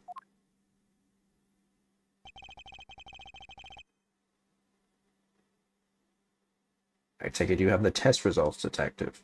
How's your stream going? Terrible.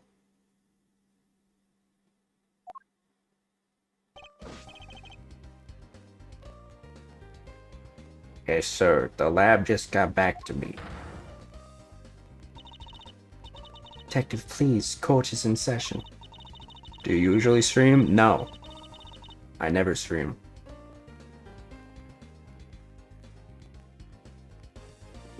Now then, am I right to assume that you are bringing us the evidence Mr. Edgeworth was just speaking of? What? Hey, no fair.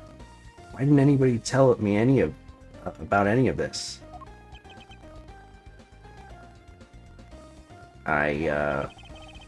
Is indeed the evidence in question, Your Honor. What else do you play? Nothing. I don't play anything else. This is my first stream ever. And it will be my last. I will never stream ever again. It is indeed the evidence in question, Your Honor. It needed testing, so I asked him to carry it out. What the? Why is everybody always helping you? I'm supposed to be the one in charge here. Mr. Winner. I'm sorry. Don't do that to me. Shh. Shh. It's my last stream. I'm sorry I didn't involve you, but this is important. Can we at least hear what the detective has to say? Oh, alright. So, Detective Gumshoe, what did the test have to tell us? You're not gonna believe this, but Carly Rae Jepsen, he's a really good artist. Also, the owner of the blood I do believe that. What do you mean? She's Mother.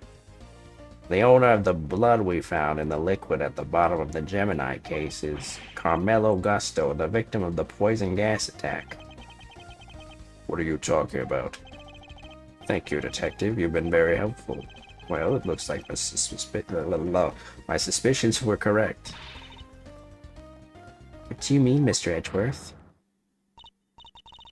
Yes. What do you mean? Explain yourself. What is the significance of the blood this blood to this case. So then the very thing the perpetrator of the IS-7 incident has been trying to hide all these years. The fact that your blood was found inside the Gemini case, Mr. Gusto, is as good as finding your blood lying right next to Mr. Frost's body.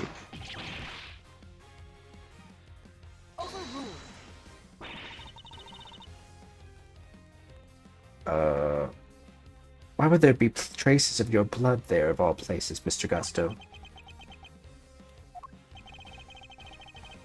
Oops. Do do do do do do do. Do do do do do do do do. What was that? Sorry, I banged my Joy-Con on the table on accident.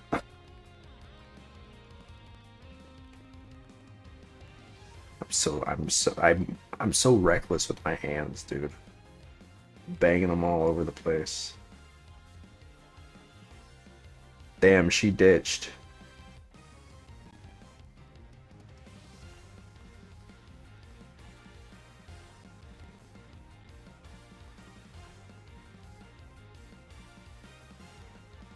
I should have played along. Art scammer, by the way.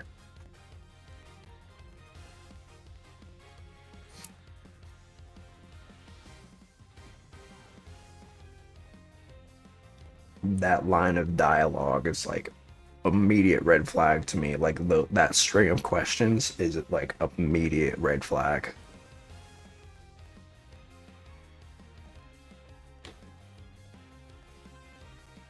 Maybe to a lot of y'all that seemed like normal questioning, but like that specific line of questioning. Love, I don't know what you saying, but good for you. How are you doing? That specifically, just that one is fine, but like that, you know,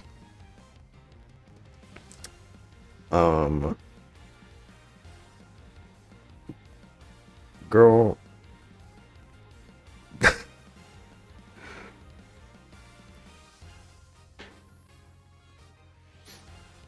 What else do you stream? Nothing. I don't stream anything else.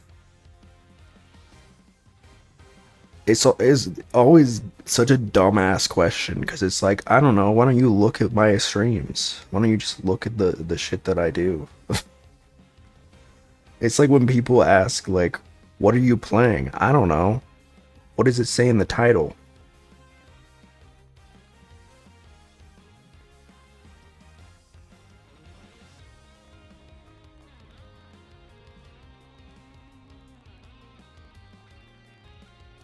When do you usually stream?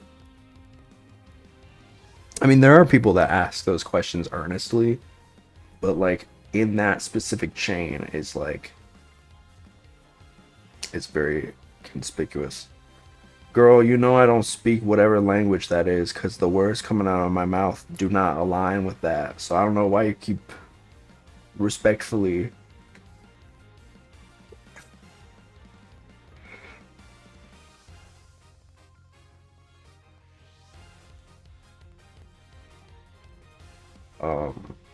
if you won't answer her honor, Mr. Gusto, then I will. There wasn't just blood in the liquid from the Gemini case. There were traces of salt and sugar, too. There were? If you remember, one particular part of Mr. Frost's work was allegedly very salty indeed. Oh, yeah.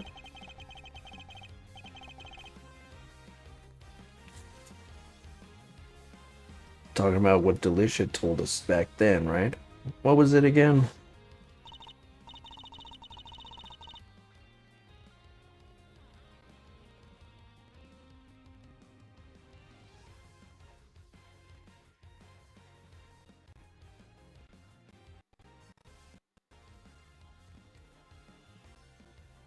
What language is this? Russian? Russian? Looks Russian.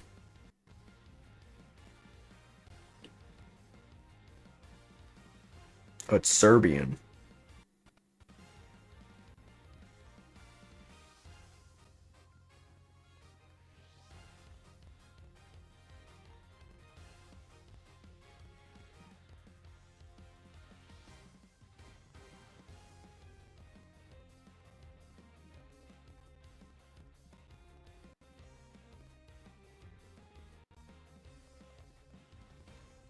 That's Spanish, bro. He says, how are you doing? Well, you didn't answer me. How are you doing? See, how would I even know that? But it is Russian.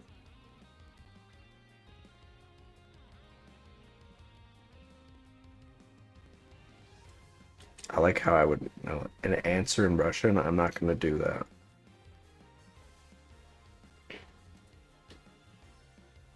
You fucking LGBT piece of shit.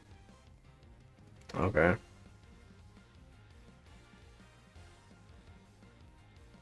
I don't know why you being hateful. Much love to Serbia though. Sorry they got somebody like you in it. Or Russia, whatever, wherever the hell you live.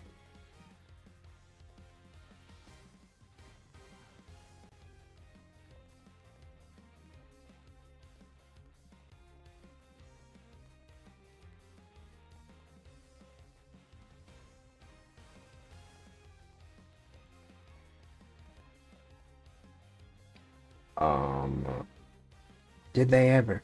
I've never tried ices so scrumptious in all my life. Really? Man, I wish I could have had a bite. Well, scrumptious except for the salty bit, of course. Oh wait, no, this is the British girl. Well, scrumptious except for the salty bit, of course. That was unbearable. What is bro yapping about now?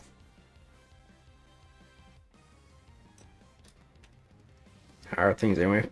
Are you gonna ask me how are things after you call me an LGBT piece of shit?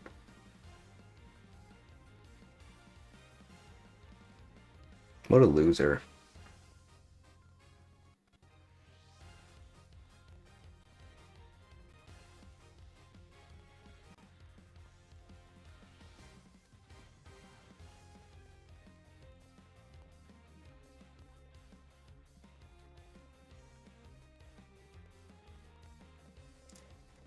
The salty bit.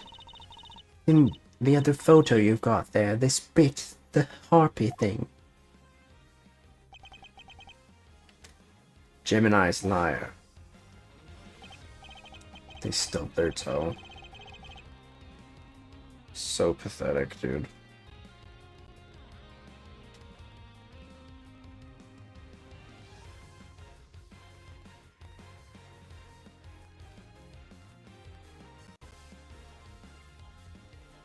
About the LGBTQ plus I'm bisexual. Well, it wasn't really aimed at you, was it? It was more aimed towards me.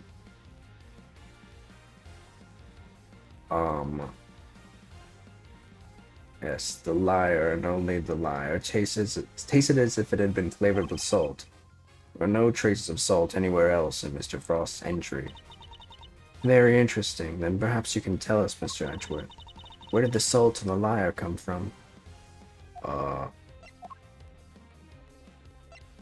The blood. I don't know. The salt lamp.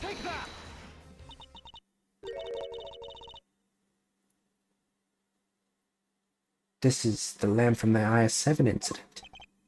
Indeed, and I believe the salt that gave the liar its flavor came from just such a lamp. Mr. Von Karma had established that both salt lamps were in Mr. Tangero's room at the time of the crime. One of them was used to kill Mr. Frost. Shall we see if there was a...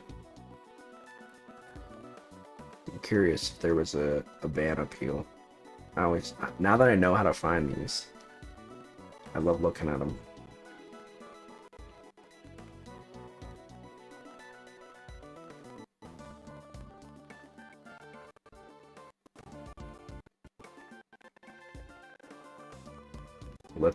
Let's put the final nail in the coffin, shall we?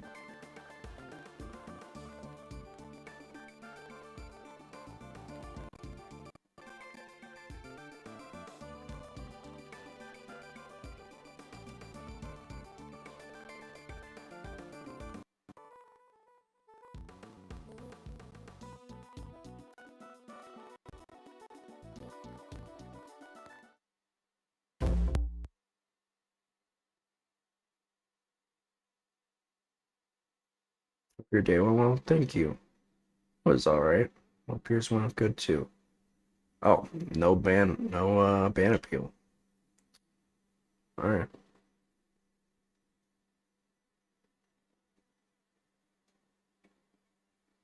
Well, he's still in the chat, so.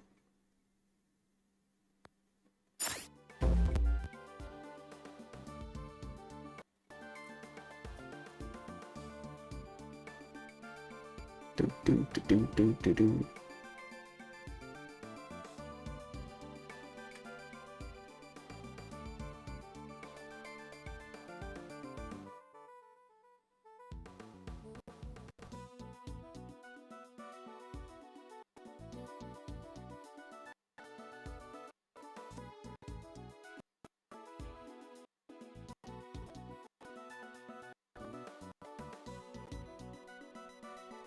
What's up, plushy bunny? Some people just got nothing better to do. It's honestly pathetic. Yeah.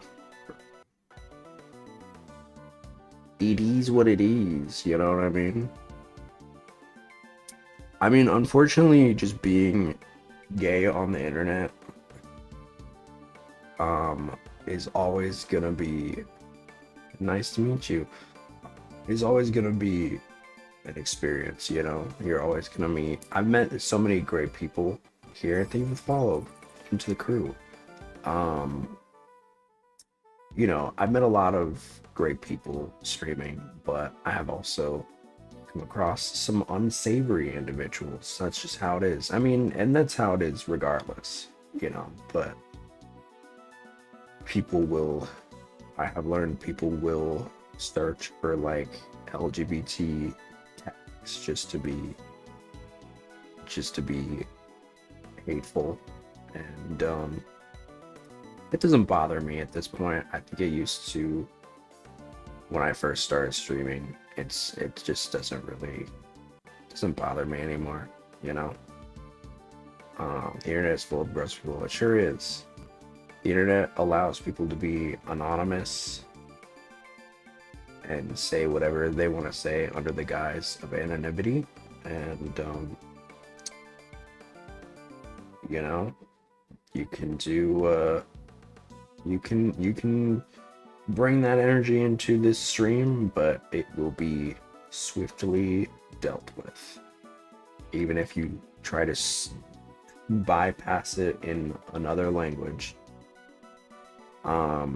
It's life, and life's just what life is like, and that's how life is, just life, because it's life. It's so true, Wonky.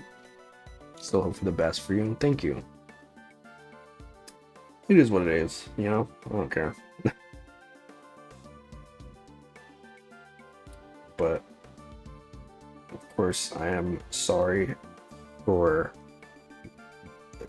it interrupted stream, and if it made anybody uncomfortable.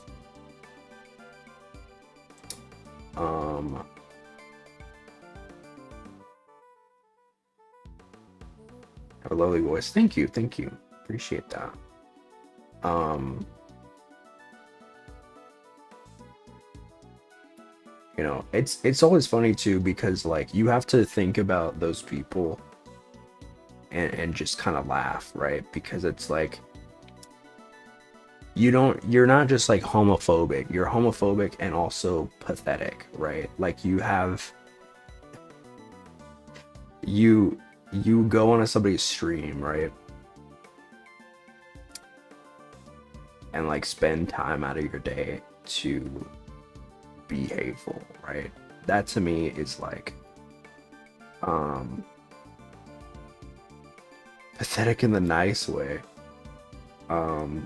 Not pathetic in like a hot man falling on his ass type way. Just like a car crash. It is what it is. One of them was used to kill Mr. Frost. The salt lamp, that's right, yeah. Self and pathetic and a whiny yearner. But no corresponding pool of blood was found in Mr. Tangaroa's room. Right. because the culprit had chucked the piece of chocolate that on it into the little stream. Frost died by an icicle. I think he died getting hit on the head by a rock salt man.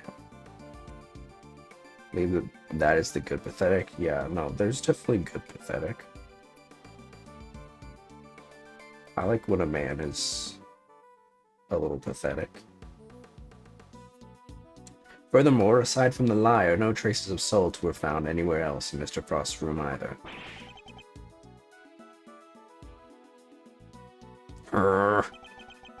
Hey, come to think of it, be happy, it's always good to enjoy life. True.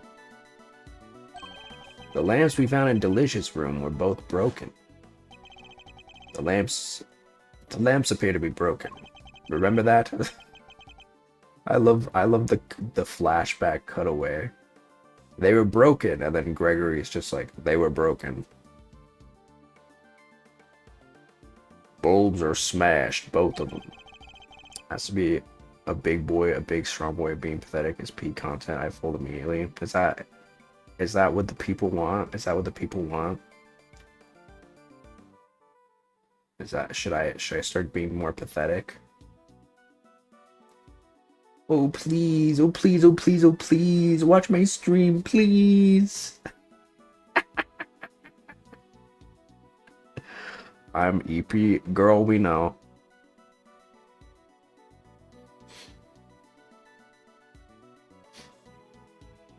Don't clip that.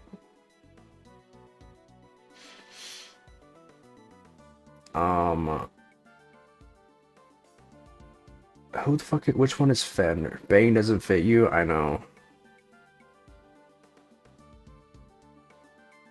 I'm not used to. Daddy's not used to begging.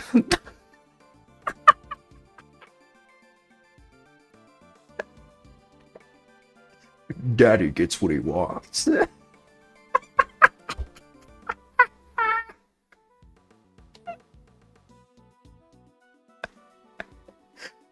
Pick one. It's like the fucking meme of the two castles. The light one and the dark one. And the road that forks.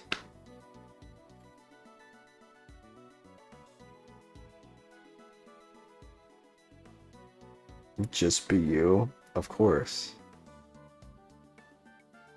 I do think the daddy bit is funny though. Daddy. I need to get a voice mod and just like make my voice as deep as humanly possible. Daddy gets what he wants.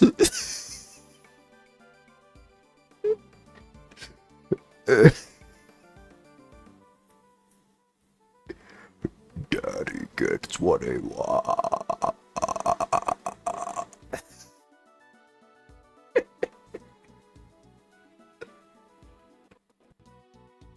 Corpse type, but yeah.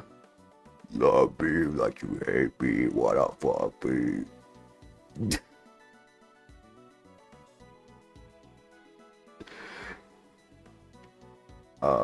Maybe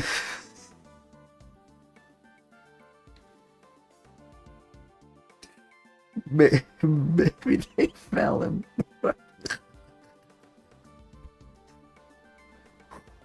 Okay.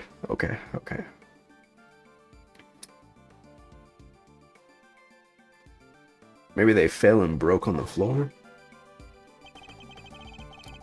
We never did figure out how the one that wasn't used to kill Frost got busted, but are we thinking maybe it had Gusto's blood on it at some point? Her. Anyone whose blood was found on one of the lamps would have been a person of interest to the police. So the killer needed to hide the blood somehow, and in a way that would arouse suspicion. Please? You asking me for what? How am I gonna give you a banana, bro?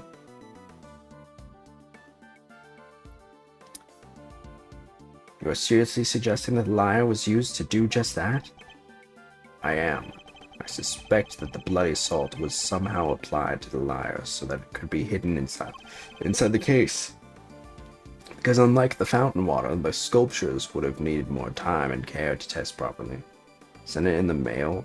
Well, it would be fucking brown before it even got to you. Because unlike the fountain water, the sculptures would have needed more time and care to test properly. So he waited and waited for his chance to dispose of the liar undetected.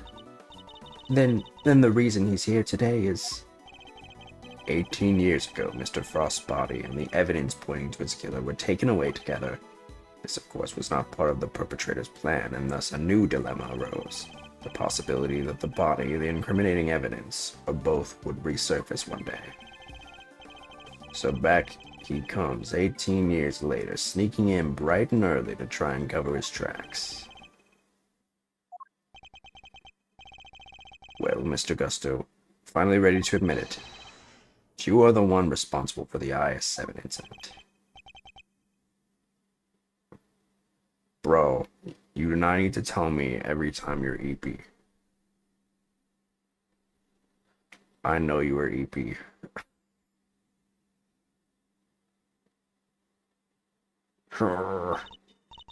Mr. Gusto, it's all because of that Samson.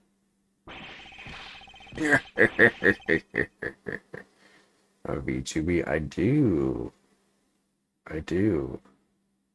I think I made it, to be honest.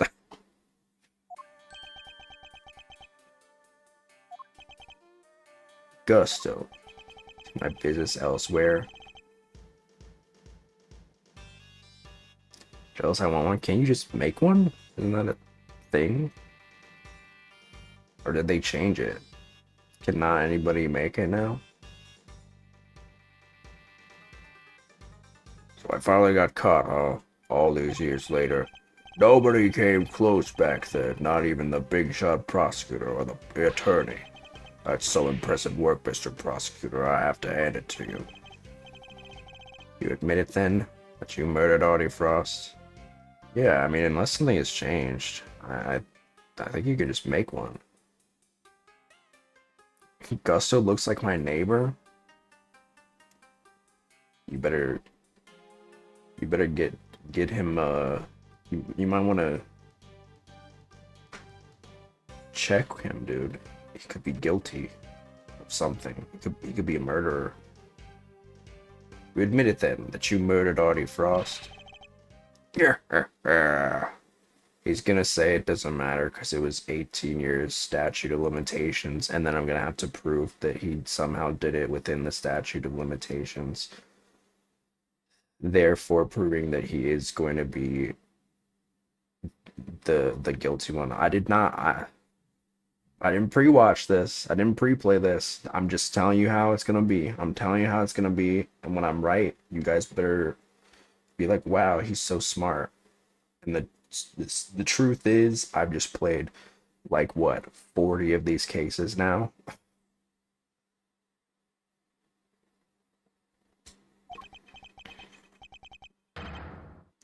Sure I do. I did it. I killed him. But he only had himself to blame. What do you mean by that?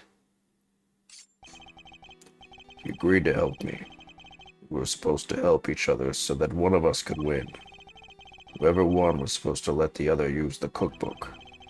But on the day of the final, the rat finally showed his true colors. Seriously, Frost, we had a deal.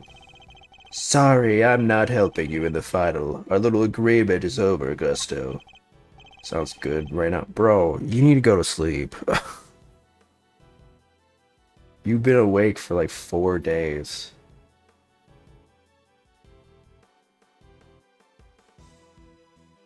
Not caffeine.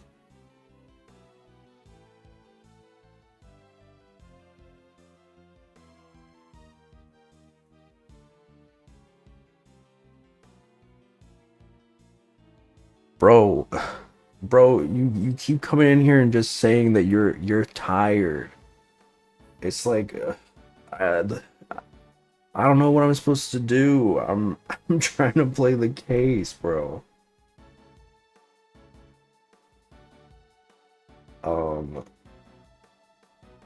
But I helped you. I spent all day yesterday making the ice for your pieces. Did you? And you can prove that, I suppose? What do you... Wait, you were planning to betray me right from the start, weren't you?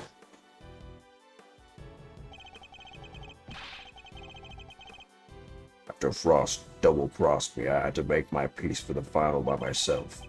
Like you said, my son wasn't there, so I didn't have any help with the flavor. So you killed him? That's kind of extreme. I mean, I get wanting your taste back, but like, you killed a guy because he just was like, I'm not gonna help you anymore. Don't you think I would already be there? Yeah, but drinking caffeine is not gonna help. And then it becomes my problem. Because you come in here and go, I'm EP.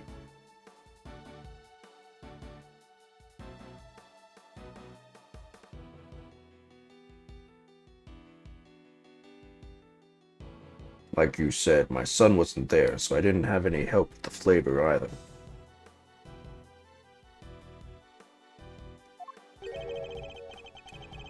So much for the pride you claim to have in your ability to make delicious desserts.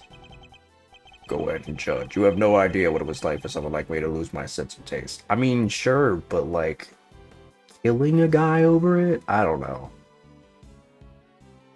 I don't know, dude. That seems a little ridiculous, just because he was like, I'm not gonna help you anymore. So I have a problem now? I didn't say that.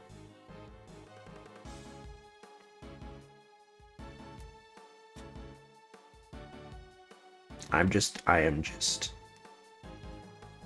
am asserting my boundaries and saying I do not enjoy being told over and over again that someone is tired.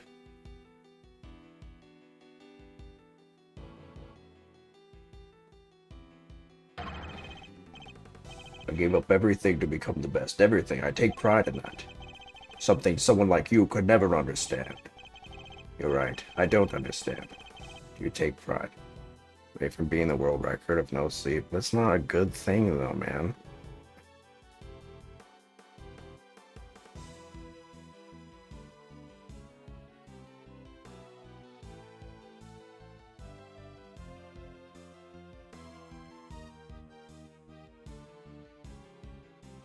Do you take pride in the fact that you resorted to murder? Or that you abandoned your son? Why would I want to understand someone who could do such things?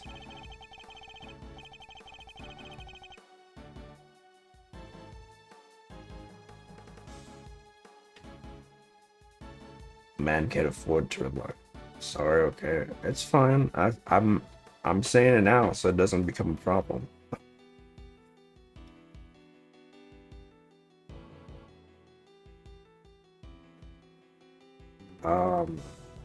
A man can afford to rely on other people. I learned that the hard way 18 years ago.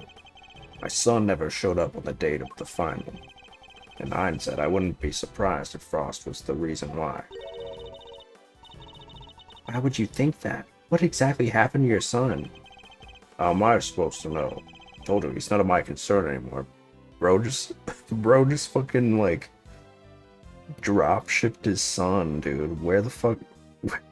I'm sure he's gonna come up later. I'm sure it's gonna be like, I'm Gusto's son. And it's gonna be like, whoa. Bro, I am being serious. I hope you understand that. Like, I'm saying I don't appreciate it. I know you're being silly, but like, I don't really appreciate you coming in and just like complaining and complaining. It is a little frustrating. I'm trying to be nice, but like I don't appreciate it.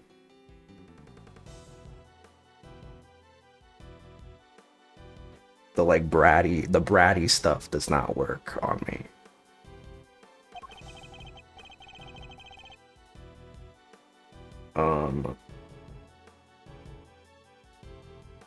According to you guys, nobody knows where he is now either. Thank you, I appreciate it. And you don't care? You're horrible. So with his disappearance, so too went your chances of winning, correct? Yeah, I had to find another way of getting my hands on that book. That's when inspiration struck. I decided to skip afternoon tea and stuck into Tangaroa's room. Should have been so easy. All I had to do was photograph the formulas I needed and get out of there. But then Frost showed up.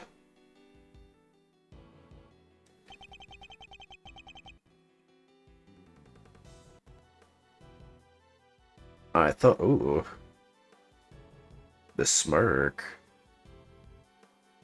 I thought I might find you here. Stealing recipes from the famous cookbook, Toot toot toot. Frost. What's this? A cure for taste disorders? Oh no, that's just too tragic. Confectioner who can't taste anything. What will people say? You tell anybody, oh. Gar. You'll what? Can't even hit me, you miserable worm. Why, you? Frost shoved me hard when I went to punch him. Knocked me clean off my feet. Crashed into one of the lamps. Must have been when my blood got on it. So Mr. Frost wasn't the first to get hurt. It was all over. I realized I had to get rid of that blood somehow, so I scraped off all the bloody bits. I dissolved those salt shavings in some flavored ice mixture and brushed it all over the harp. And that's how you made the evidence linking you to the murder vanish. Exclamation point vanish. Frost was going to blackmail me. It would have made me give him money to keep quiet about my condition. So you decided you had to kill him?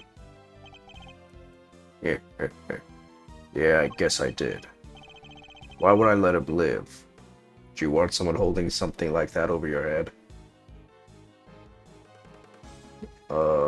No? Besides, he's the one who drew. I don't know why I felt the need to answer that. No? Besides, he's the one who drew first blood. Makes for a solid case of self-defense, don't you think? Maybe. So that was the impetus behind it all. Anyway, I initially took the lamp to Frost's room. Went straight there once I'd figured out how I was going to hide the bloody part. Inspired by all the ice sculpting tools lying about the place, I guess. Not as dumb as you pretend to be. Yeah, I figured I could use them to chip it off and grind it up. Once that was done, painting the stuff all over the harp was easy.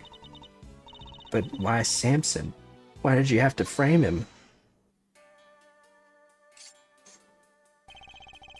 I never meant for the cops to pin it on him. That was your fault. You and the rest of them. Why do you think I went to the trouble of placing the lamps and cloths back in Scone's room? There's only one reason to plant the murder weapon in the room of another contestant.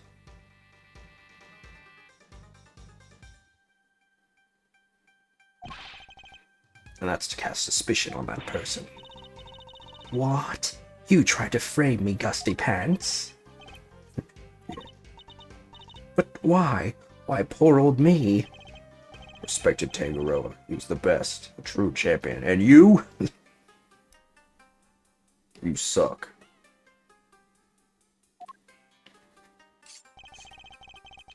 Never wanted him to take the fall.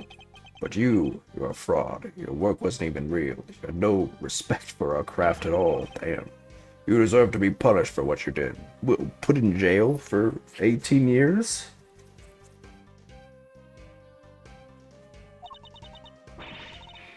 Why don't you just kill her, honestly?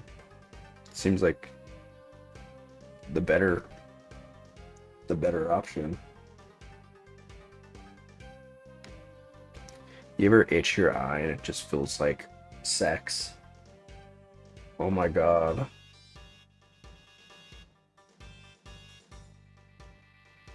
I got a little eye booger out. What do you guys call those? I usually call them sleepies. but I'm soft launching eye booger. I'm not the first person to call them that, but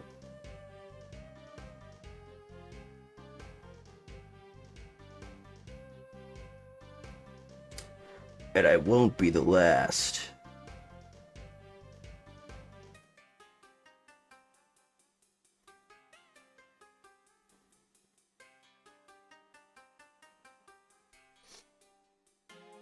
Eye boogies.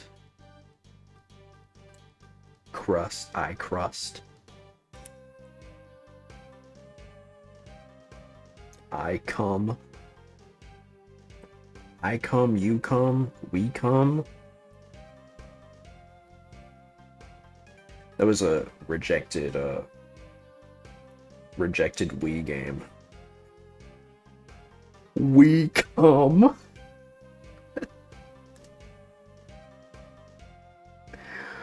We come.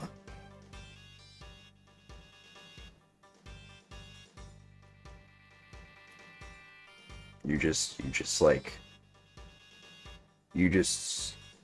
jerk the Wii remote.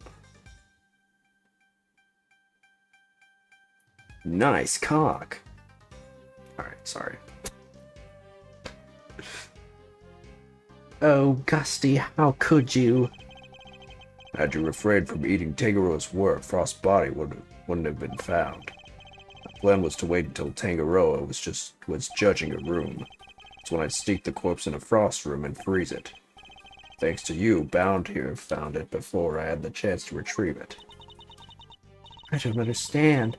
Why did you need to freeze his body at all?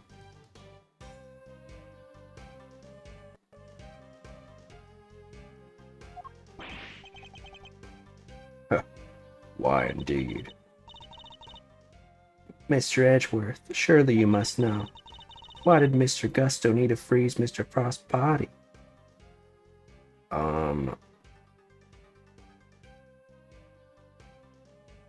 To obscure the time of death.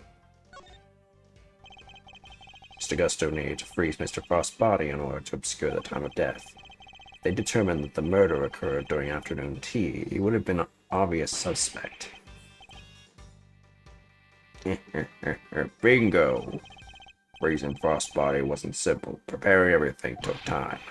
So I decided to put his body in the chest in Tangaroa's room while I got everything ready in Frost's. At the time, it seemed like the perfect hiding place. Never counted on some gluttonous pharmacist showing up and making the whole ship collapse. I still don't get it, though. Why disguise the body as an ice sculpture at all? The sooner it was found, the smaller the effect of freezing it would have on masking the time of death. Therefore, he needed to disguise it, at least until it fully frozen. How awful. Using Mr. Frost's own work to help you cover up the truth behind his murder. Ironically, Tangaroa would have been just fine if the body hadn't been found before I got it out of his room. If only things had gone to plan. They wouldn't even have been arrested, let alone convicted. You mean it was my fault? Everything that happened to Samson? It's all because I found the body? Don't let him get inside your head, Judes. None of this is your fault. It wasn't. Well, I mean, it kind of was. Partially. I mean, you preserved the dead body in hopes to like catch him, and then you attempted to kill him. I'd say there is some fault. You know, I get why she did what she did, but come on, let's be honest. Let's be a little forthright here. Either way, there's only one person to blame here, and that's Gusto. It didn't help that the initial detective was so bad at his job either. He never even told the prosecutor that the body had vanished. So then Mr. Von Karma had unwittingly placed Mr. Tangaroa under arrest in the absence of a body? I mean, I guess it would explain why he was so keen to wrap things up. Still, you'd think you'd notice something as big as that if you'd taken a look at the few reports, right? Not if someone had been deliberately distorting the facts of the case, though. Either way, it seems that Mr. Von Karma didn't know about the body until after the arrest had been made. But admitting that would have spoiled his perfect record, so he kept it to himself and proceeded to prosecute Mr. Tangaroa regardless. Can this really be true? You don't feel bad at all? Somebody spent 18 years in prison because of you. Sticks and stones, girlie, sticks and stones. What a jerk. What a jerk. I ought to arrest you right now, pal. Afraid I can't allow you to do that, Detective. So you noticed, huh? Glad somebody did. The judge is right. You can't lay a finger on me. Sorry. Lost the voice for a sec there. What? Why? You just confessed to murder. No idea, huh? Then I guess I better lay it out for you. Excuse me. I killed Frost 18 years ago. Statute of limitations for murder in this country is 15 years. You do the math. You can't arrest me. You think I'd have confessed otherwise? That's right, the statute of limitations is only 15 years. Is this really the end of the line, Mr. Edgeworth? If the statute is expired, he can't be charged, so... But... How unfortunate, Mr. Edgeworth. I'm afraid that both Mr. Gusto's confession and your deductions will have to be struck from the record, and that Mr. Tangaroa's conviction will remain in place. Why is she so happy about that? But we've finally proven that the police never had Mr. Frost's body in their possession. Even if we can't arrest Mr. Gusto, surely Mr. Tangaroa has grounds for a retrial on that basis. Yeah, what the fuck? Does he? I wouldn't be so sure. Afraid that the goddess is just... What do you mean, does he? This man literally admitted to murder. What are we doing? It's not even like... Okay. Afraid that the goddess's judgments are somewhat harder to overturn than you might imagine. So the committee means for the verdict from 18 years ago to stand no matter what? I guess they want to uphold their... They don't want anybody to think that there was some, like, funny business. Bad luck, Mr. Prosecutor. There must be something we can do, something to bring Mr. Gusto down.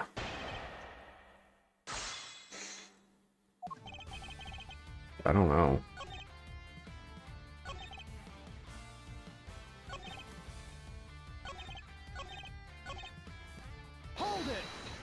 Just go through pressing, I guess? The passage of time doesn't diminish what you did, Mr. Gusto. It sure diminishes one thing, though. Your ability to arrest me. Oh, we can arrest you. We can arrest you real good. I could have you in cuffs before you even blink, pal. Right, Mr. Edgeworth? This issue isn't as open and shut as you're making it out to be, Detective. You can't touch me. It's too late for that.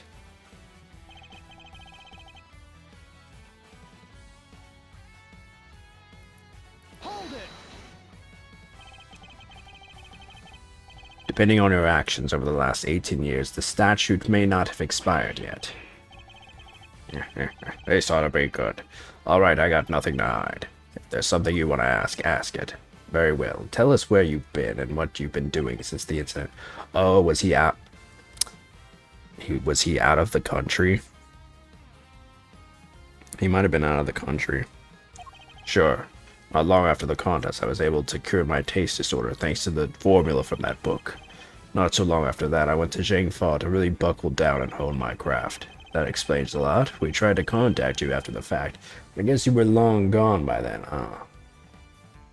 Yeah, I think that's totally what they're gonna... where they're going. Could be. I left, let's see, around a year after the murder. It was before Tangaroa's last day in court. Going to Zhangfa was the best thing I ever did. Labor design, I'm the full package now. and on all the backs of those whose lives you destroyed. What's an omelet without a few eggs? Nothing, Mr. Prosecutor, nothing. You're evil. Sticks and stones, girlie. Gotta arrest me, and that's all that matters. More to work with. There has to be something I can get out of him. Maybe I can push him further on the statements he just made. He's training in Jangfa. I'd like you to tell us more about your training in Jangfa, if you wouldn't mind. Fine.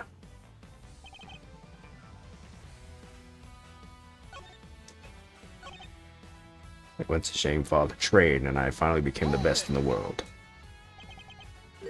Jangfa, and you were there for a while, I imagine. Yeah, I left some time after the investigation had wrapped up. I've been meaning to go there and start my studies for a while, thanks to the hard work I put in.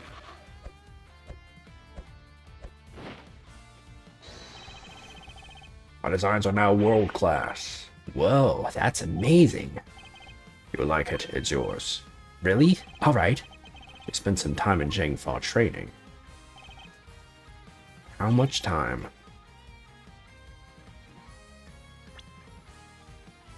I mean, yeah, let's do the statute of limitations book. I don't know how long he was there, though.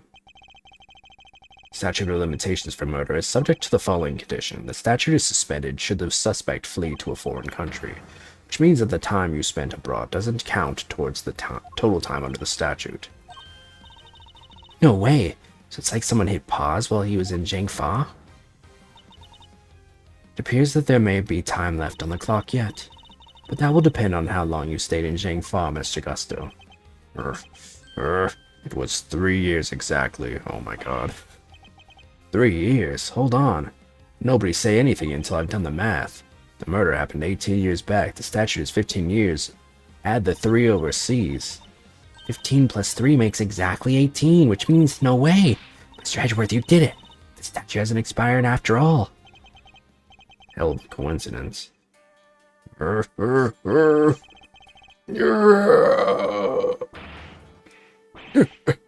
Bingo, 18 years exactly. Glad you worked it out for yourselves. He's just been stringing us along this whole time. Why is he laughing? We're good, aren't we? We can arrest him now. I hate to break it to you, little sis, but IS-7 went down at the end of December. It's April now, which means, strictly speaking, it's been 18 years and 4 months since Frost's murder. If Gusto's stay in Jangfa really lasted 3 years on the nose, it's not enough. It's not enough. It's not enough. We're a few months short. Not enough. But... What did I tell you? You can't touch me. Hate to admit it, but he'd read the board well when he made his... He read the board well when he made his confession. How unfortunate, Mr. Edgeworth. Well, in the statute had been suspended for another year. Those who would overturn the goddess's judgment must be willing to pay the price should they fail. And you, Mr. Edgeworth, have failed. No! There must be something I can do. I knew it. If the law can't bring Mr. Gusto to justice, then... Judes, what are you thinking? Objections! There's no need to go adding to your rap sheet just yet. We're not done here, far from it. There's still a way we can nail him. There is? Alright, Miles Areno, pep talk. I need you to think back over everything we know about this case. Gusto's overlooked one critical thing that you yourself were led to believe wrongly about. Which is... He wasn't there for Samson's last trial, remember? Best I can tell, he doesn't seem to know what the final verdict that came down that day is. Which means there's still one way left to us. Crack open your statues for dummies there and take another look. 17 years ago, they really did a number on Samson and framed him like a pretty picture. But if we make good use of that verdict now, we can make Gusto pay in full for what he's done. Bender, are you... Those who would overturn the goddess's judgment must be willing to pay the price should they fail. Samson's my client, Miles, and I can't bring myself to use the source of his pain as a weapon in this fight. So whether we play our last card or not, it's gonna have to be up to you.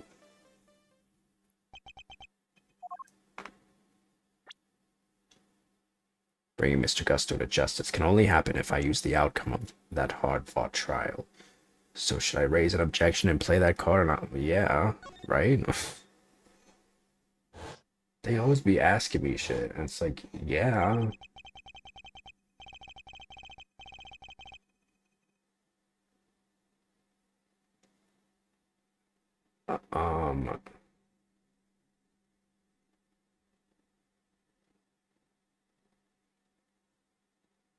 They're shutting down Trovo? What even was Trovo? It's just another stream. I've never heard of Trovo before. I just got a notification on my Mix It Up that was like, we're no longer supporting Trovo since it's being shut down. I was just thinking about streaming on Trovo, dude. No. No. Bring it back, please.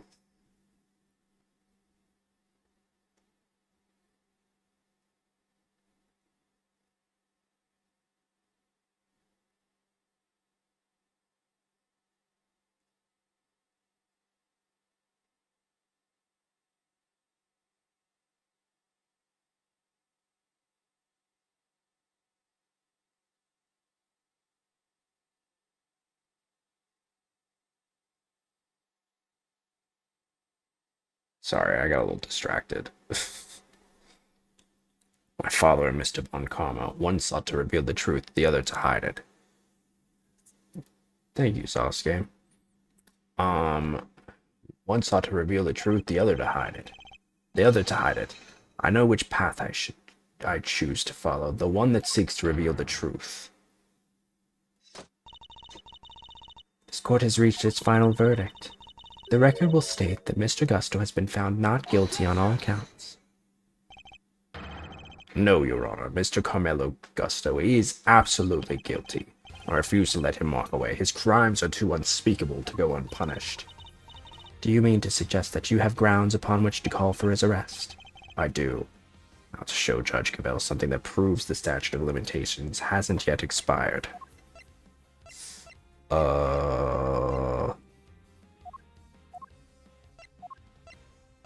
Did he kill his son? Take that!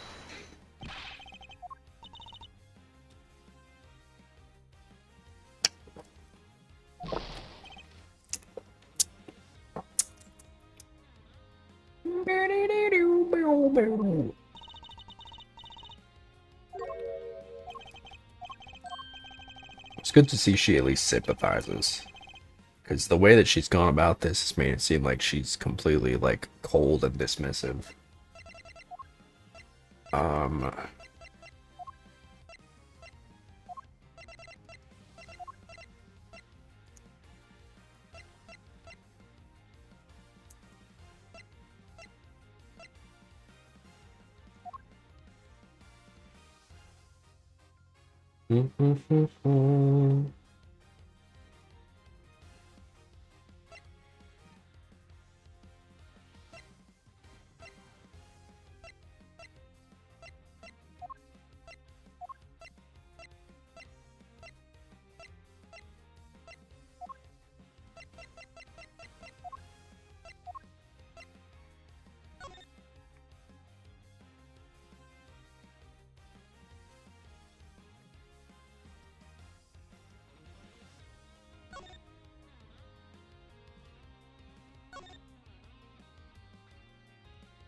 Locations, case overview, locations, Samson Tangaroa's mansion, Tangaroa's room, date, December 24th, 18 years ago, murder weapon, rock salt lamp.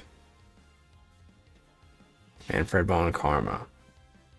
Gregory Edgeworth, statute of limitations, expired 3 years ago on December 24th.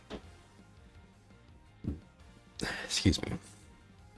Samson Tangaroa, age 39, organizer of confectionery contest. Victim's body was found inside one of his creations, leading to his arrest. While in detention, Tangaroa discovered that he had a taste disorder, which was subsequently cured via medication. Verdict: convicted as an accomplice based on his confession. Also known as Paul Halik, victim Artie Frost, age 38, under which name he was a renowned sculptor in France. Contestant in the confectionery contest, body was discovered in Tangaroa's room. Cause of death was blood loss following a blow to the head. No detailed autopsy report due to the body going missing.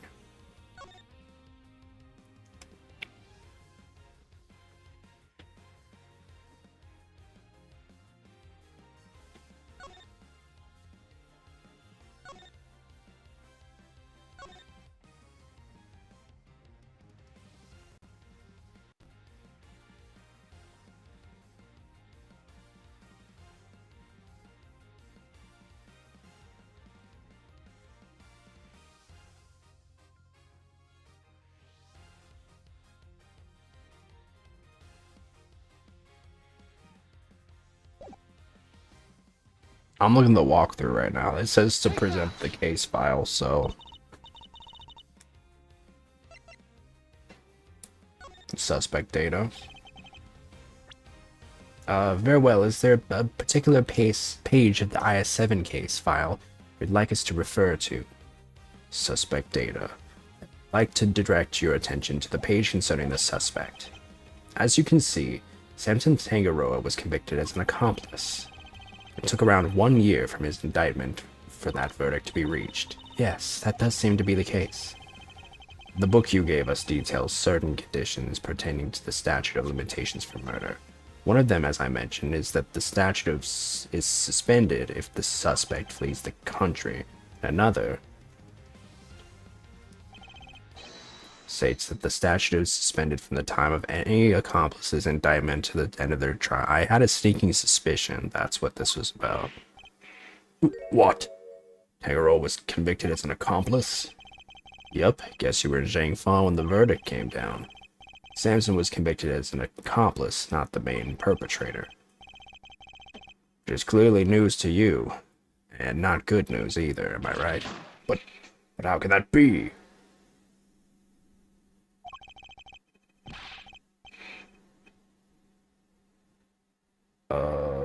Tangaroa wasn't an accomplice to anyone. He was innocent, and you know it. We know it. It's what we've been trying to prove all along. In a pleasing twist of fate, his wrongful conviction will be the very thing that sets him free.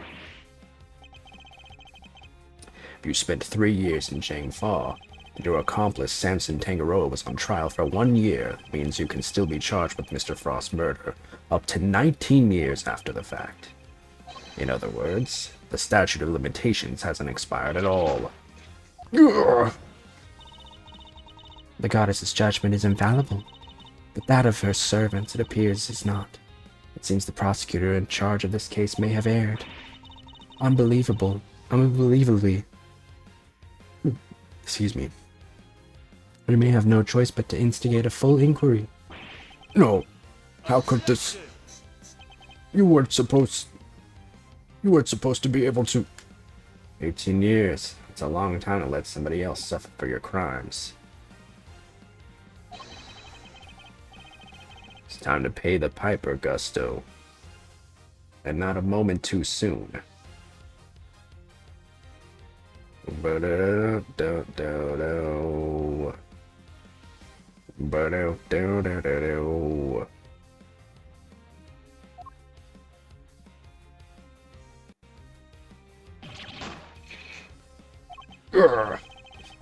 I'm finally the greatest.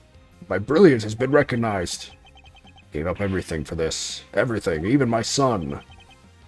More's the pity. But you can't run from the law forever, because the bills come due at last.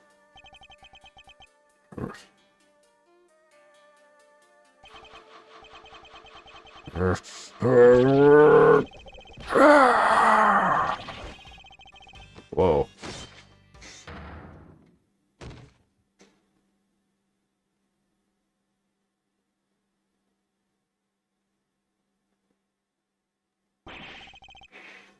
Mr. Gusto's all set for his trip downtown, sir. Oh, good. Which means it's your turn next, right? I suppose so. Damn. Judes. I'm so sorry, everybody. I've caused you all so much trouble. But thank you. Thank you so much for bringing Mr. Gusto to justice at least. I'm afraid there's no escaping the consequences of your actions, Miss Bound. But those actions were born of the legal mistakes that were made all those years ago. We all know that. So allow me to apologize in return on behalf of the prosecution. Oh no. I have no one to blame but myself for it all, starting with those sculptures. Hey, Judes, you think maybe you might want me to represent you? Not some nervous newbie anymore. And there's no way I'm letting you take the rap for everything. Oh. Oh, I'd be honored. Thank you, Mr. Fender. Oh. That's sweet. Damn, what a good case. I gotta say, I really like that one. I'm sorry, ma'am, but you gotta come with me now. Of course. I'm kind of glad it ended up not being her, but I'm also sad that she had to get convicted at all.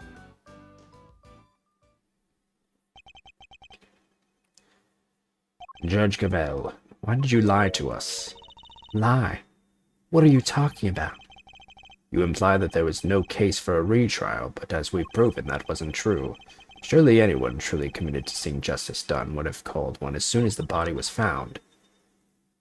I am under no obligation to answer such questions. And you clearly have no intention of doing so either. Truly, you are proving to be quite a threat to the Committee for Prosecutorial Excellence.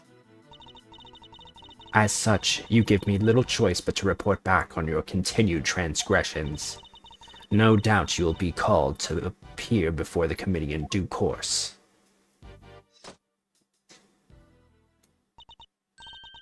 Now, I must be on my way. What the heck? And after you caught the real killer and everything? Isn't that what prosecutors are supposed to do? Regardless of how it may all play out, I will never regret what we accomplished here today. Mr. Edgeworth. Hey, Mr. Edgeworth. Yes? Why did you stick your nose in this case anyway? You weren't even on the job. My job is to bring the truth to light, Mr. Winner. Not only as a prosecutor, but as a person. I don't get it. I wouldn't expect you to understand, not as long as you believe that closing a case makes you a winner. I'm going way over my head. What was that all about? Eustace still has a lot to learn is all. Milesy. Yes? I just want to say old Greggy Pegleg would have been proud of you today. Oh, look at me tearing up. That, and thanks for helping poor Sammy Poople. Of course. Hey, Edgy, looks like you cleared everything up, huh? So, what happened exactly? I was kind of busy sketching. Wait, where did Judy and Verity go? Wow, you really weren't paying attention, were you? Though I am loath to admit it, Larry's sketches did come through for us on more than one occasion. Not that I'm about to tell him that. Quit it with the glaring, will you? Whatever I did, I'm sorry. Calm down, Larry. I wasn't glaring at you. You totally were. Just like your pop. He was a terrible liar, too. He was? Listen, I'm gonna head out. Need to fill Samson in on what went down today. You wanna come with? Yes, of course. Great, then I'm coming too. 4:56 p.m. Detention Center, Visitors Room.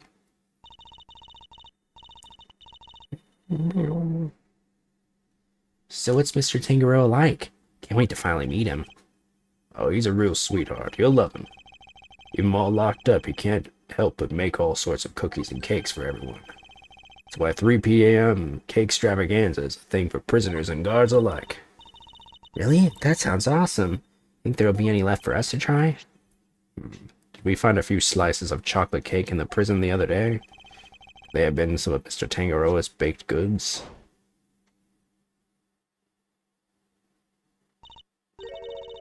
Gummy, what are you doing here?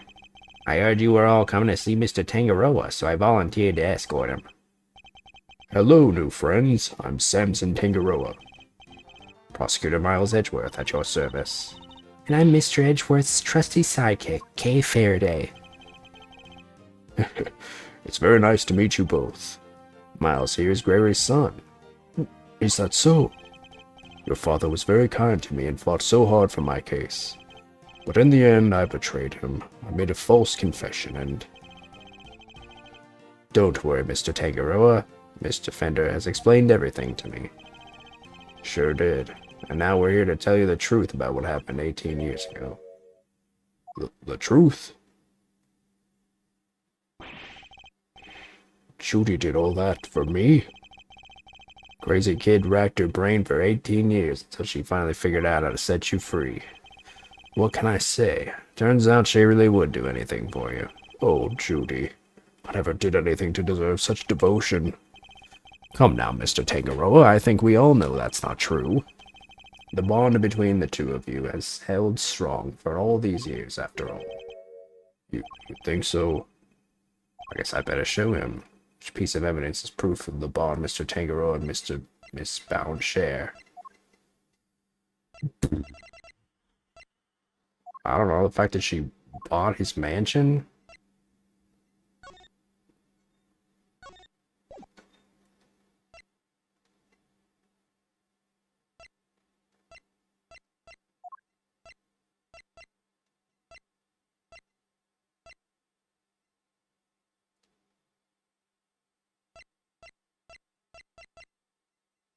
The teapot?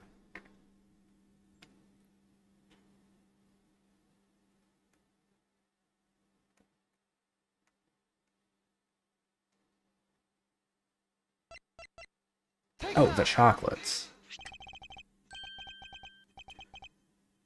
Those chocolates. Judy made them, didn't she? Yes, she did. Super delicious and sweet.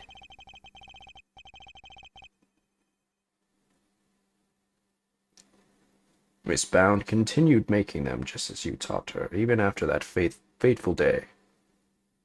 And after that fateful day.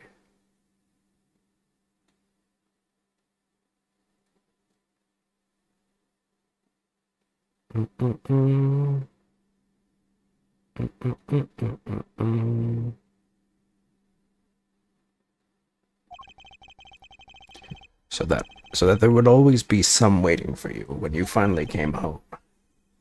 Judy. Oh. I bet they're beyond super sweet then, aren't they? Very much so, my friend. I only wish we could hand them to you. Don't worry, sir. I'll make sure he gets them later. It'd be a clear breach of prison policy, not that I have the authority now to stop him anyway. Thank you very much. You know, Detective, something about you reminds me of Detective Bad. Really, pal? 'Cause I looked up to him a lot. He's my role model. You don't say. Seems fate likes to bring people of all sorts together, huh? You hang in there, Samson, just a little longer. I should be able to get you out soon. Sorry it's taken so long. Nobody should have to wait 18 years to get justice. Yeah, that is a long-ass time. Don't be silly, Eddie. I'm the one who should be saying sorry. Rather, thank you, truly. Samson. Well, I guess it's my turn to wait for Judy to come home now. I better make sure there's something delicious on the table for her when she finally walks through the door.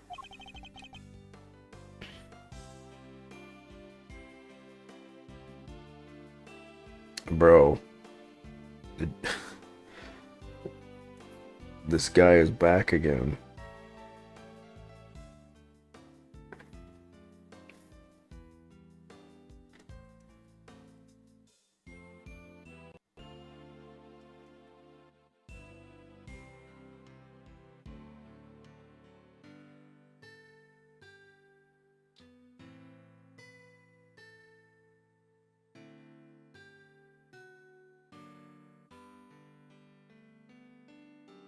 What's up, Usagi? Um,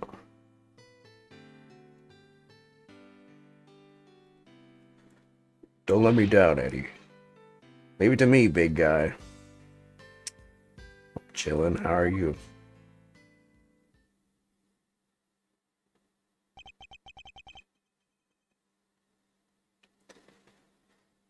The IS-7 incident. It's been 18 long years, but this case was inherited from my father. It's finally coming to a close.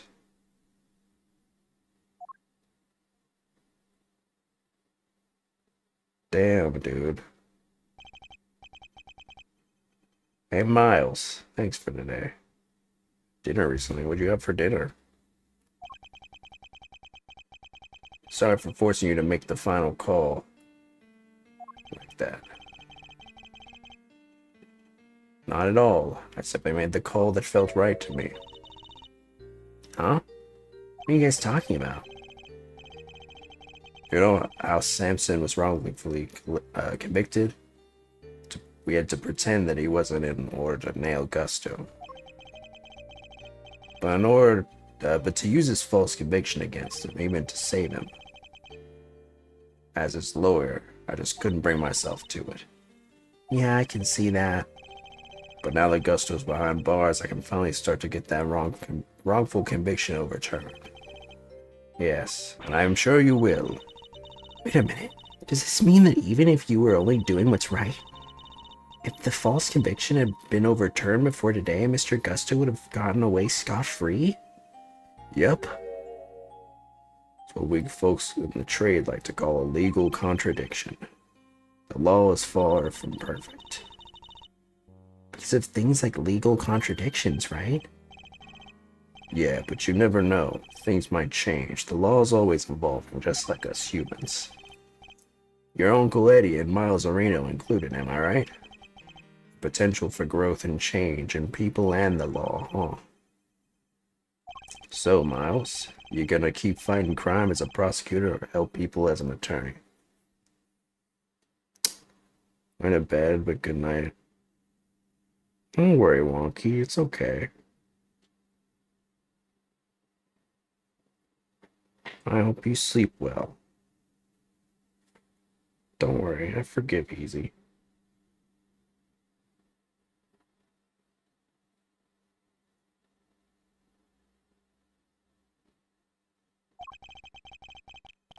Someone tells me you got a big decision ahead of you. One only you can answer. I know. Do you know Russian? I do not.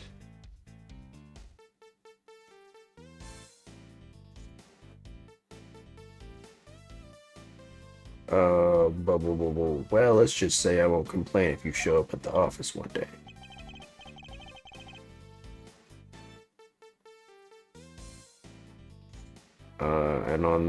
And on that note, it's time for me to skedaddle. Now you big time and always repay my debts, but for now, thanks again for today, I mean it.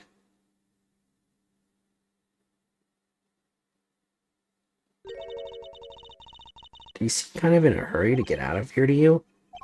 He did. But honestly speaking, I'm the one who owes him a debt of gratitude. After all, he gave me the chance to reckon with my father's final case. When I was a boy, all I ever dreamed of was becoming an attorney like my father. But then during my time with Von Karma, I learned the way of the prosecutor instead. Eventually, with the help of some good friends, I found my own voice and a new way to live. But now my career as a prosecutor is at risk of being taken away from me. Maybe time to take another long, hard look at how I want to live my life, whether I like it or not. Interesting. April 2nd. April 2! Edgeworth and Co. Law Offices. Hey, Gregory. Sorry for reporting in so late. May have taken 18 years, but we're finally in a position to prove Samson's innocence. All thanks to your boy Miles. Couldn't have done it without him. Should have seen him. The way he fought for the truth gave me chills. It's like I was watching you. Oh. Look, I know I'm not half the attorney you were, but those guiding principles you tried to instill in me, I like to think I'm embodying them now as I carry on your legacy. Here's hoping. Oh, your boy will be joining me in that soon. I don't know if he will.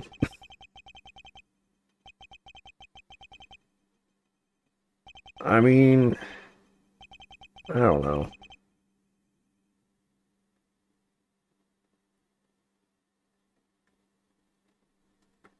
I think there's already a place for him, you know?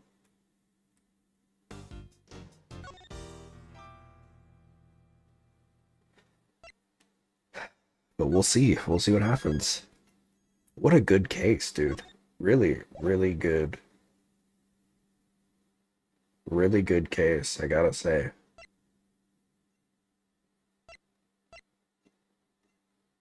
Alright. Let's get it started. I'm probably not gonna get super far into this today, but let's do our best. I hereby call this meeting to order. The committee is gathered here in the sight of the goddess to pass fair and... The purpose of this hearing is to assess the professional competency of Mr. Miles Edgeworth.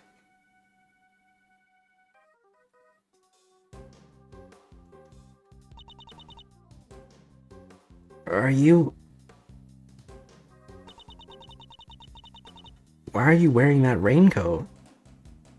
Uh-oh. No!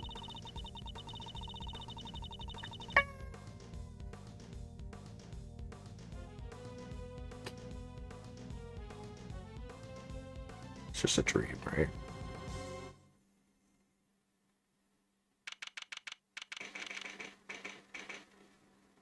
April 5th, 1:23 p.m. High Prosecutor's Offices, room 1202.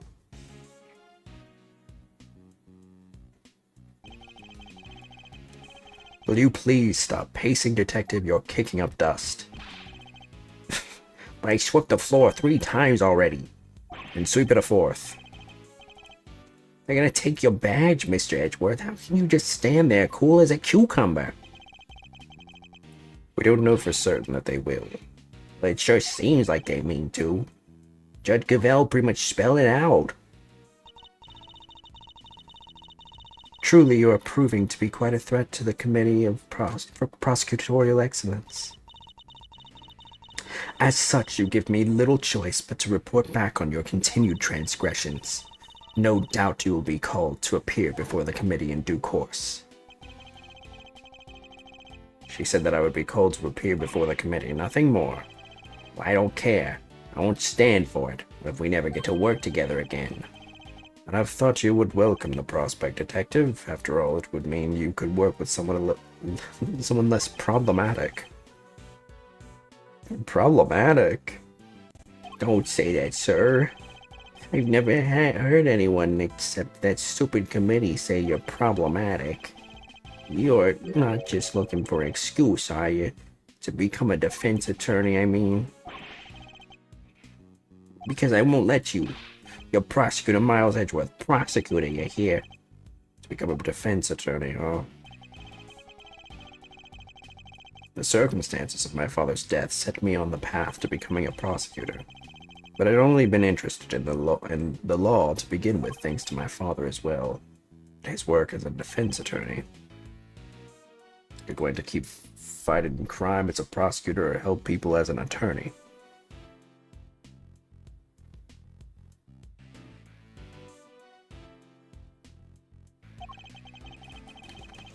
Something tells me you've got a big decision ahead of you. One only you can answer. Are you listening, Mr. Edgeworth? I said I won't let you do this. Really, Detective, there's no need to be so dramatic. Who knows, the next prosecutor you work with might be a little more lenient with your salary assessments. Ah, really? So, no more instant noodles? I mean, no. What are you saying, sir? I don't care about any of that stuff. But you thought about it, didn't you? If only for a moment. We're busy in here. Come back later.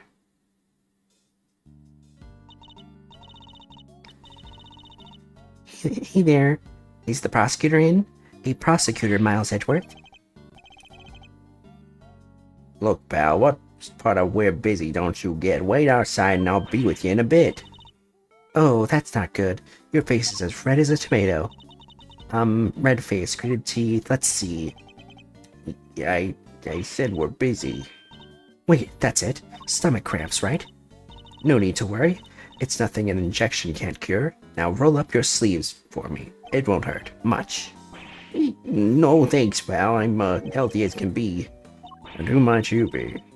Oh, sorry. I forgot to introduce myself, huh? The name's Needler. Florence Needler. A nurse at Hertz Hospital. Well, nobody here is hurt, so are you sure you have the right room? Yeah, you're Prosecutor Edgeworth, right? There's just some deep furrows in your brow.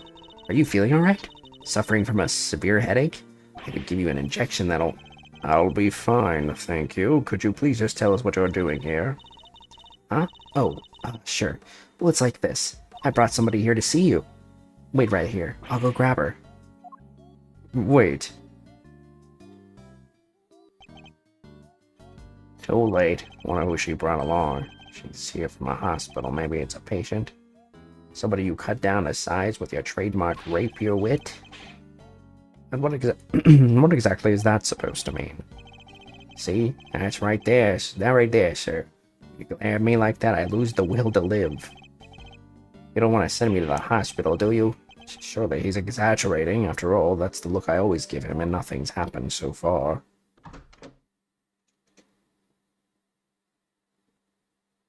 Oh. Sorry to keep you fellas waiting. Well, thoughts? Oh. Thoughts on what? You don't recognize me? Something about her, something familiar. This had your name on it. So I thought just maybe... So you really did put somebody in the hospital. Don't be ridiculous, detective. Look, sir, your name's right there on the card.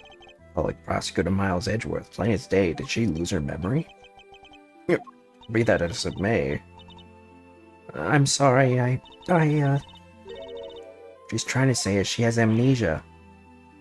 Amnesia? Yes, at least that's what they tell me. Her parents must be so worried about her. But they've only been getting around 8 hours of sleep each night. You gotta feel for them. Do I, though? That's quite a lot of sleep, if you ask me. Whoa, tough break. But don't you worry, alright? Since you had his car, that means you really must know Mr. Edgeworth somehow. So just sit back and we'll take it from here, right, sir? At the very least, we might be able to help you figure out your identity. Really? Will you? It's going to come down to what you remember, but yes.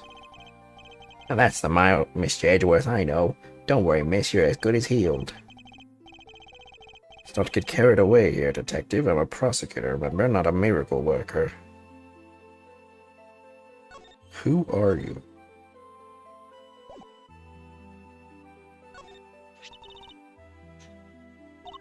I'm sorry.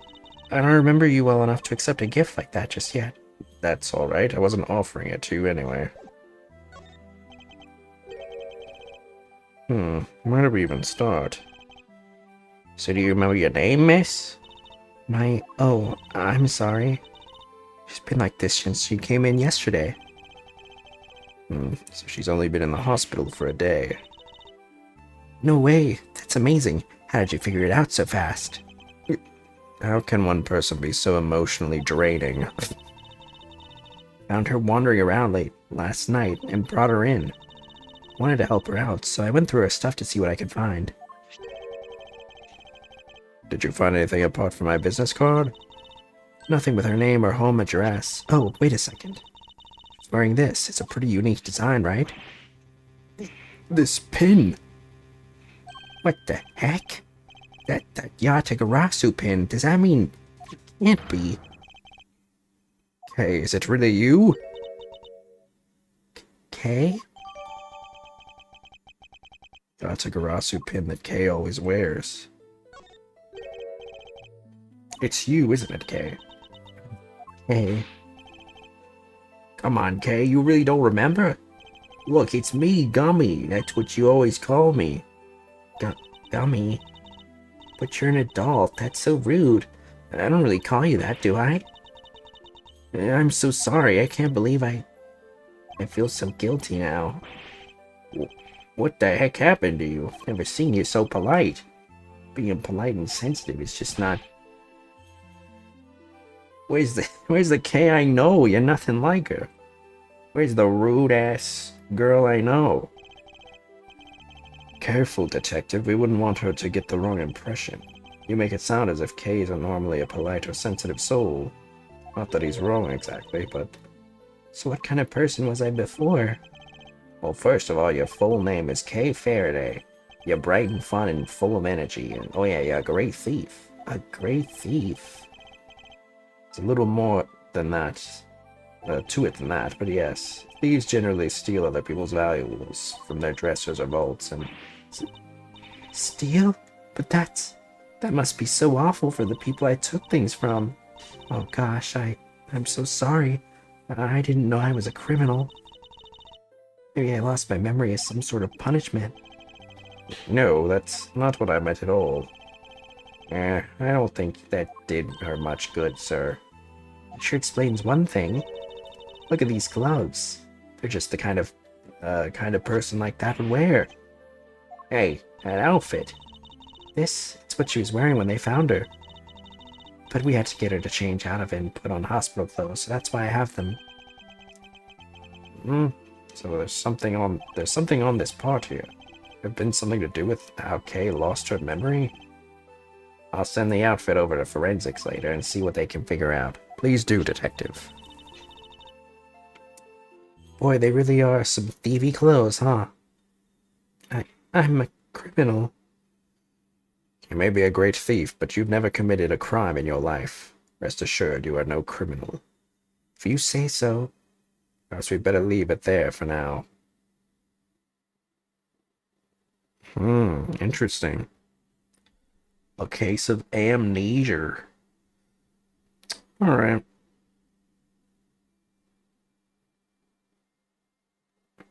I think I'm gonna call it there. 6 hours in. Thanks everybody so much for watching. We'll be back tomorrow with Sandland. We're going to Forest Land. Very excited. Love you guys so much. You're the best. And see you then. Love you guys. And as always, ciao. Bye, everybody. Amnesia.